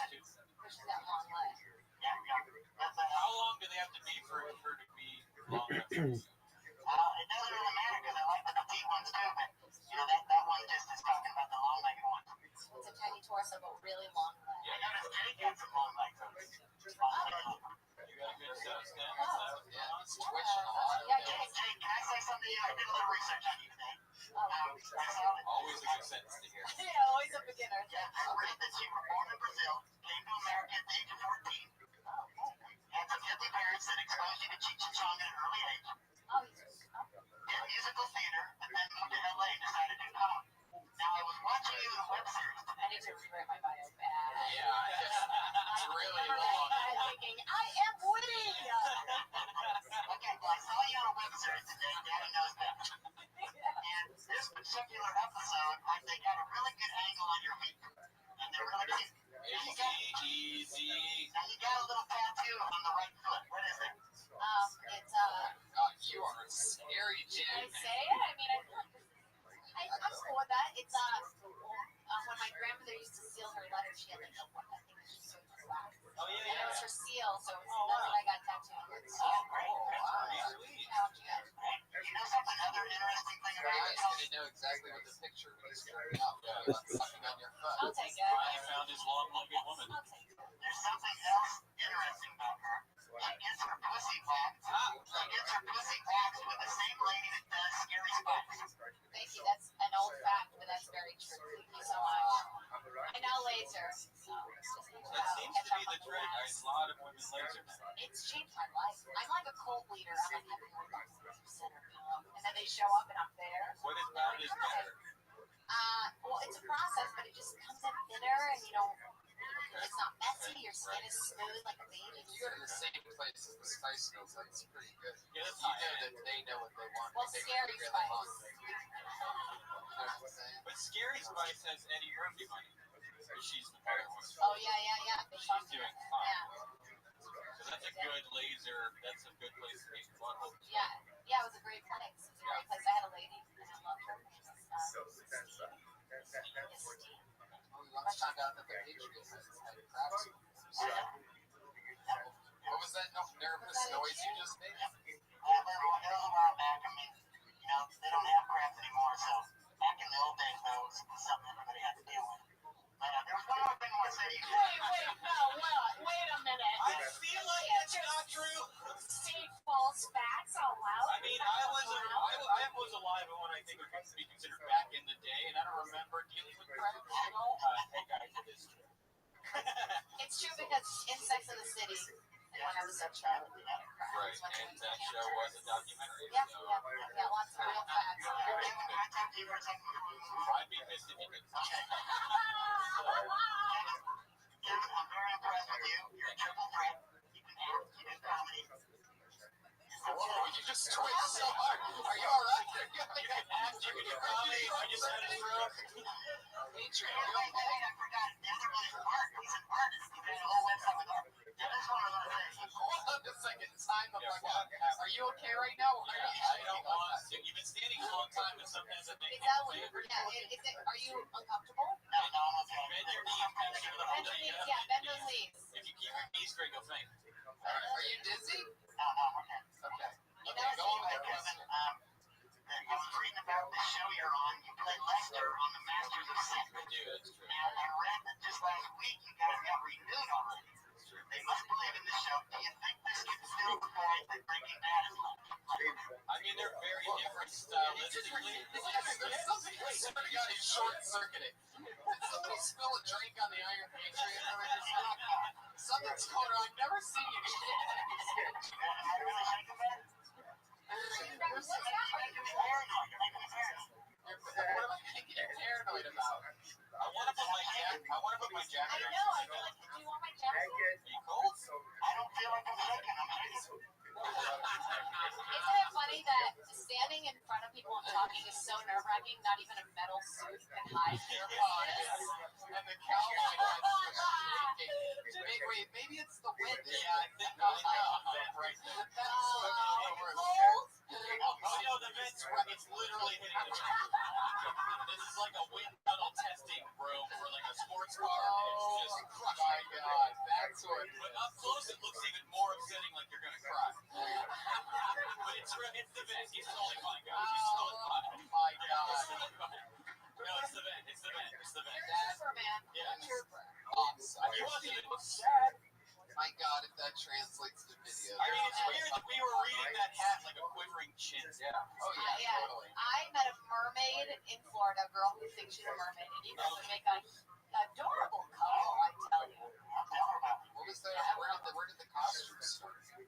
For on the mermaid, she just really took exotic, like erotica, sea art. He wasn't like the mermaid because it doesn't have women's feet. You have a fetish. Clearly. But as you can tell by how shaky he is, he doesn't like to talk about it. Do you want to touch Teeter like you want him like in your mouth? It's just beautiful to look at.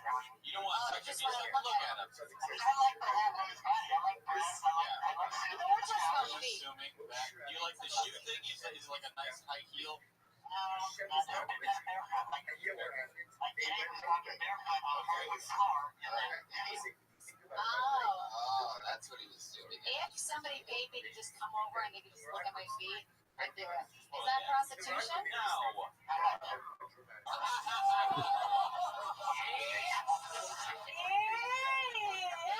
Patriot from Great Point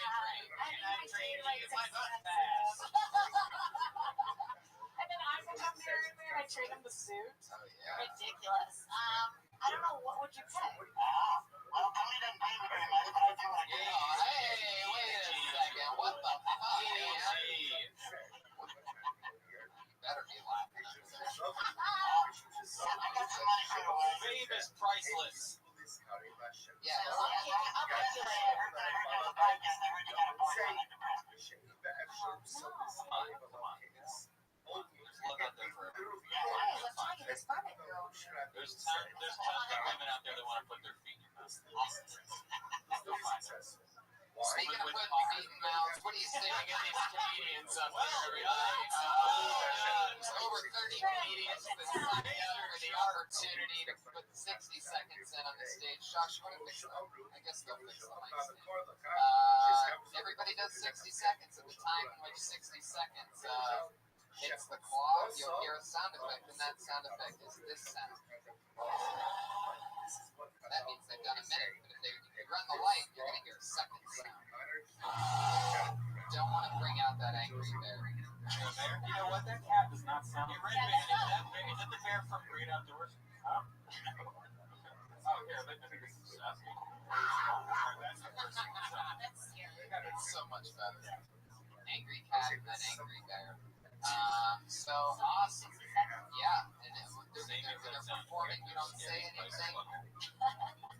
Performing, we don't interrupt them, and then we talk to them about anything in the world. Perhaps even what they just talked about. You guys ready to get this thing started? Yeah! Here we are. Episode 23. This comedian tonight is Tom Young.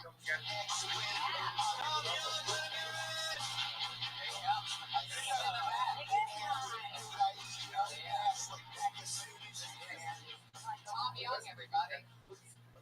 It's kind of funny you guys talk about being vegan. Trying to make my grocery list the other day while I have funny mind. So I'm like that. Keep that shit to yourself. I'm trying to make on my list. He's like, what do you want again? And I said, oh, I'll get some steaks. I haven't had that in a while. He's like, no, dude, you don't want to eat that. Shit's bad for your heart, clogs your arteries. And I was like, all right, fine, I'll get fish. That's supposed to be healthy, right? Get some tilapia or some shit. He says, no, dude, seafood's like radioactive now. You don't want to eat that shit. I said, fine, I'll get some chicken, it's quick, it's easy to make, it's good. It's like, no, don't you know about, they eat chicken's poison. It's not good, this is true, by the way. They feed them poison to, kill bacteria in the meat and all that, and I'm like, fine, fuck it, I'll just get, vegetables and shit, eat that all day. It's like, no, dude, don't you know about the pesticides and shit they use in these farms? It's terrible, you don't want to eat any of that shit. So it's like, fuck, by this point, I'm just getting pissed off, so sarcastically, I was just like, alright, you know what, I'm just gonna start eating people, I'm gonna fucking cannibal them. He says, no, dude, have you seen the shit people eat? He's like, no. Okay, awesome. Tom Young.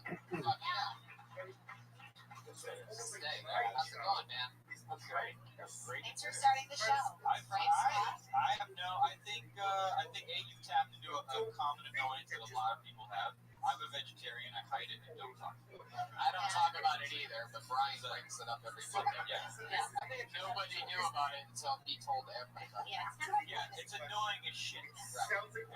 Yeah. I think it's awesome. Why don't I tell everybody that you eat fucking pure garbage? Yeah, you do eat like garbage. Are you talking Oh, that's right. Sorry, that's right. McDonald's, our newest sponsor. By the way, the McRib is back. The McRib is back right now. Right now. Do you know how they decide when the McRib comes back? How? When pork prices are at their lowest. When they bring it. There's no other rhyme or reason to it. McDonald's. Yes. So McDonald's is about Something all you weird that eat that fucking pig shit should know. All right, well, back to So Tom. it's the worst time of the year to even buy dead Tony. That's right, Tom Young. What did you end up getting from the grocery store like that? Okay, yeah.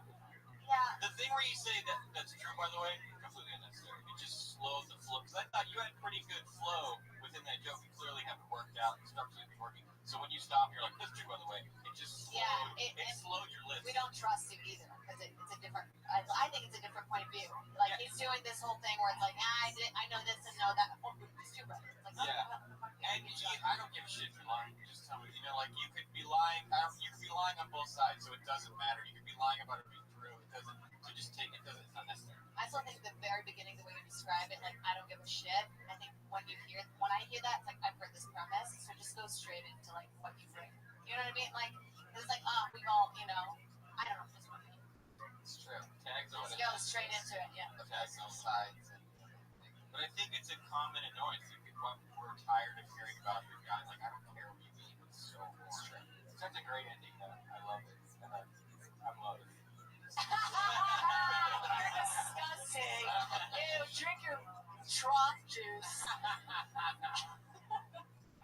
But it comes from a film. But I think I'm drinking Coke, so let's not a fucking hypocrite. I think figure out what your friend actually eats though, and then find angles on that. 'Cause you gotta eat something. I mean, like I eat a ton of like that stuff, and it all looks weird. It's embarrassing to say. Half the time I don't even know. I could be being lied to every time I go to a vegan restaurant. I'm just assuming they're giving me shit that's healthy, but I don't really know what tempeh is. I just trust them like I trust your joke. You know what I mean? What did he end up getting? Make it up. Make it up. Yeah, just make it up. Make it up. And Make it you up like a really go online, Google vegan food, pick 4 of the most annoying names. Like soy in it. Yeah, and then you make jokes about the words. Great job, Tom. Tom Young, very good. He's at Thomas Young. At Thomas Young. Solid start. 1919. At Thomas Young. 1919. We're trying. Wrinkle your shirt, Tom. Wrinkle your goddamn shirt. I like that one. That one? You're gonna miss it up. Alright, that's fine. By the way, I think if I was vegan, I'd just have to just eat seeds, right? No, everything, they have a fake tasty version of everything. Stop being delicious. Everybody, this guy is a wild one. He's been, okay, it's Buckzilla. Godzilla! Let him hear it! An icon of the Hollywood open mic. Oh, he's got it. I am Godzilla, the horrible monster. The monster business is a little slowly, so I've been doing some stand-up. I like to talk about monsters. I'll talk about Lady Gaga. Lady Gaga, Mother Monster. I love Lady Gaga. Some people don't get Lady Gaga like Ozzy Osbourne. Ozzy Osbourne is confused by Lady Gaga. Can't see why she's so over the top. I can see where Ozzy is confused. I mean, one day Lady Gaga is showing off her feet flaps on stage. And the next, she's accepting the award for Best Male Part.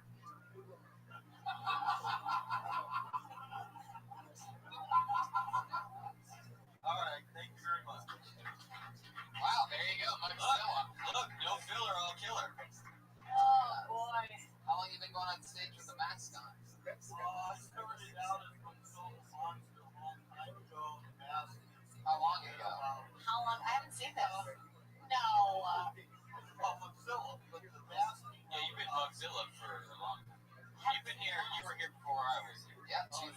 Yeah, I mean, back in the day. I was a sophomore in high school. It made me laugh. It made me, in the beginning, not for the right reasons, and then kind of I just started laughing. So, but it doesn't always work. In the middle, you were connecting with folks out here. I didn't understand why necessarily, but it was happening. And I feel like that. Who the fuck am I to judge? They liked it. And look, when you say meat flaps, you're gonna win every single time. Meat flaps is good. That's a I victory. wish I wrote that. Yeah, meat flaps. All of us in the crowd were like, meat flaps. God damn it, you're right there. It was right there in front of It all of was us. right there in my brain all along. It's funny because they say what everybody's thinking. Nope, that's not why it's funny at all. That's You not have to at all. realize that you're a little bit of a weirdo. You have to realize that and accept it. I will tell you this, is that you doing topical material like that while wearing like an angry warlock mask, it gives this vibe that there's this like chubby, middle-aged, angry warlock that is like watching and eating. And you should be away. That's amazing. I think your act should be different every week. It should be up to the minute. Like what happened today. Yeah. What's Like, Northwest what's in wearing? the news? Monster's gonna fucking tell you. Like that. Funny. That's funny. That could go somewhere. And no matter what the story of the day is, at about 30 seconds in, just fit the word meat flaps in there.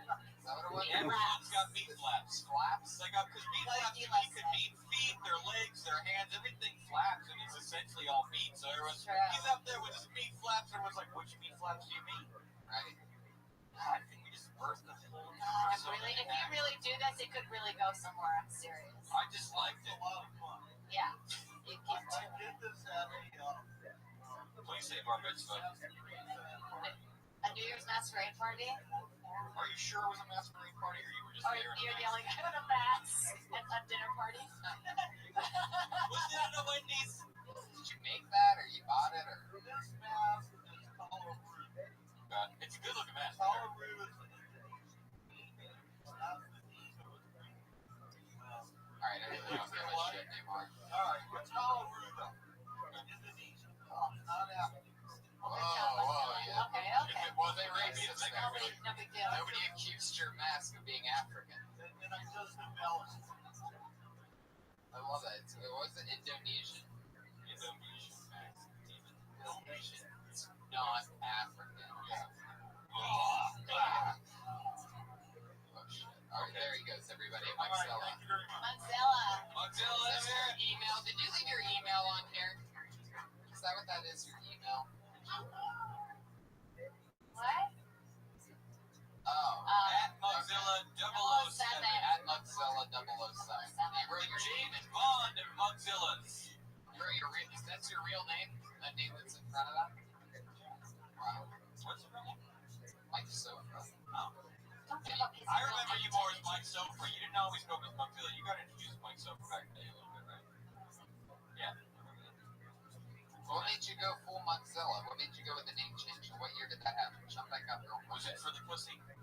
You don't need to put the... Because when I hear Mozilla, I actually started out as Monzilla. And then one day I was up on stage with Willie. Okay. Willie Hunter? Willie Hunter. Right. And Willie goes, why are you using the stupid Mozilla name? Why don't you go by your own name? And I go, well, you go by Willie. And Willie goes, well, that's my name. And I go, bullshit. I go, show me your license. And if that's your name, I'll go up as Mike Sofa. And I actually got to see Willie Hunter's license. And his name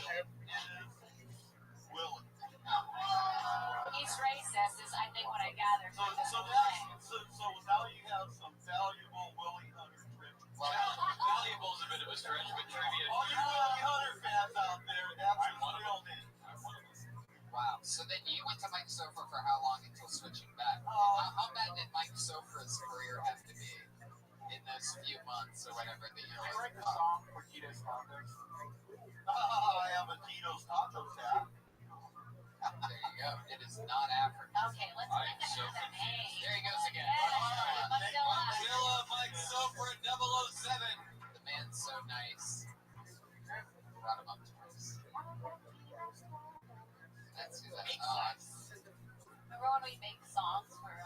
Look at all of us up here with our meat flaps. Big gashes. Hey, Trey, what do you think of Godzilla? I didn't know if he meant like the meat when she wore the costume or the actual Patrick. Okay. That's what's so fun about it. It's a real mixed bag. It's like a puzzle. Whatever meaty outfit you want to think of. Yeah. Your next comedian goes by the name of Cody Gitley. Hey, it's Cody!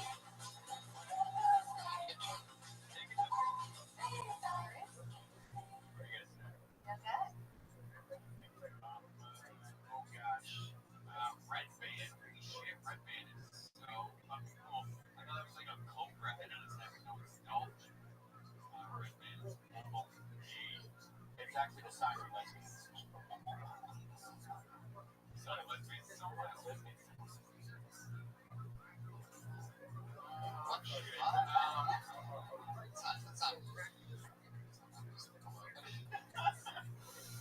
I went to go get a taco the other day, and there's a store right now. Side of the fucking store at 41. It was like no picture, no plastic.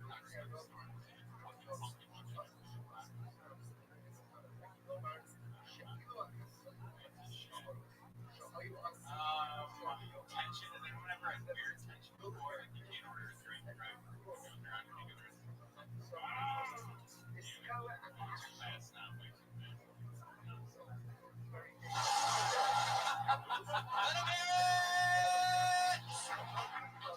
Oh, yeah. It's gonna slow down, alright. Fuck yeah. Wow. This was your first time doing this? Yes.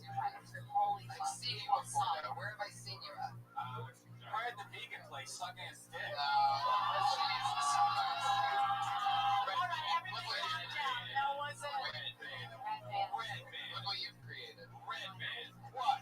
Look what you've done. You have very good stage presence looking Okay, at the wait, ground. this is what, Red Band. okay, It's this is not a vegan. You can't say okay, this Can't is say what he no, thought. it's a vegan. This is what he thought. We don't claim him. This is obviously a guy that's been on a horrible diet for his psychology for years. I guarantee you he probably had a He probably thought, I'll make fun of Brian, right? Yeah, like, hey, I'm joking jokes, I'm friends, but he's And then it not, ends up being about, you know. then it ends up being about me and the vegans sucking dick then. How did I end up in that? he's sucking your dick. No, but wait, can we ask, what was the intention? Was there Yeah, what a was that? joke that you wanted to tell that you just got too nervous and it didn't come out? Or were those things you wanted I to mean, I didn't know, but but were any of those things you thought about you wanted to say out loud and then you said them and you said, I didn't get a laugh, that's weird? the tacos. So what were you saying? Yeah, what were you saying about The the Funky Bunches, are they famous to you? Marky Mark's Funky Bunch? Well, they're the less famous portion. So is the joke that they're not famous? Very famous. Okay, I get that. It's just, it happened so fast.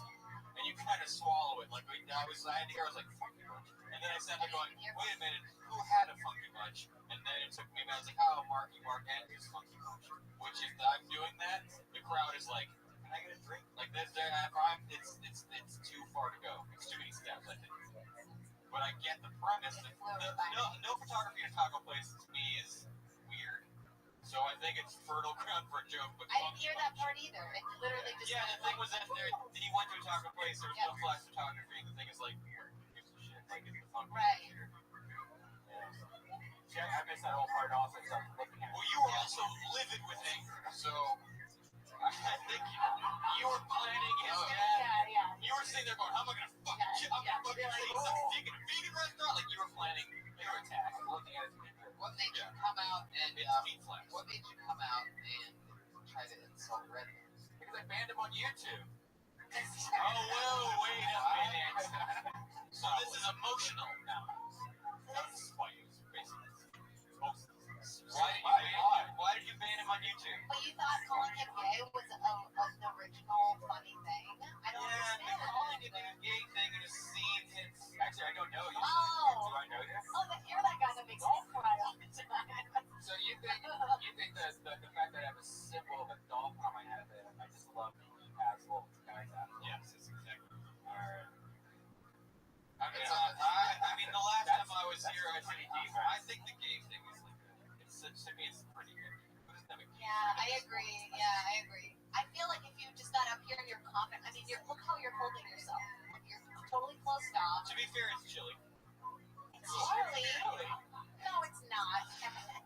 I'm just like, you're like this, so automatically makes people kind of uncomfortable, I think. And so I feel like just as a rule of thumb, just try every time, just be a little more confident in where you stand, like in the way you stand. Yeah. And then just, slow down, and then don't remind yourself to slow down that loud. How long have you been doing stand-up?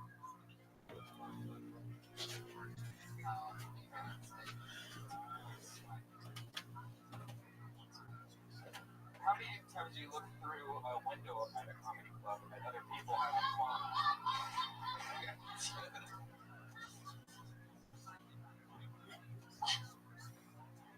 Well, I'm glad you came up and What are your other passions? What do you do most nights of the other nights? You're only going up one night.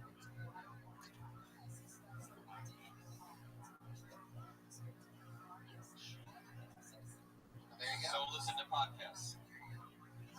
Yeah, follow your second dream. No, I'm not. he kind of, when he walked up, I was like, he's going to be like Brent Weinbach. Don't quick this. Yeah, you have a Brent Weinbach Yeah, vibe. like a vibe. I thought he's going to be like Brent Weinbach. Right. Have this weird Yeah. confidence. There's a lot of people that pretend to be as nervous as you to make it. Yeah. So, Oh, yeah, so maybe should you be should see excited. the stand. I'm not saying that about Brent. I'm saying that about others. Yeah, a lot of people put on Very Yeah, that like weird, Yeah, I'm like, like- I'm a comic. Yeah. But you just have that, so that's good. Write anything in the world. Yeah, if you're gonna be a dude that just stands there, your jokes have to be really word heavy and clever and shit. I feel like you can work with the taco, no flash taco. Yeah, there's something there. I think both firms. The first one's a little. Remove the funky bunch. And so don't kill anybody. Cody Gidley, everybody. There he goes. It's Cody Gidley. Trying to make fun of, spend 30 seconds making fun of Red Man's hat. Ineffective. I mean, that's just so fucking good. Red Man, I think you got a little too mad. Well, yeah, I know, but I'm obviously wearing this hat because it's gay. And there's dolphins. It's ironic. Yeah, I'm in the heart of two dolphins. It's not like I What's ironic about sea love? But don't you have a dolphin bit thing? I thought that was weird. What's a fucking I love dolphins. There's nothing ironic about loving dolphins. Dolphins are a great animal. Hey guys, dolphins are great. Yeah. I fuck a tiger. I do one. Really? Is that true? Or a dolphin. What? Yeah. Alright. What if a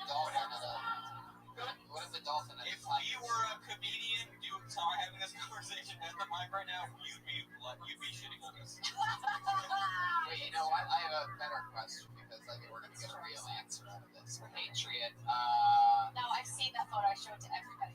Let's say dolphin vagina. It's a dolphin. Anyway, Patriot, what animal would you fuck if you could fuck an animal today? We just fucking speak, so what Yeah. animals speak? My bestiality days are No, over. you gotta fuck an animal. Too real. Just say an animal and pretend. Yeah, exactly. Bestiality days are over. That's basically like fucking Exhibit A. That's just bringing What did charges. you use them for? I got a legendary story that I told you. Yeah, it's true. You fed a dog chocolate off of its dick. Oh. Worst thing you could possibly feed a dog. Red Man, there was something you got wrong at the podcast. You could have killed the dog. Yeah. There was something you got wrong at the podcast. The dog died from depression 2 days Oh my later. god. No, first he sucked Brian Burmes's dick, and then he. There was something you got wrong, Red Man. You said that you thought that was the second time I came. I first jumped on the tree at age 14, swung on the tree, had my first orgasm. Then 2 years later is when I fed my dog Buffy a banana split. I had the banana, the chocolate, the nuts, the cream. Now the circumcision that Tony didn't understand, that's where you get the split, the banana split. It was cool. When I was circumcised as a small baby. So that's where you get the banana split. I'm filled with But there is a lot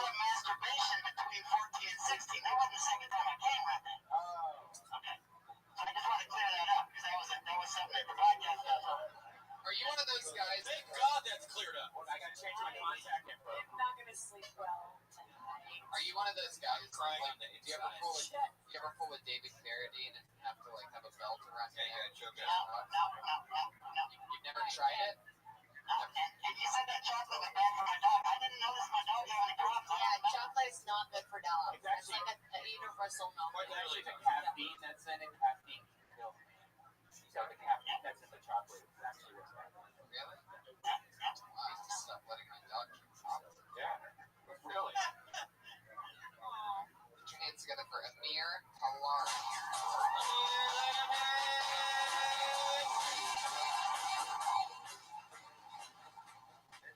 Hi.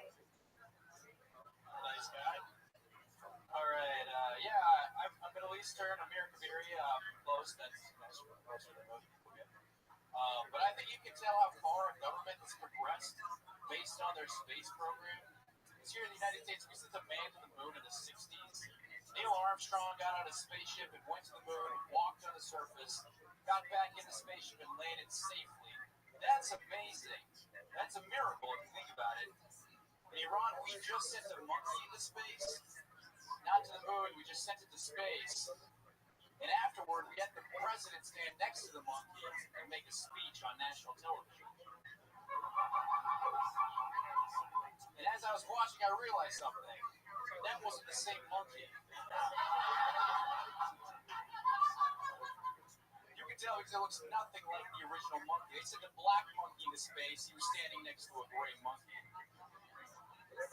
Which either means that monkey aged 40 years and 3 days, or that monkey was stressed out as fuck because he was in an Iranian spaceship. Wow. There you go. Thunder and lightning. I feel like I saw it coming before you hit the stage. I was like, I feel confident about this. Charisma City. It's like a baby veggie. You were smiling. You had a good vibe. I was like, I feel like there's a good joke in this guy's heart right now, and I was fucking right. Yeah, I didn't want to stop you. I gave you. I thought it was fun. I thought you could get to it faster too, though. Yeah. Yeah. I think you can get to it faster, but I think it's really funny. Yeah, man. Well, space and monkeys in Iran all together in one particular Yeah, joke is. add some tax to it. It's solid. You can make up other stuff that Iran's done bad. Good job, man. There's so much. Let's find the list. Oh, God. Fries and pickles. Oh, just thinking about my white American heart, there's just so much that Iran does poorly. All right, well, good job. I thought it was really weird. No, I don't have any. That was a good fucking joke. I don't want to get notes. Fuck I think it's yeah. good. I think it's good. I think you should fly Just with it. stand here and bask in your victory. Yeah. That's in it. How long, Someone have sex with this comedian. how long have you been doing stand-up? I've been going to open mics about 3.5 months. Dang. Solid. Doing work. I did a show at Flappers about a year ago and been doing that once a month when I just started doing the mic thing. Like you've been doing a lot of mics for a few months. This year, I think like 3-4 months. Fantastic. Yeah, we'll definitely keep doing that. What's your exact last name? Beery. Oh, that's a B. The B in your eyes touch.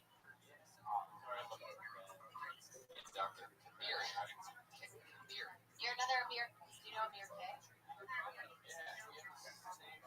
Yeah. Yeah, literally.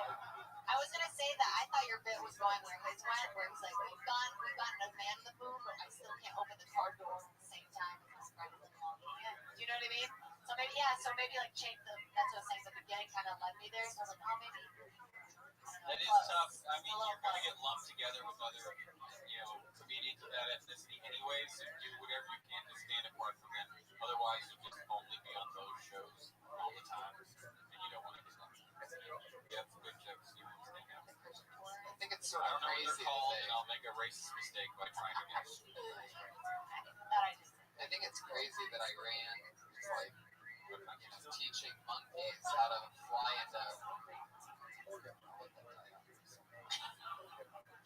I think it's crazy that I ran sending monkeys into space, but they still use like human beings to fly planes and buildings and stuff. Right about this? That's not true. The dog bombs? Where these tiny dogs No. just light them on fire and then just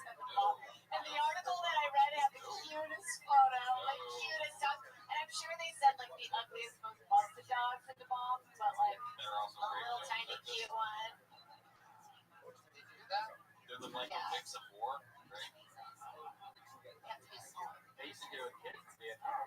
She got better. Then I have less control. Fun fact: the only way to get a pit bull to release its jaw when attacking you. That's true. Really? Yeah. How? There you go. Patriots already one step ahead of you. He fingered a dog earlier and I wasn't even biting him yet.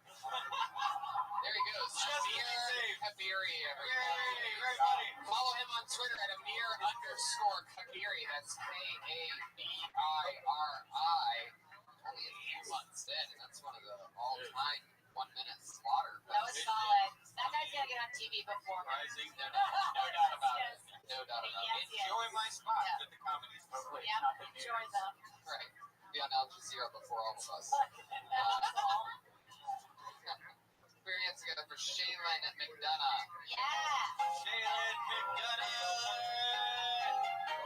Shaylin Oh, McDonough. man. Oh no, if you miss your spot on this show, that means you don't get to perform again and you get blacklisted. There you go. Has there ever been a show where everyone shows up and you get to make that noise? Yeah. Bummer. You out? I get to do it enough. It's no big deal. It's just a normal part of the job, you know. Yeah, whatever. I do it all the time. Yeah, you can just do it back at your house. Do we know it's not Michael J. Fox in the suit? Do we know for sure? That's a shaking joke. Evil best. I'm sorry. You know, I'm an extra on Ferguson and Recreation. I have heard that you're an avid extra, and I I'm can't from wait. the office like you. You just use it. Episode after. Do you often just use jokes that I've used on you before? Yes, I'm thinking about going to the Laugh Factory and doing a whole routine with the jokes you wrote. Oh, You we got son of a Carly bitch. and Sierra. Son of a bitch. The Iron Mencia. Robin I'll take that for Hackman. my pants. Experience together for your next comedian, everybody. Dean Courage. Yes. Give it up for Dean. Let him hear it. It's very Yeah, confident. very confident. I'm a big old fat. So I'm looking at some diets, and there's this paleo man diet. I don't know if that makes the most sense. I think paleo man is an idiot. He was probably the dumbest human that was around. And so if you look at the diet, you don't eat the food. You eat bread. I don't think humans are right about bread. Obviously, I agree with how they're right. So the paleo man would be that much more.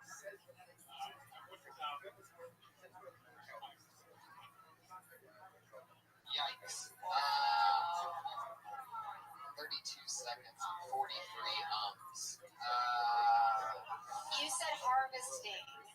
That's said it. adorable. You said harvesting. Oh, he did say the word harvesting. You took that note I down. like talking about how you're getting a little fat. Because I think that's funny. saying I'm getting a little fat is nice. Is that harvesting green? Like paleo diet. Right. You're saying that you're basically making fun of the idea of being paleolithic, that humans were so much dumber back then, so why are we asking their advice for dieting? Man, Wow, it's so I've heard a couple failure jokes that are funny. I think you got to make it more personal. You know what I mean? Like the fat thing. I agree. You got to go with the fat thing. Like you're wearing your jacket right now. It's Yeah. up. Is that because you're fat?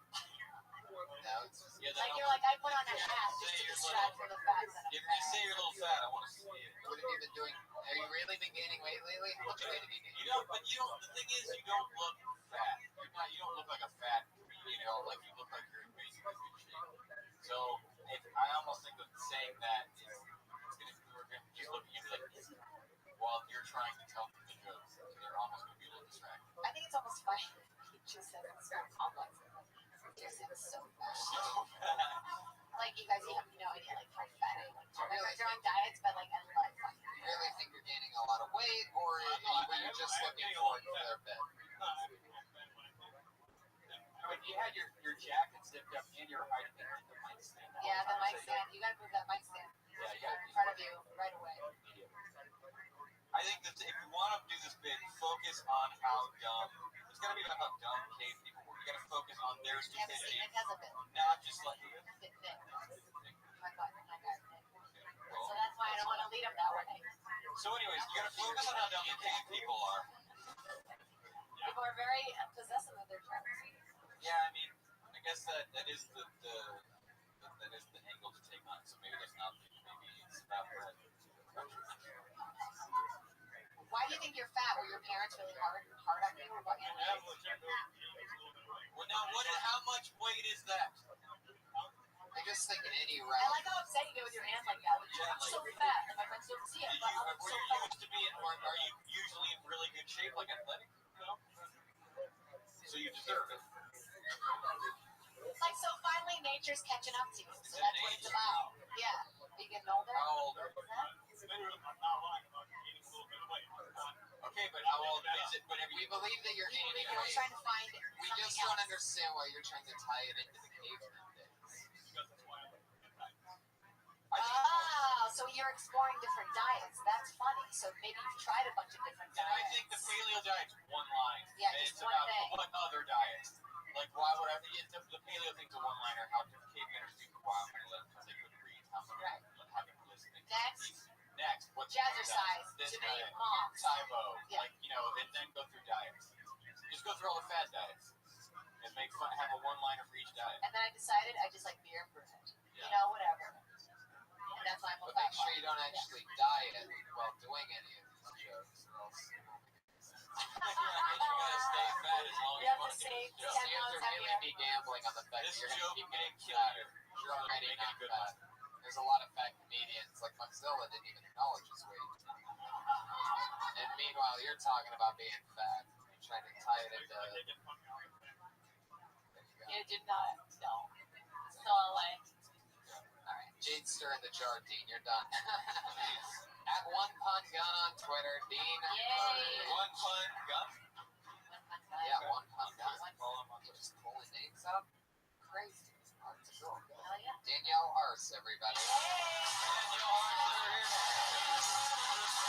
My last name's RC. It was Arce to change it by now, but nobody can read my last name. So yeah, you guys looking at me, you can't tell what ethnicity I am. It's pretty hard to tell. And, Hispanic and Italian. One of my guy friends was complaining to me earlier today about shaving. He's like, I have to shave my face, so it's time for work. Sucks. Shut up. You are not a Hispanic and Italian woman. You don't understand the hair removal struggle like I do. It's real, but it's crazy. I moved in with my ex, and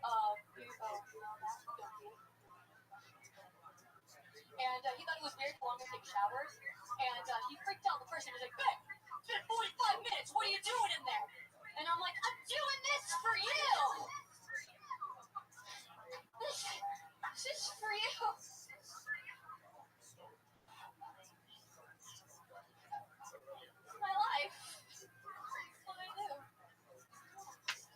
It's like, guys, you can get away with the 5 o'clock shadow. Like, that's hot. Imagine my entire body with the 5 o'clock shadow. Oh, looks like somebody got a special sound effect.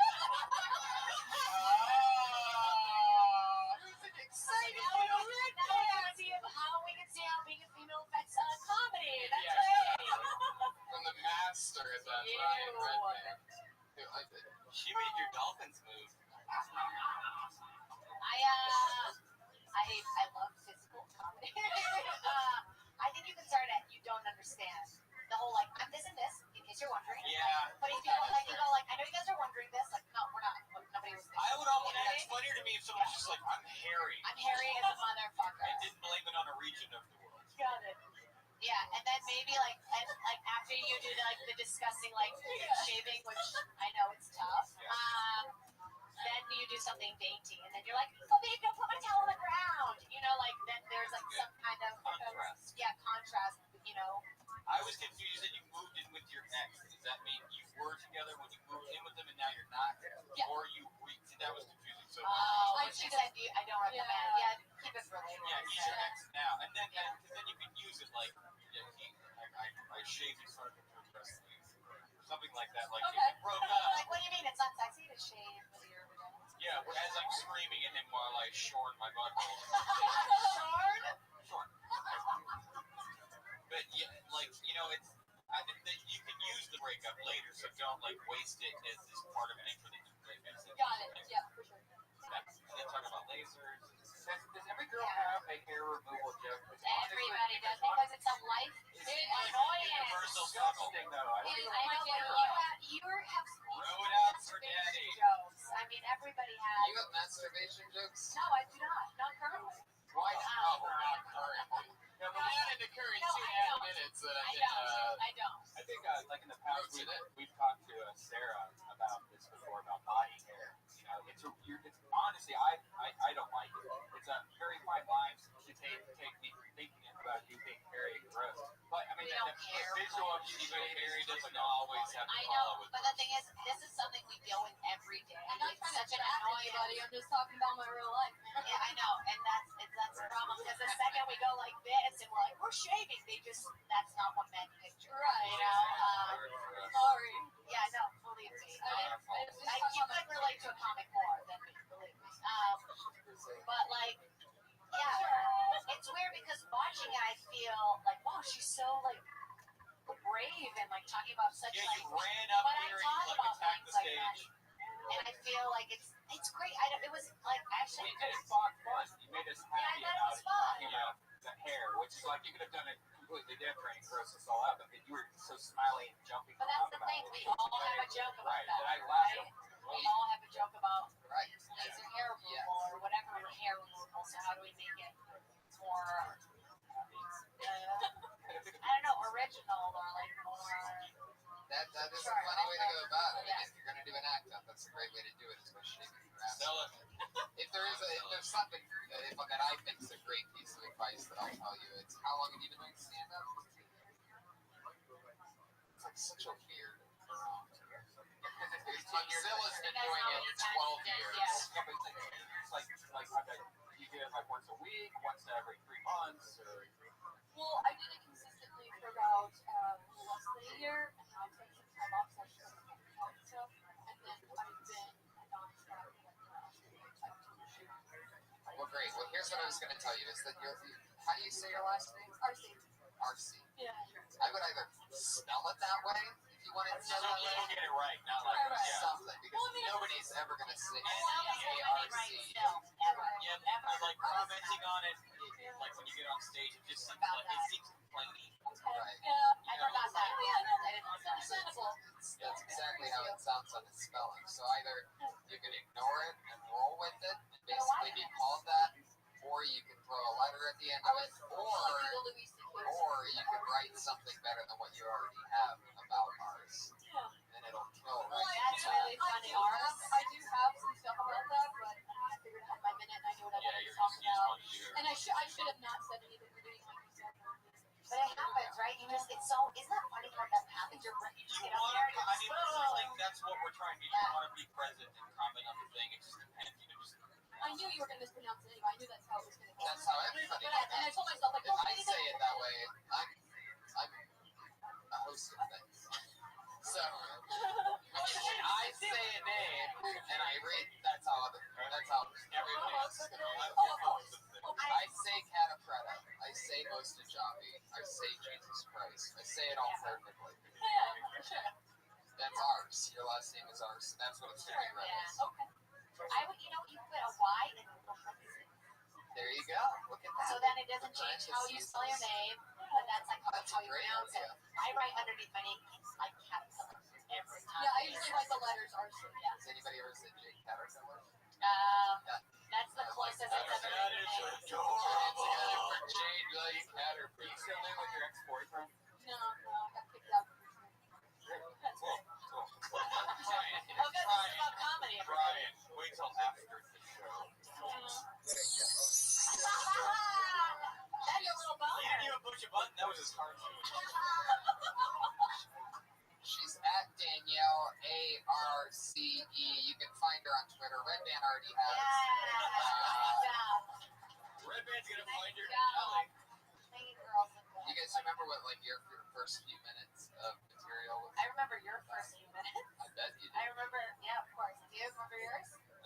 Yeah, I had a terrible joke about coffee left home. What'd you say? It was just like, found out he's not a licensed contractor. So I was just like obsessed with that. So I came up with a bunch of shitty things I wanted to be, but I was in no way licensed to be. Like I wanted to be the head of the Black Panthers. Like do stuff like that. That's way funnier than the stuff I had. Yeah, way funnier. I had this joke about pig trough vagina, so that's where I went right away. And a joke about how their cokeheads in the middle part of the nose, Jewish belt. And I talk about slutty girls that have too much sex with their vagina and their bum. And I would do this whole act out where I'm like, a pig trough! And when I get in trouble on the road, I still pull it out. I'm not gonna lie. And it's like, he's legitimately insane. And it's like, he's well, the legitimately first time I did stand up, it was supposed to be this rant about pedestrians, which then I got on So many people I know started with a rant.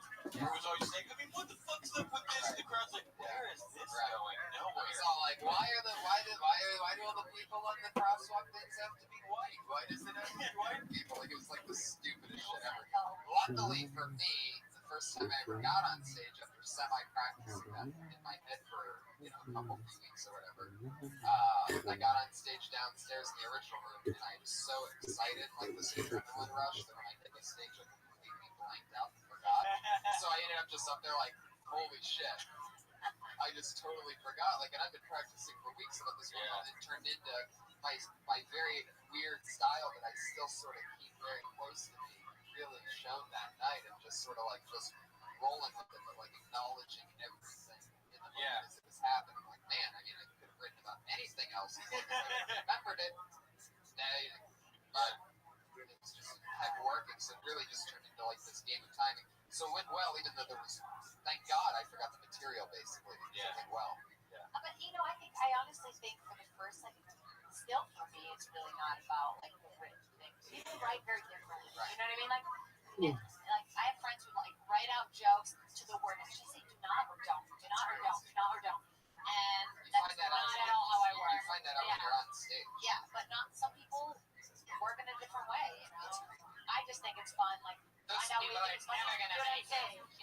My first joke was remember the Tempur-Pedic commercial where he said like the kid jumping on one side of the bed and on the other side the wine. It's like that's why I bought it, because when I'm in bed with little children, I don't want them to. That's so really funny. I remember that. Yeah. That's hilarious. And was it little children? I thought it was old. No, it was on one side it was a guy going ha, and on the other side was a glass of wine, and he's just sitting in bed, and this kid's just jumping up and down. That's funny. You should be like, old people. Yeah. Really good fun. Well, funny. Your guys' first jokes are so much better.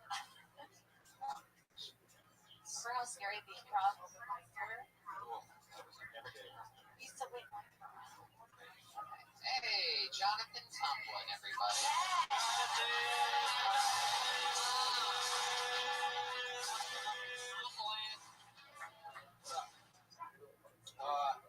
I used to want to be in a gang when I was younger. I had like self-esteem issues, whatever, But I told my parents I'm gonna go join a gang. And I'm from the South, and my stepdad trying to tell a Southern black man you're gonna be in a gang is not a good idea. Because they think they can be anything. He's like, son, you wanna be in a gang? Whoop my ass. So while my mom was trying to help him figure out what the fuck is happening, I took the car, you know what I'm saying? I'm like, I'm ready. So I go to my friend's house. And I'm like, hey man, I think I'm ready to be down with the set.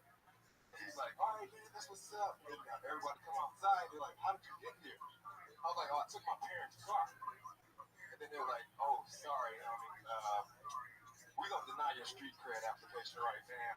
And I was like, why, man? Why? He's like, well, you said parents. We'll tell you the rest in 7 to 10 business days. That's it. Very funny. Street cred. I get it. I think there's a tighter way to say for the parent thing at the end. I almost think you took, because I feel like the crowd got what you meant. You're like, oh, my parents. I think you could say that with almost one line, oh, I'm sorry. This gang isn't for people with quirks. We're supposed to be your parents. If you already had them, it just seems redundant. And then I think there's almost a metaphor you can come up with for telling a southern man something is like something. Oh yeah. But that's it. Other than that, I love the premise of I want to be, and the way you say it too, because I had self-esteem issues. Yeah, that's sweet. Yeah. you're like, You're I feel adorable. bad about myself. Someone to be the gang on shucks. Like, like it's a nice perspective. It's a really honest perspective. Because most people are like, that was tough. You want to fuck people up? You're like, no, I felt kind of bad. So I don't want to be the gang. Like, that to me is nice. Like, I think that's a really nice, I think that's just a nice premise. And I would almost see that you could go back to that, like, if you want to continue that as a premise. Like, what other things can you do from having low self-esteem? Because also, you come up on stage, you're a likable guy, you're not afraid to, like, Sam put it up here. Like, I want to know what your low self-esteem is and why you have it and what it's making you. That's what I Right, like it took me like an hour and a half to get used to. Yeah. You know what I mean? Like whatever. Like, yeah, you think I just threw on this Jamaica jacket? Yeah, there were different choices I laid out. Pictures were taken. I mean, I change my clothes like 2-3 times a day. Same. Just fear. Like, I want to know that about people. Yeah. I thought it was really funny. I feel like when you can fill it out, like compare the dad thing, and then when you say set, Yeah, what is that? like what is that? You know what I mean? Oh, I knew what that was. Exactly. You can go, which is just like a gang of What set names. are you? You know, like it's like have this moment. And of like, was there a thing about, like, you basically, your stepdad was like, all right, fight me, and you knocked him out quick, right? So while your mom was figuring out what Yes, like, while she was trying to help him. that happened really, really quick. And I kind of feel like take a little bit more time with that. That's pretty funny. It's more like, so while my mom was mopping up all his blood off the floor, I took his car. oh no, see, I don't think that. I think it was likable because I thought like his dad felt bad or something. I didn't understand, but I just thought it was like, all right, that went weird. I don't know why. Like I didn't understand that it was because he beat him up. Yeah, he just knocked him out. Like I don't think I want to hear about some dude being beat. Or, and I think maybe to be knocked him out, you're like, to be fair, he was just a small man. It's like, Yeah, he has no business. yeah. He had no business fighting. He does have one leg. Yeah. You know what? God rest his soul, he died that day. You killed him. Oh man. Yeah, Maybe you could just really hit the nail on the head and say, you know, he said that if I didn't, like, if I wanted to join a gang and it would be come up first, then I'd beat So the I shit did. out of him. Yeah. I've never tried so hard. Try it a bunch of different ways. See which way it feels. All those. Right. If I can apply the same fervor to which I beat him within an inch of his life to other things, I'd be a millionaire. It felt like everything I've ever trained for. Yeah, this is In what I fight for. that exact moment. Oh, there was blood everywhere. Yeah. The next thing you know, my mom's trying to flip back over to his wheelchair. Yeah. Yes. Got so worked up I beat my mom here and there. Right. And then they wouldn't let me in the fucking gang. After I dropped him off. too, bitch? I was like, I broke my parents' legs for this. Let me in. Let me in. You're set. But it's really funny. Really funny stuff. Good start. I think get into, but you having self-esteem issues, wanting to get a game because it is a fertile ground. So get more into that. And also, like, if they're denying your application, I guess there's room for, if they're saying, you know, we'll let you know, but they're like dismissing you. You could pitch the, come on, man, I need a Give me a chance. sound like losing. I'll punch my mom. Like my mom. I've got what it takes. I'll punch everybody. And then at the end you're like, Let me try. at the end you're like, well, can I get that headshot? I've got it. I'm so good at punching moms. Let me get the game. Great family. But you know what they say? Blood's is thicker than water. Did you try to join an actual game? Does that mean you automatically get in? No. Oh, it sucks. Where are you from originally? You said the South. Atlanta. Is your brother the one that was like, go get out of here? Yeah. That's nice. So he was saving. Yeah. Okay, cool. I don't think they watch You YouTube. just put him on. Hey, it was nice talking to you, sir. Get off stage and stop snitching. Dance Nice job, man. Nice job. Give him a round. Snitches get podcasts, homie. Snitches get stitches. Follow him on Twitter, J Sherlock T. Jonathan Temple. Always fun. I like those diamonds he's got on his ears. They look cool. Yeah, they do look cool. I'm Make afraid his of where teeth this is shiny, going. huh? Really twitchy over there. No? No? Now I got you. You think piercing your ears is going to come back when we wear diamonds? Remember the little studs guys used to wear them mostly? I mean, I don't know. I don't think so. I mean, I don't know that it completely left. yeah, they never watch Harrison Ford's been hanging in there for he's going got on 30 days. Yeah, Harrison Ford's had it forever. Eddie Pepitone has it. He does. Oh, he still has piercing. You should wear You diamonds. should crush big old boobs. Everyone. Fuck yeah. Okay. Well, let's move on to our final part of the show where we put up our 2 regulars. One more? How's everybody doing? Everybody's having fun. I feel like this is Everybody's having a blast. Kevin? Sarah Wineshank, everybody.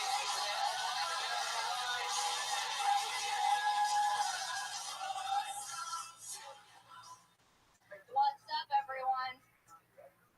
I went to Ralph's. I felt very average in that moment. Ralph's is never my first choice in supermarkets. It's always Trader Joe's. But I went to Ralph's and I was listening to U2. I felt very average and shitty. And I thought to myself,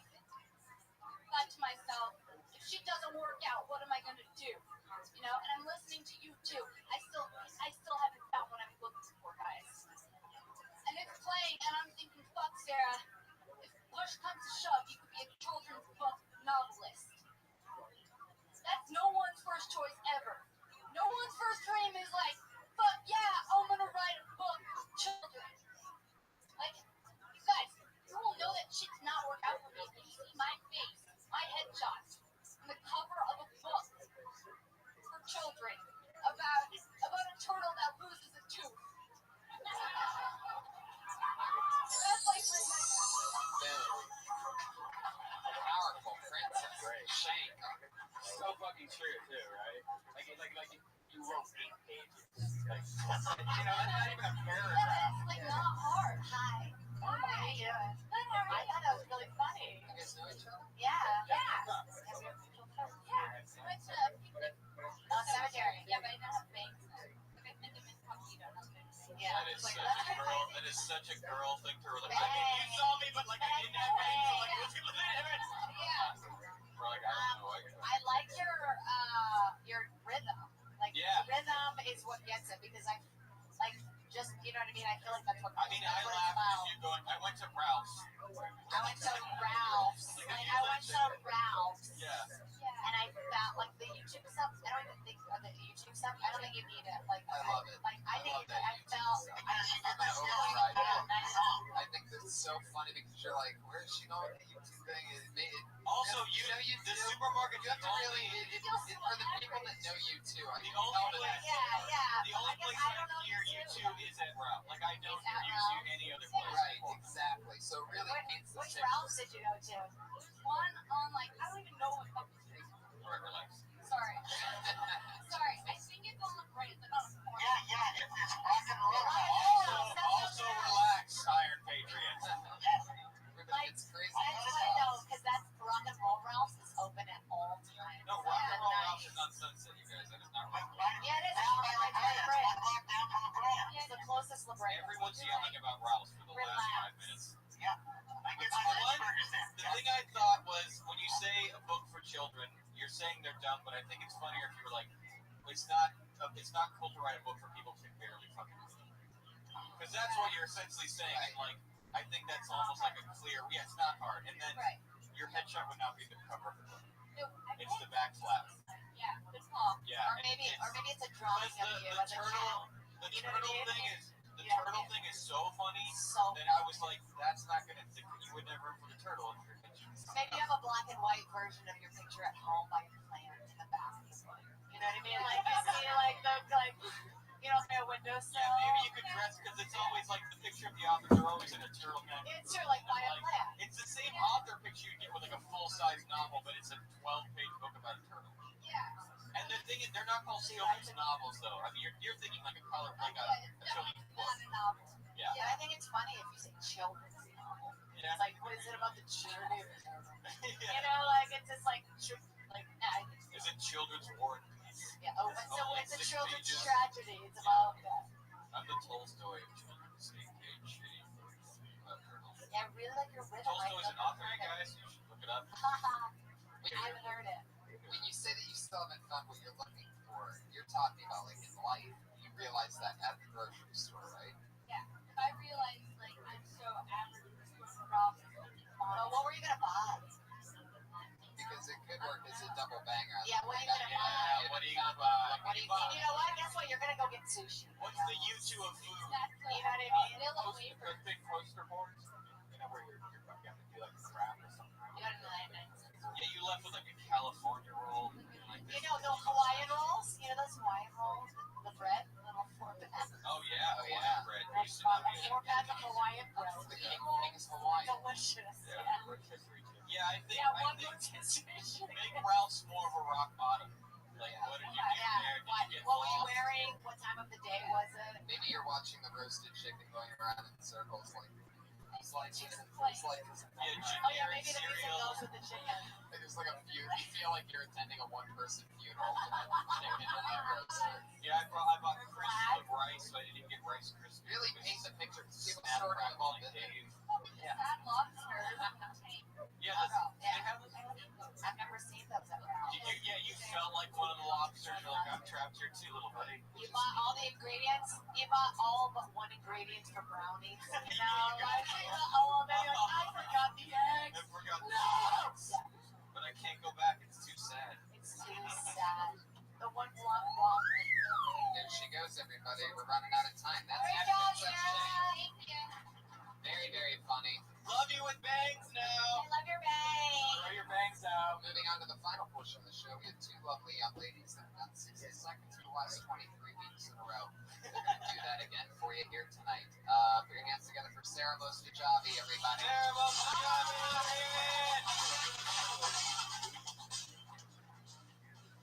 I was recently called a slut this past week. I wish somebody would have fucking told me, because it's probably a lot cheaper to suck dick than it is to have hobbies. Actually, I'm pretty sure if sucking dick is your hobby, you actually make money. So I wish that was the case with me. Unfortunately, I don't tend to only date the people that don't pay any attention to me at all. It's like, this guy has no respect for me. Maybe I can suck it out of him.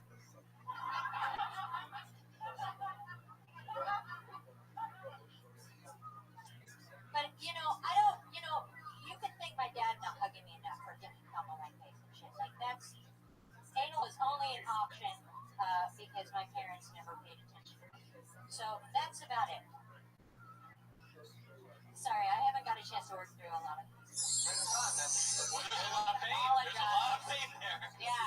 Suck it out of him, and I wish I wrote it. Yeah, Suck it out of him. Yeah, The suck other your respect out of on me. face, too much. Yeah. Even for me, yeah. I was trying to figure a way to insinuate something like the only reason that I have the issues I have is related. You can say that. You don't have to say it. Like, you know, I'd say, I like to just like, I got called a slut this week.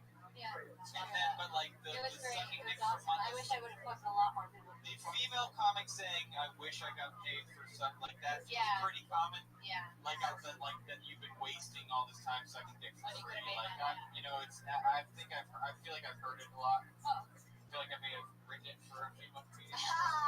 Wasn't me. It was not you. But I just think, because that's not the suck the respect out of it. So funny. I think you go, so I got called a slut today. I tend to only date guys that don't respect me. I think I can suck it out of him. That's Oh yeah, like I perfect. called a slut today. I wish it was just from a car. It was from a guy I'm in love with. Yeah. And then go into the respect thing, and that's Yeah. super solid. That's And then tight. And then the thing, like, my parents didn't hold me enough, so I could, like, every stranger too. And you don't need to get as graphic with my Tinder face. Even for me, it makes sense. Ooh, and I say that stuff out loud. It makes me like, Yeah, you let a stranger hold you. You're like, yeah, do you want to be? yeah. Let me suck that respect out of you. You know, yeah. I think it's Also, like that. let you keep offering it. Like, do you need me to suck the respect out of you? Yeah. Do you want me to suck the respect? Yeah. Yeah. Maybe there's something with that anal family thing too. Maybe it's like love birds or Yeah, love hurts. No Love fucking her. maybe if they're maybe if they would have Love hurts. Love hurts. Ow! Sorry, Daddy. Daddy, no, slower. Oh, I'm sorry. We're still in the air. Yeah, that's all really funny, Sarah. We're gonna keep on, but we're running out of time. Great Great job. job. A brand new 60 seconds. Sarah Mostajabi. Follow her on Twitter at Sarah That's Sarah Dresses. Dresses. I do. Oh, there you go. So good. She's been on a strong run for like a 3 or 4 And week don't run. apologize for your name. I really want to know who her writer is. Brian. That's a Twitter callback. Oh, she's still. Is anybody interested in writing Still for me? giving her This an is where I am. opportunity every Can week. anybody just write me? Can you guys? Can we have a next week's episode? Everybody writes jokes for me. Because I'm done. Yeah, I would love to be able to have somebody write me. Yeah. When does that happen? Like When? watch me for a couple weeks, you know, and then just be like, this material. I'll pay anybody a lot of money. Tell me who wants to do it. Yeah. That's where I am. Hey, let's just put it out there. I'll pay for a good show. I'll pay Wow, What you did for a fucking joke. pretty good. That's so bad. I'll It's pay so low. $100. I'll Yeah, pay it's really, $100 really for one joke. I'm sure you're gonna get some great jokes. That's what you get for a one-liner. I think Mozilla already Yeah, has you a get $100 packet for for like a late night Okay, what about $1,000? You want a bit? A solid. bit's $500. What? Shut the fuck up, dude. Sorry. Tony, what do you charge per page? a lot of money. Like I'm out of control right We got now. 4 minutes. I'm like one of the hot writers in the city. Anyway, put your hands together for Kimberly Compton, everybody. What's going on, guys? Things are getting shitty, y'all. Life's getting bad. Like, bad things are happening, and I'm ready to turn it around. Like, I think that we all need to work together and stop these tragedies. First of all, I think as long as Asian women exist, there's never an excuse to molest little girls. Never. Like, because they're girls, you know? Like, maybe we can start like a rent-a center where you put a little Asian woman at the front door and she's wearing a Hello Kitty outfit and she does the whole catch and try like, hurrah, I made cookies. And it'll be good. That's one of the things that bothers me. And like, I'm getting to that age where my friends are having their second kids and they're not having 3D ultrasounds anymore. They're having 4D ultrasounds. And like, isn't that just childbirth? You know? Like, what is 4D? I don't know. That's all I have. I'm worried about that. Hell yeah, you are. Content. Yobbity. Don't like the Asian woman thing. The voice. I cannot do that voice. I mean, come on. Angela Johnson, everybody. I already know that, but I'm sure she. Well, That's what I without always voice, think. you think it's like anything. How many Asian friends do you have? You get one. They don't There's sound an like that. Asian. Not that many, and the but right there. Become friends with him for a week. You won't be able to do This is the thing. He doesn't want to hang out with her. He just saw her do the Harvard.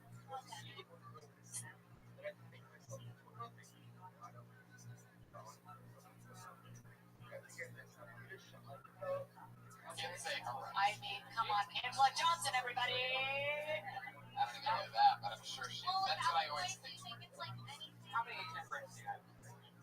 You get one. They don't There's sound an like Asian. Not that many, and the but right there. Become friends with him for a week. You won't be able to do This is the thing. He doesn't want to hang out with her. He just saw her do the Haro thing that he hates. Okay. Oh, okay. This is funny. Your voice, you have like this kind of high down. Yeah, I like it. Yeah. You talking about things that matter, like all these tragedies, y'all. Like, you have to talk about all these people dying, you guys. Yeah, that's what's funny. That's like, hilarious. yeah. Keystone Pipeline's actually a really dangerous Yeah. environmental disaster. Yeah, like diamonds are gross, you guys. I actually don't buy diamonds because That's some true, black because you children totally die a from that. backbone of your entire. Yeah, that's like your character. It's really Do you guys funny. even realize the level of pollution that comes from your lithium battery? Yeah, that's like, so just start with that. Just start with something like There's that. like a whole 10 Christ that you got. There can always be a new You article guys that think you you can read. recycle all your lotion bottles? You can. Yeah, I kind of lean towards the like article. Have you ever heard of the North Pacific Garbage Patch? Yeah. It's like There's the like a size garbage of- island, you guys. And like I thought regular Texas was that. Instead of a plastic. Yeah, it's really funny. I was talking to this Asian guy. He was like, "Oh, like five." I didn't even say what it was. Yeah, I think it's funnier to play dumb rather than make a racist voice. Wait, I no, don't you like that one. Wait, You're are not you out. saying that she should do her whole entire app? I think her voice. I think you should take that. I don't think Yeah, I think you should take notes of what's funny about that planet person and work on it. Maybe start off like sometimes I listen to myself, my voice. I don't like that. I feel like I'm just like that. Yeah, that's the voice. Everyone hates their own voice. So like, Yeah. you hear your voice, like this is what I sound like in my head when I try to say something smart. What I sound so much. You're at Kimberly Congdon. At Kim Congdon on Twitter. At Kimberly Congdon. She changed it, then she brought it back. What is it? Kimberly Congdon. That's, as always, Congdon, Congdon. I'm going to Toronto all week. Jade, what's going on? What do you guys want to promote? Jade and Kevin. I'm going to be in New Orleans next week for the Hell Yes Festival. I'm at Gotham with Bobby Lee and New York. Yes. Week after that. I'm going to be in Austin and San Antonio 23-24 with Whitney Cummings. And also watch me on Masters of Sex. Yeah. Kevin Christie on Twitter. That's At G Christie on Twitter. Oh, wow. You weren't the first Kevin Christie. At the G Movie on Twitter. At Comic Patriot. Sarah Dresses. Yeah. I'm Tony Hinchcliffe. Brian. I'll be in San Francisco at the Punchline with Dean Delray November 20th, and then San Jose, a huge Death Squad show at the Improv in the San Jose. Believe it or not, there's still Golden Pony t-shirts available at TonyHinchcliffe.com. They didn't stop out there. Like you're awesome.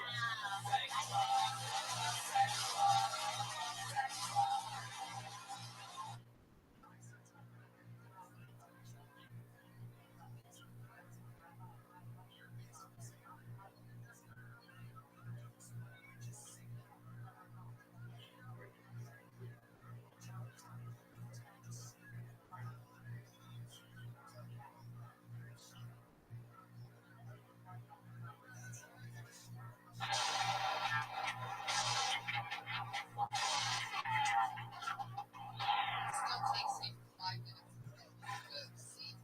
Hi, everybody. Hi, everybody. Yeah, there you go. It's a real live audience, everyone. Kill Tony number 24. Are you guys excited or what? I was just in Toronto, Canada all week at the Dark Comedy Fest, and I had hundreds of people come up to me talking about Kill Tony, and it's so exciting. So thank you, Toronto, for an amazing week. Special shout out to Tyler and Stacy, this super Kill Tony couple. That they know everything, and they get it.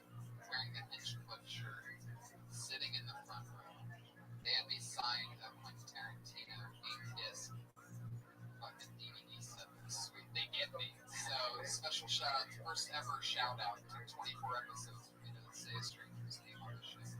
But Tyler and Stacy, that one's for you. I'm so glad to be back in LA for 8 hours today, which was a devastating blow. Then I got to go home and eat some delicious vegan food. Here we go. And What was his name? oh, you son of a bitch, Ryan. I'm sorry, I haven't been able to do this for a week. I missed it. You're not allowed to leave me anymore. I know, and it's not the same without you, by the way. I'm like on this. I'm all trained to hang out with Redman on the road now. We've been touring so much, so now I'm in Toronto by myself, which normally is fine, but now when like shows end and everybody leaves and I'm done talking to audience members, I still feel weird saying that I have fans. It's so creepy to me. I guess you work for it for years, and then when it happens, it's just you feel weird saying it. It sounds braggy or something. Yeah. Does it sound braggy? How does it feel when I say it? Anybody say anything we know? Sounds like Does it? But you're saying no, so you said that and no. So you immediately shake your head no. So how does it really feel when I say it? Does it make sense? Anyway, who gives a shit? You guys. Microphone's fucking weird. Did you put something on this? No. It's like wet and weird. Well, Josh probably did a mic check. Oh yeah. Test. I want Josh to be like an announcer of some kind. I wish we could just like maybe. I don't know. We'll talk about it, but I think it'd be so funny if like he brought us up because he has a speech impediment, right? Welcome to another episode 24 of Kill Tony. Josh, come up here real quick. Put your hands together for associate producer of the show. He's been with us since episode 1. Josh, give me an example of how you would announce us if you just stood there in the beginning while we came in behind you. Just fucking do it. Chat. 1, 2, chat. Okay. I would do that first. Give the announcement. Welcome everyone to Kill Tony episode 24. And that's when you clap. Okay, so then you would say our name. Do I have to say his name though? Yes, you have to say his name. Josh has a little trouble with ours. I want you to say my correct German name, not my big stage fright name. Yeah, he has trouble with L's too. Michael sounds Jewish. I like it. Michael. Jesus Christ is here in the back of the room. How dare you not announce the resurrection? Give up to the resurrection and Lord and Savior Jesus Christ. Oh, yeah. Fuck yeah. All right, Josh. Go make sure everything works out. Josh makes the night.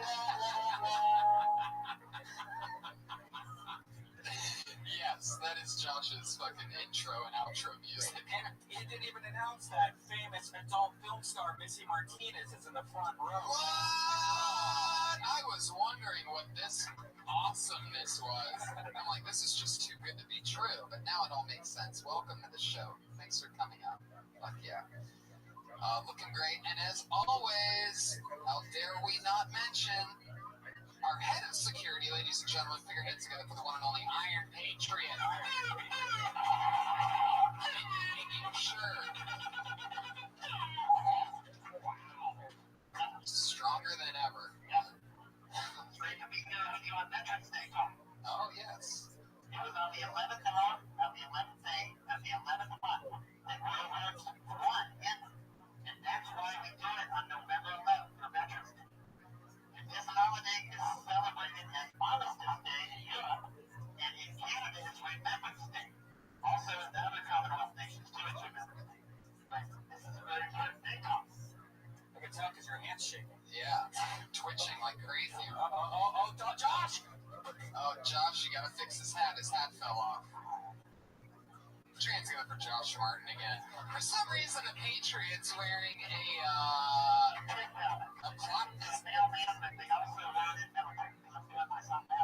well, it looks like a plastic fedora to me. Yeah, it's kind of small. I wish I had a bigger one, but I have to use that for good.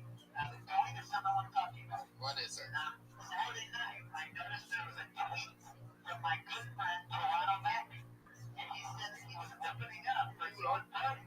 Yes. In a comedy show. Yes. Now, that is the guy I was telling you about that 5 years ago when the military guy attacked me, my Lord Iron Man, knocked me down. He's the guy that chased down the guy and got the cops involved, and then I ended up getting $1,000, but I owe him a lot. He's a very, I don't know if you talked to him. I don't remember that story. I did not talk to him about you.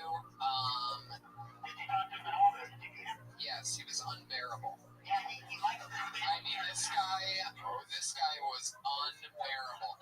I was looking forward to this Saturday show that I had with Brody Stevens. I did a comedy festival, so you have different shows every night.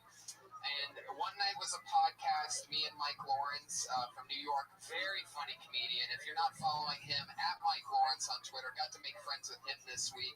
But he doesn't drink and smoke, you know what I mean? So I was missing my fucking little munchkin here. But Mike Lawrence and I had a great time. We interviewed the Iron Patriot. We just had to sit down, the three of us, for a podcast that ended up not getting recorded because there was nobody there to record. And so I did the podcast on Tuesday, then we did a chic roast on Wednesday with Gilbert and everybody, and then another chic roast on Thursday just outside of Toronto. And then Friday, or whatever it was, I finally got to do stand-up again. Having 3 nights off of doing stand-up for me is like crazy, even though I was roasting and doing podcasts or whatever. I mean, every Monday, even after this show, I go right downstairs and do a spot and get it out of my system. But anyway, so I finally was there to do stand-up, and then I go to the green room. Brody went to get a Red Bull, so I'm excited to be back at this awesome club, the Comedy Underground, also known as Clandestiny in Toronto.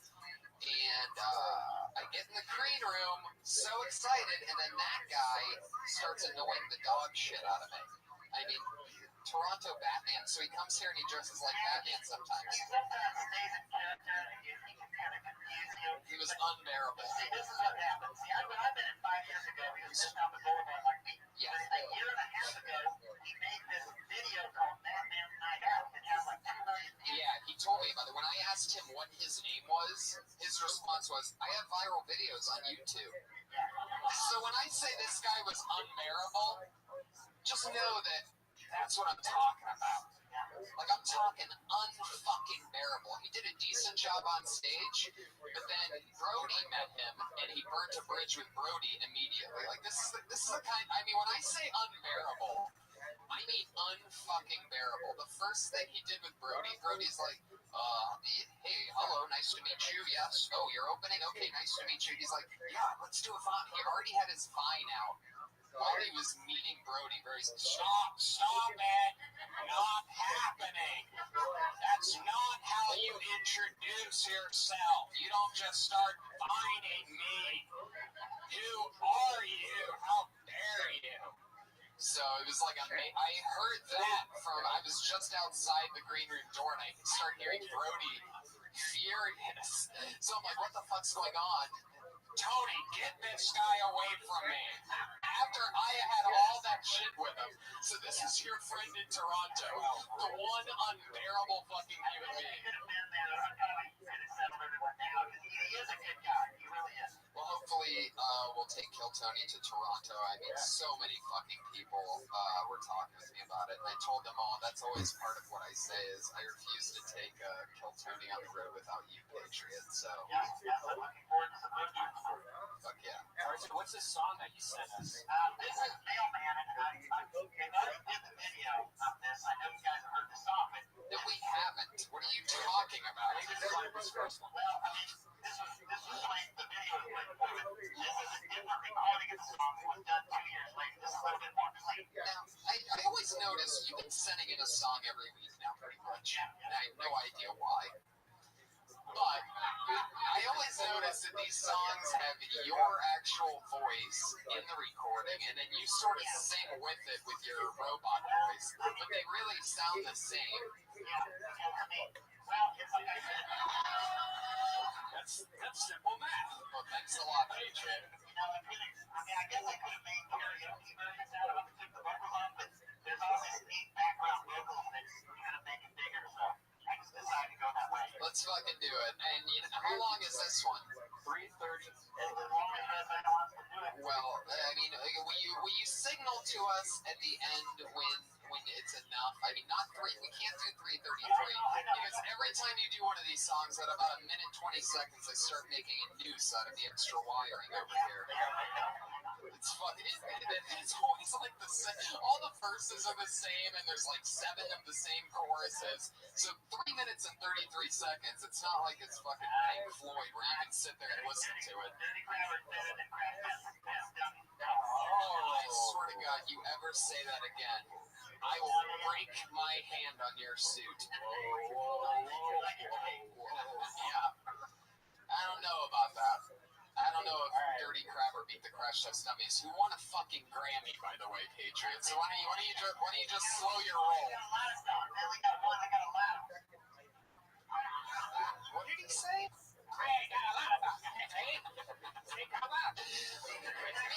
Have you seen my plastic fedora? All right, so let's hear this. Let's see if this is better than the Crash Test Dummies.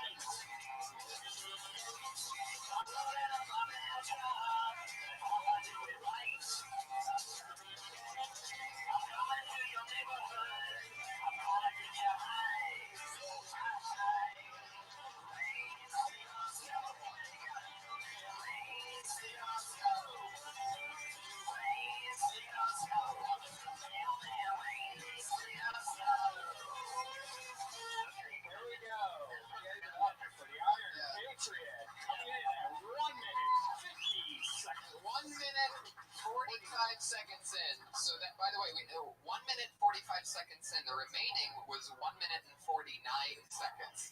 We weren't even halfway through that song. You know what that song needs? So if you were going to do that long of a song, it needs a part where like all the music goes away. Maybe it's just a saxophone, and then you have like this really long, beautiful chorus of just you. Oh yeah. They need to put that in a film or a commercial. If anybody wants to use it, that song is on iTunes. If you guys want to buy it, you look at Dirty Crowd on iTunes. There we go. You go there, you get it for 99 cents. You got it on your iTunes, ready to play. We know how iTunes works, Adrian. Once you download it, then you have it, and then you can play it. Yeah. You get up in the morning, it'll get you going in the day. There's somebody over in Ireland that says they start their day every morning with that song to get them going. I promise you, I'm going to buy that, by the way. Who told you that they start every day with that? Some girl across the ocean, and I think she's in Ireland. She's across the ocean. She fell in love with that song. I even sent it to her in an email so she'd have it. She says that it puts her in a good mood, and that good mood continues through the whole day. So you guys try it if you want the mailman. It'll get you going. What are you going to do when they stop the post office? I mean, there's almost no more mailmen.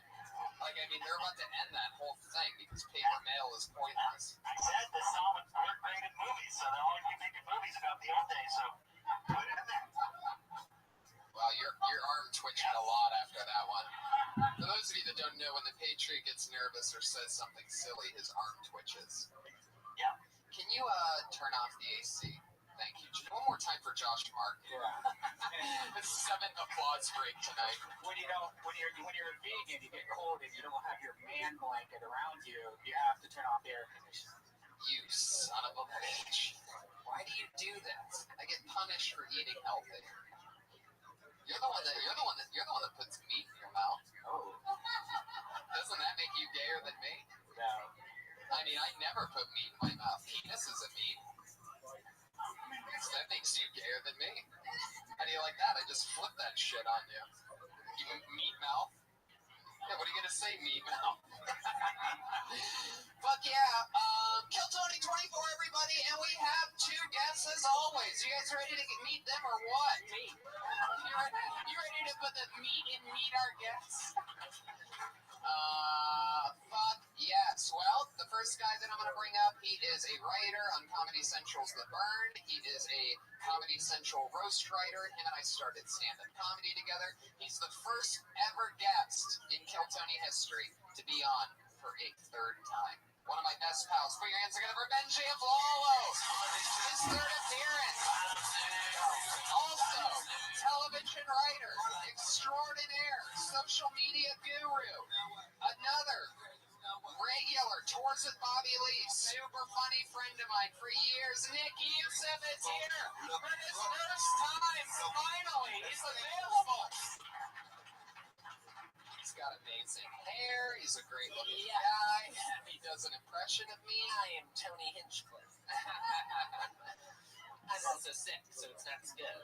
Yeah, he's a little bit under the weather. Benji, I heard you might be a little bit sick too. Also a little under the weather. You know, had some showbiz stuff to do outside, doing a shoot. Immune system campaign. Wow. Super Jewish. Yes, I only get sick on set. So you guys do anything crazy this week? You're in Austin. I was in Austin, Texas at Fun Fest. I had the best time ever. I slept with a girl from Tinder. I really, really like her. That was my first hookup on Tinder. She was really great. I really got along with her great. That is so cool. How long did the courting process take? The courting process? Like you like each other, and then how long did you talk before? So hey, come meet me somewhere. She actually invited me to her house that night. So I was like, whoa, am I getting catfished? What kind of girls just invited me to a stranger to her house? I thought there were going to be hoodlums there ready to take me to an ATM at gunpoint and ask for my PIN number. So I became her Facebook friend. You know, I asked for some photographic evidence of what she told me. She was like, I'm cooking brownies. I'm like, send me a picture of you and the brownies. Right, in today's newspaper. So everything matched up. And then I was like, all right, fine, I'll come to your house. And then she was like, hey, I missed your window. Oh, right. So then the next morning, I was like, we got to hang out tonight. Otherwise, you're going to break my heart here. Right. And so we hung out. We got along great. Did you eat the brownies? I I never got the brownie. She said if I was willing to come over, I could have a brownie, but I was like, no, you're just Did you eat her pussy? I mean, First night. Were you not sure? I like her. I feel like around that area. There's some ladies here. Ladies, is that too much disclosure for a guy you're dating who you like? Well, just you already said that you hooked up with her and one night off of Tinder. I'll let you guys make your assumptions. Obviously, Just say it's the only thing I'm good at. So, Yeah. say that. Fuck yeah. Who needs brownies when you can go to townies? Do you know there's this app? This is horrible. It's called Lulu. Have you heard of it? Yeah, Heard of Lulu? Devil. I'm not on it yet. It's the devil, and I've spent the last 2 days trying to hack my Facebook, make fake Facebook's account, and it won't let me through.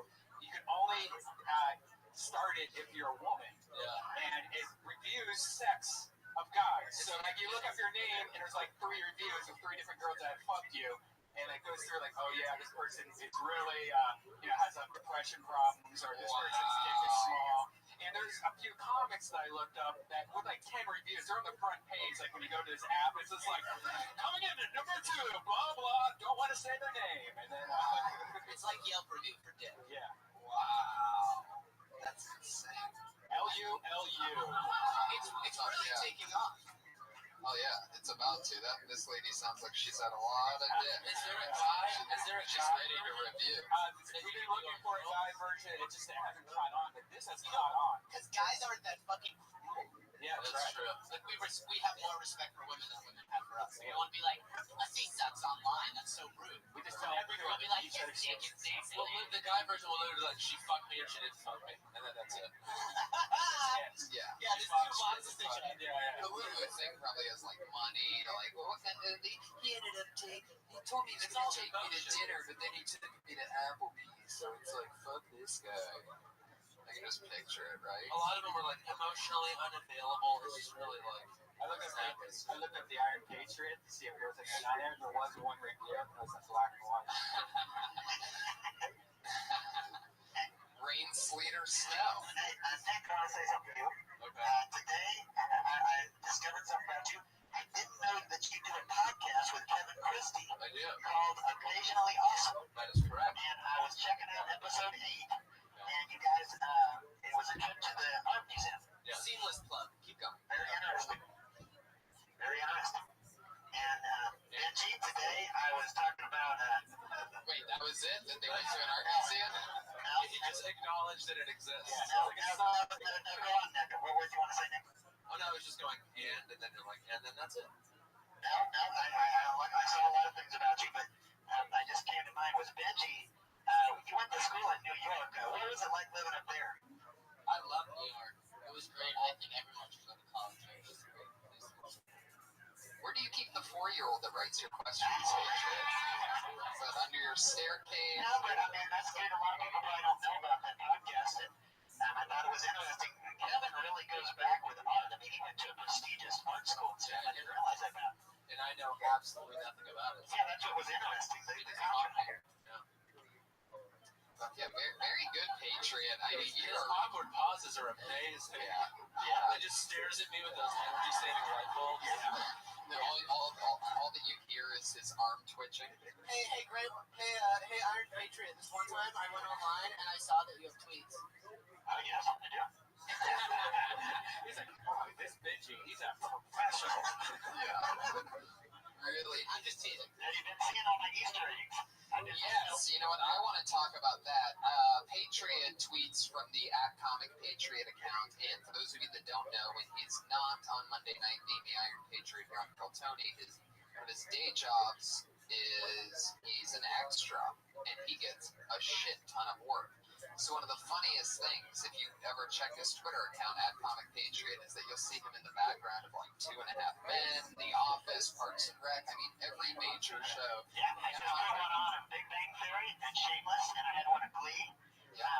It's been pretty fun, and people seem to be enjoying it. They like to try to see if they can find me. And, Red Band got me off on this thing saying they're like Easter eggs. Hey, Josh, can you pick up all the credits that the Patriot just dropped? Jesus, Patriot. What are you, fucking... You're like a robot of IMDb, Well, right? I'll tell you, all these bitches in LA want to get famous. That's all they care about. I'm one of those bitches, too. I want to get famous. Then you shouldn't take extra work. I'll tell you what, I'm making a big sacrifice for this show because I've been missing out on a lot of work because I can't work on Mondays anymore. And sometimes there's 2-day calls and 3-day calls. But I know Tony appreciates it. I'm having a good time here.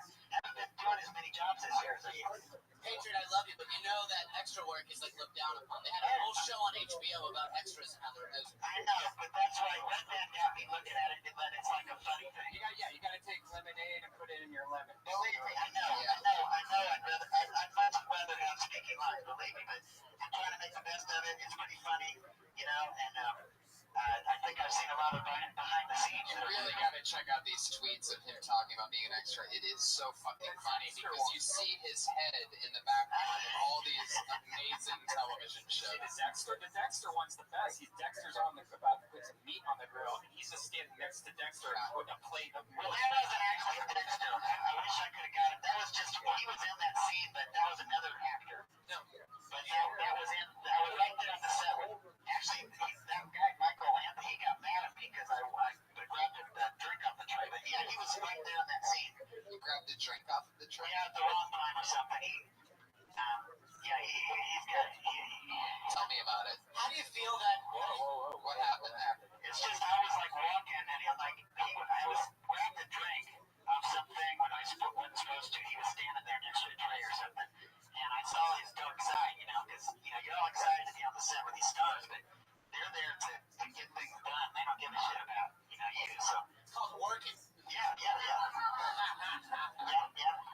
So do you force your way into the camera shot as an extra? Do you Well, I'll try to look for the camera, but there's a lot of things I can't even find, you know, that I've been on and been trying to search for them and stuff, but it's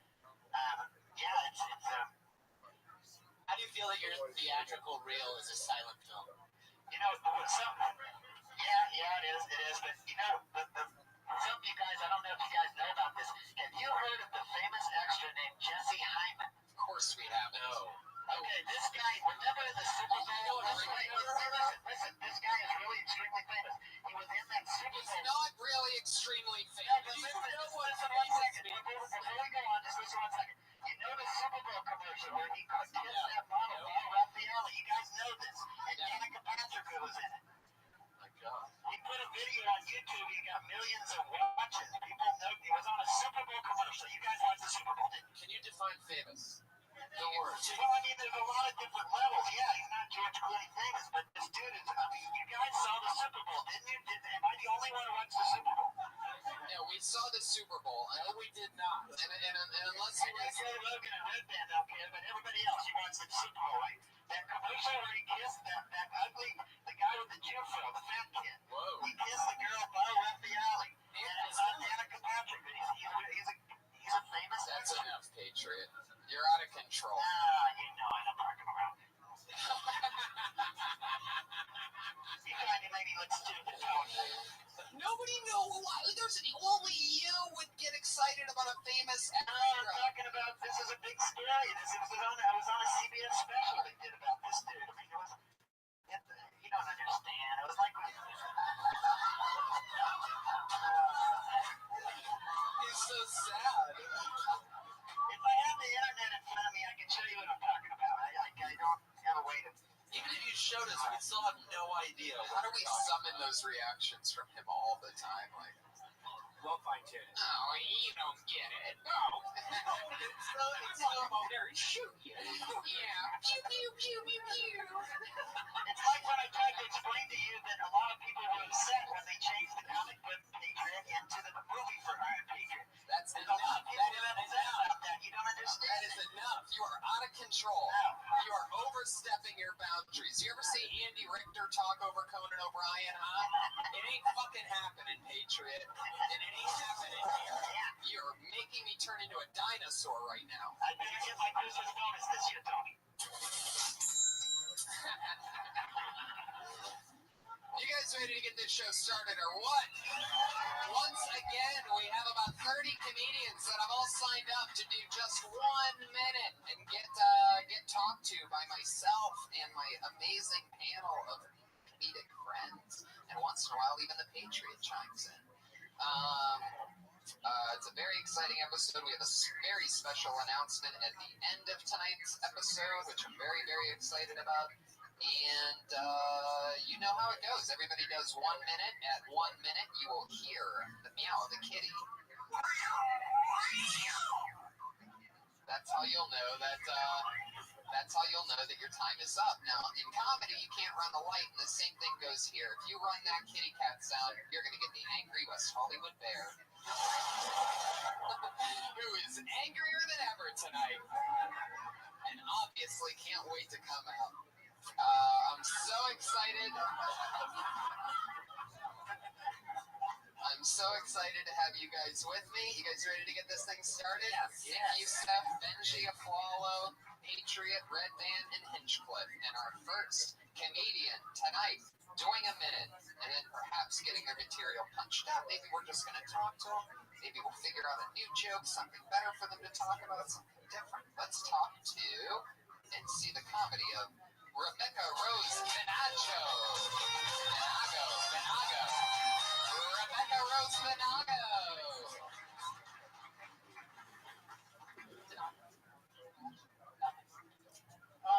Hello. So I am such a fucking guy. I mean, I'm really feminine, but I'm just such a growing up with 3 older brothers definitely toughened me out, / really scarred me for life. Was taped to a hockey net from 93 to 94. So life has definitely slapped me in the face a couple times, also some other places. Yeah. So those brothers, they, one of them actually, it's crazy.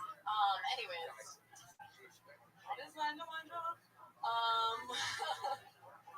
So I have a lot of guy friends, and which all of them are pretty much intimidated by me, probably because they think that my dick is way bigger than theirs. I don't get a lot of dick pics, but I did get one recently, and I was like, oh no, Cody, I show you the fucking cock. That barrel's quick. Sometimes, I mean, he goes in the cage for a week at a time, and then he comes, hey, wait, Rebecca, get back up here. You don't get to go. Is it Venagra? Venagro. Bobby Melville called me. Gotcha. How long have you been doing stand-up? I just started. Right. Yeah. So how many spots have you done? Have you ever been on stage before? Yeah, like 5. Okay. That's cool. Did you just move to LA, or have you been here a while? Have you always wanted to do stand-up?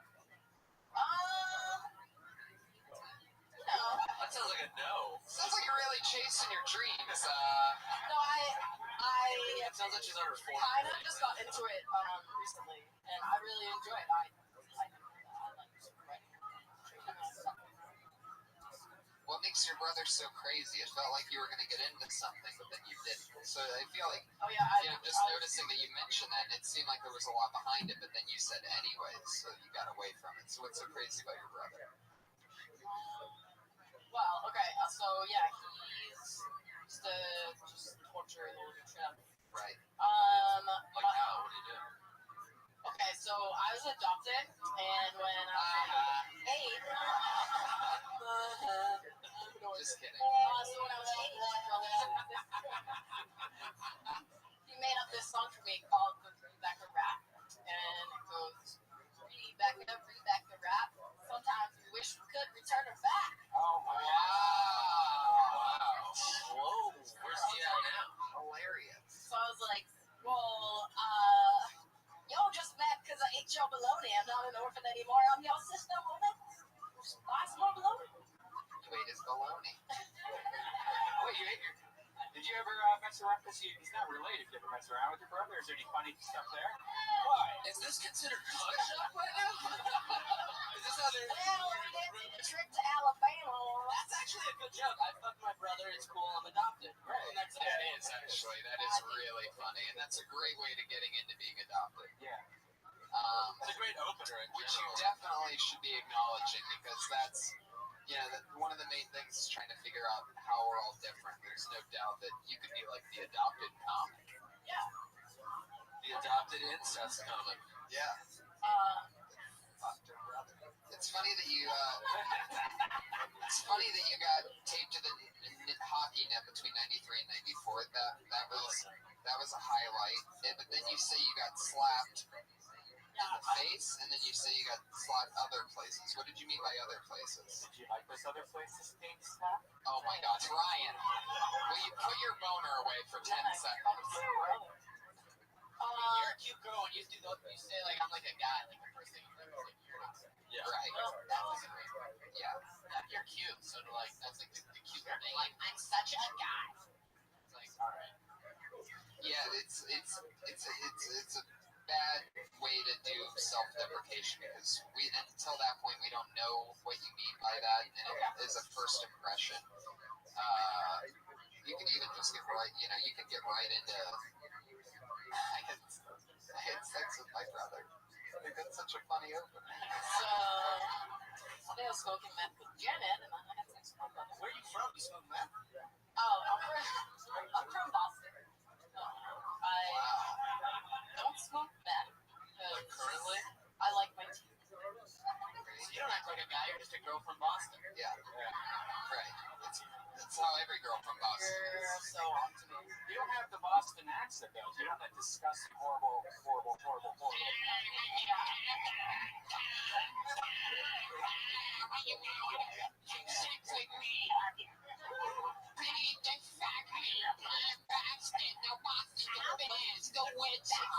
What do you know about your biological parents?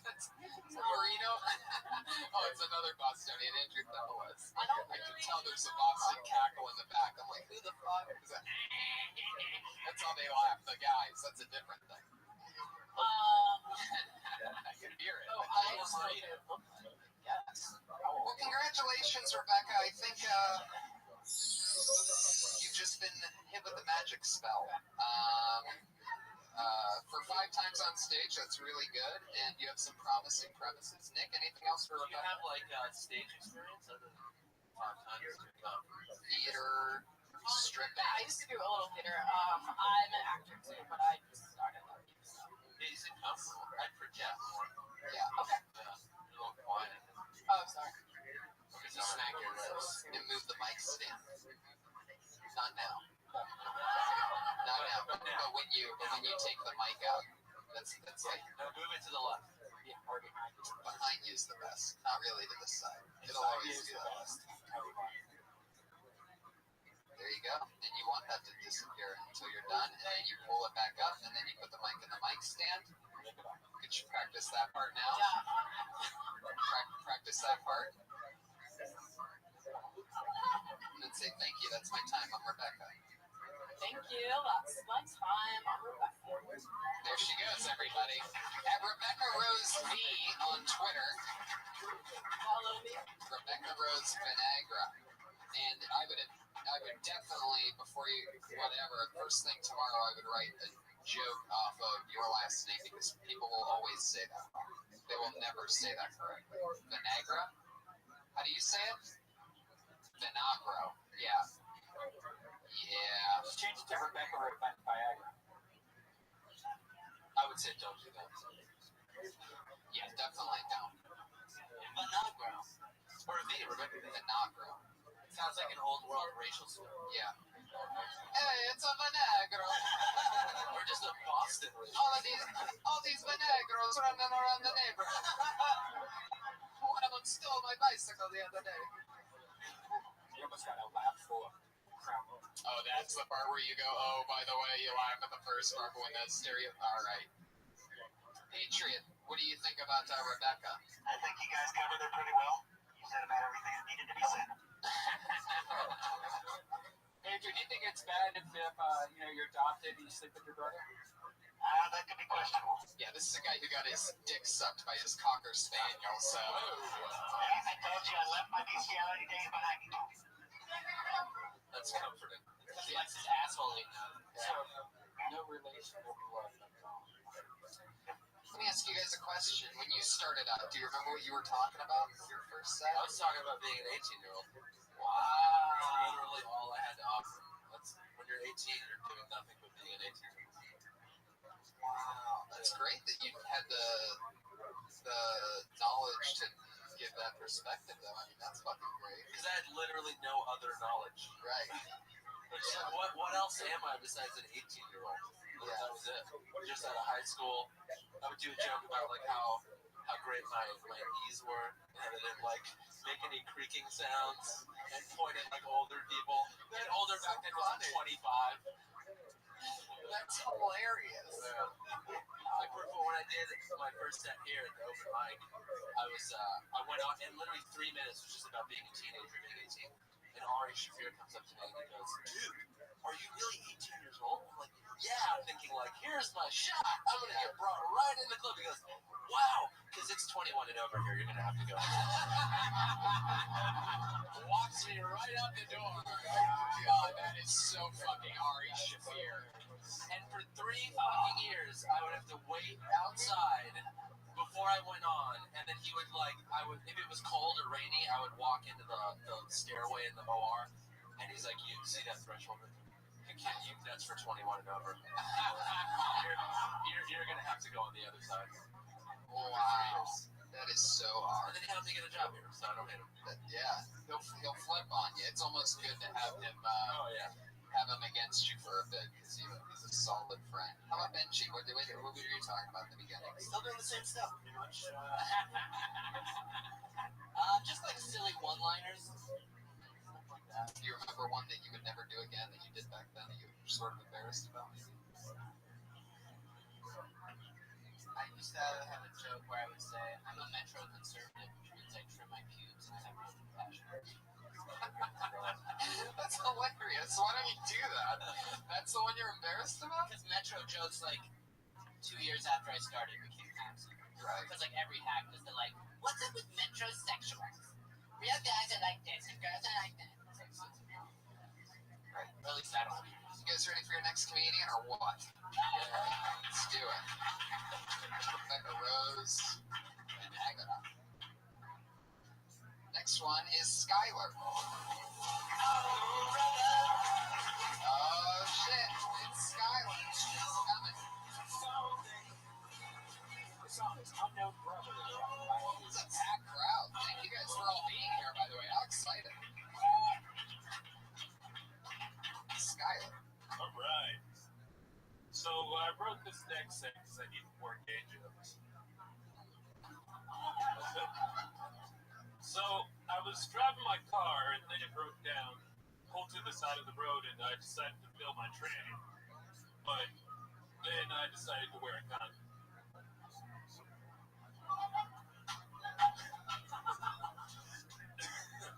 And I was talking to a friend. He was like, "Hey," I told him to stop being a fag. But he was like, "Oh man, that hurts.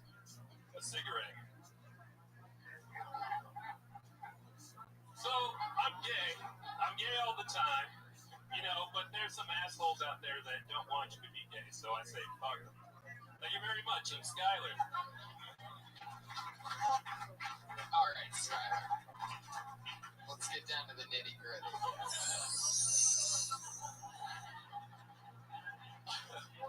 You can't do any of those jokes ever again. All 3 of those are unacceptable. We all almost at one point wrote those jokes, but we're like, oh no, people, this has been done. The tranny, it's a good thought. Your heart's in the right place. You gotta dig a little deeper, though. The tranny. Oh wait, are you really gay? No, but you said you were gay. Yeah, you opened with, "I need more gay jokes." I knew it. Look how he's dressed. He's dressed terribly. A gay guy wouldn't dress like that. Yeah. Like, what the hell are you wearing? Yeah. I know. I'm obviously not gay. That's the whole joke. Then you can't say fag, bro. You can't do that. You can't do that. I mean, you can say whatever you want, but no. You can't say fag. Yeah. You can't say fag. especially can't say fag if you're just gonna make a cigarette. It's gotta be like. But let's figure something out. Let's not just bash you here. Let's figure out. Do you have any gay friends? Yes, a lot. Have you been say a lot? I don't need a number of friends. I need to know like your closest gay friend. Tell me something about him. Are you used to having gay friends? How long have you lived in LA? About 2 weeks now. About 2 weeks. Okay, perfect. We're getting somewhere. Where'd you move here from? The Bay Area, local. There you go. Okay. So what made you want to like write a joke or a set about like gay jokes? I just didn't have any, so I was like, I needed some. That is the most honest, beautiful thing. I love it. Yeah. I love it. So was it like I want to write some controversial, like shocking kind of gay jokes, or you just wanted to tackle that angle? I wanted to tackle that angle. I have a set called Chicken Dick, and that's kind of gay. Give us it. Why are you obsessed with gay stuff? Well, Chicken Dick, it's not really gay, but, you know, it just rolled into that whole deal with the Catholic churches. Oh, Chicken Dick is your guys' conversation about having meat dick. Yeah. So all your gay friends are in Oakland, is that correct? Yes. All right. So you don't have any gay friends in LA yet? No, not yet. Do you think that the gay people will be different here than in Oakland? Probably not. Probably. Okay, then you'll never have a gay joke. I don't think you understand what I'm trying to do here, Skylar. I'm trying to help you write a joke right now. What's going on in your life? What's actually going on in your life? Like, what's the first thing I'm doing? Well, tonight I was gonna do something about. I was gonna do a joke where I have a lot of baggage, and I date crazy chicks, and they have baggage, and together both of our baggage creates luggage. That's a lot to carry around. I just asked you what's going on in your life, and you told me the fourth worst joke. But that's at least more about what's going on in his life. I love your spirit, Skylar. Okay. That makes more sense. That joke, yeah, needs work, but like, it makes more sense than like talking to a cigarette or something like that. I mean, I knew you were definitely gonna make obviously a baggage joke because of your style, which is I'm gonna hint to you what's coming so that it's an ineffective punchline. So let's talk about something else. 2 weeks you've been in LA. Okay. All right. Do you have an apartment yet? No, not yet. Where are you living? With my grandma. Why the fuck are you talking about that? Yeah. There you go. It's 2 questions away from gold. How's that? What's living like your grandmother, like golden premise? Your mom did her on her pooping yet? Did she powder your balls with baby powder? No. My grandma used to do that to me when I was a little boy. I used to take a bath at my grandma's house, and I remember I was a very, very little boy, but I would take a bath there, and then I would lay down on a towel on her bathroom floor, and she would put baby powder all over me. And like, this is gonna end in us hugging Tony and he's crying. Oh yeah, totally. Crazy part is I did it last week, and it was awesome. Son of a bitch. How dare you? Yeah, but there's a lot. My grandma might be listening to this. There's a lot of cool things here you can't talk about being at your grandmother's, like looking at her like cache in her browser on her computer. You can just look around the house and look at all the fun shit that's on there. That's all shit that we don't see every day, so you can take advantage of looking at all that shit. That's what it's about. I just moved to LA. I've been here 2 weeks. Don't have my own place yet. I'm actually living with my grandma. Boom, boom, boom, boom, boom, boom, boom. Should be 5, 6, 7 jokes that you don't read into it. Yeah, which is very strange. We went to a farmer's market and the movies. Oh shit, you're gay. I mean, there's stuff in there. Yeah, like there's stuff in there. What movie did you see with her? Thor. Are you serious? I took my grandma to see Thor at the beginning of a beautiful. Yeah, totally. All right, there you go, Skylar, everybody. Write jokes about living with your grandma. Don't write gay jokes just for the sake of it. At Skylar Comedy on Twitter, if you want to shout out to Skylar. He doesn't even have a last name, the poor guy.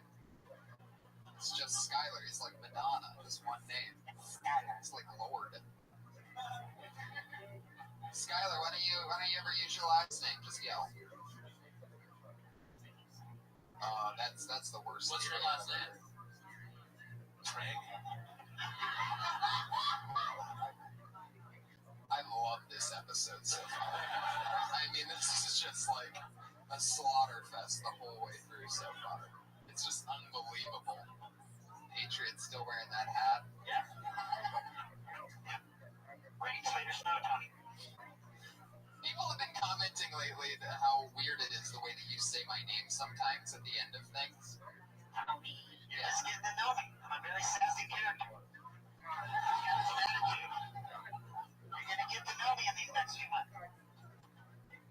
I love it. Okay, here's what's going to happen right now because I'm going to pee my pants. I'm going to pick the next comedian's name. They're going to do time. I'm going to be listening the entire time. I'm going to be in that urinal at the top corner of the bathroom. So I'm going to still be listening, and I'll be right back. And you guys are going to stay here and listen. And your next comedian's name is Lil Bro. Here you go. The sky is blue and all the leaves are green. The sun's as warm as a I hope I make Tony piss his pants. We all been raped before, right? You know? It's happened, right? Like, we all had that run-in with that pedophile. You remember that? Like, nigga, all this for a piece of candy? You know? Because I don't care, like, you know what I'm saying? Like, you know, you like, fuck that. You can keep your Snickers, sir.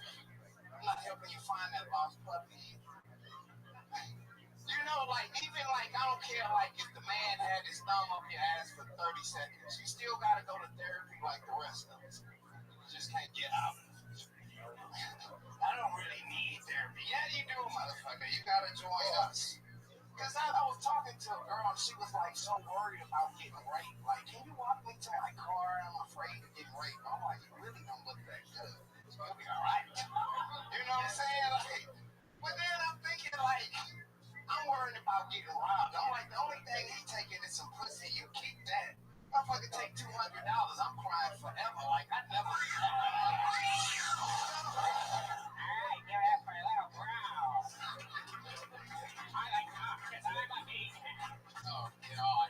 Jesus. A little bit of a reach on that one, right? That's the part where you get a little bit excited about your joke, and then, fuck yeah. Well, bro, very good, as always. Thank you, thank you. What were you talking about the therapy thing? I don't get that. Who has to go to therapy? No, I'm just saying, like, you know, like, some people, they'll be in therapy and be like, oh, I was molested as a child. You know what I'm saying? And, like, they're in therapy. Losers, right? You know what I'm saying? Like, Were you really molested? at, like, 3 years old. I don't really want to talk.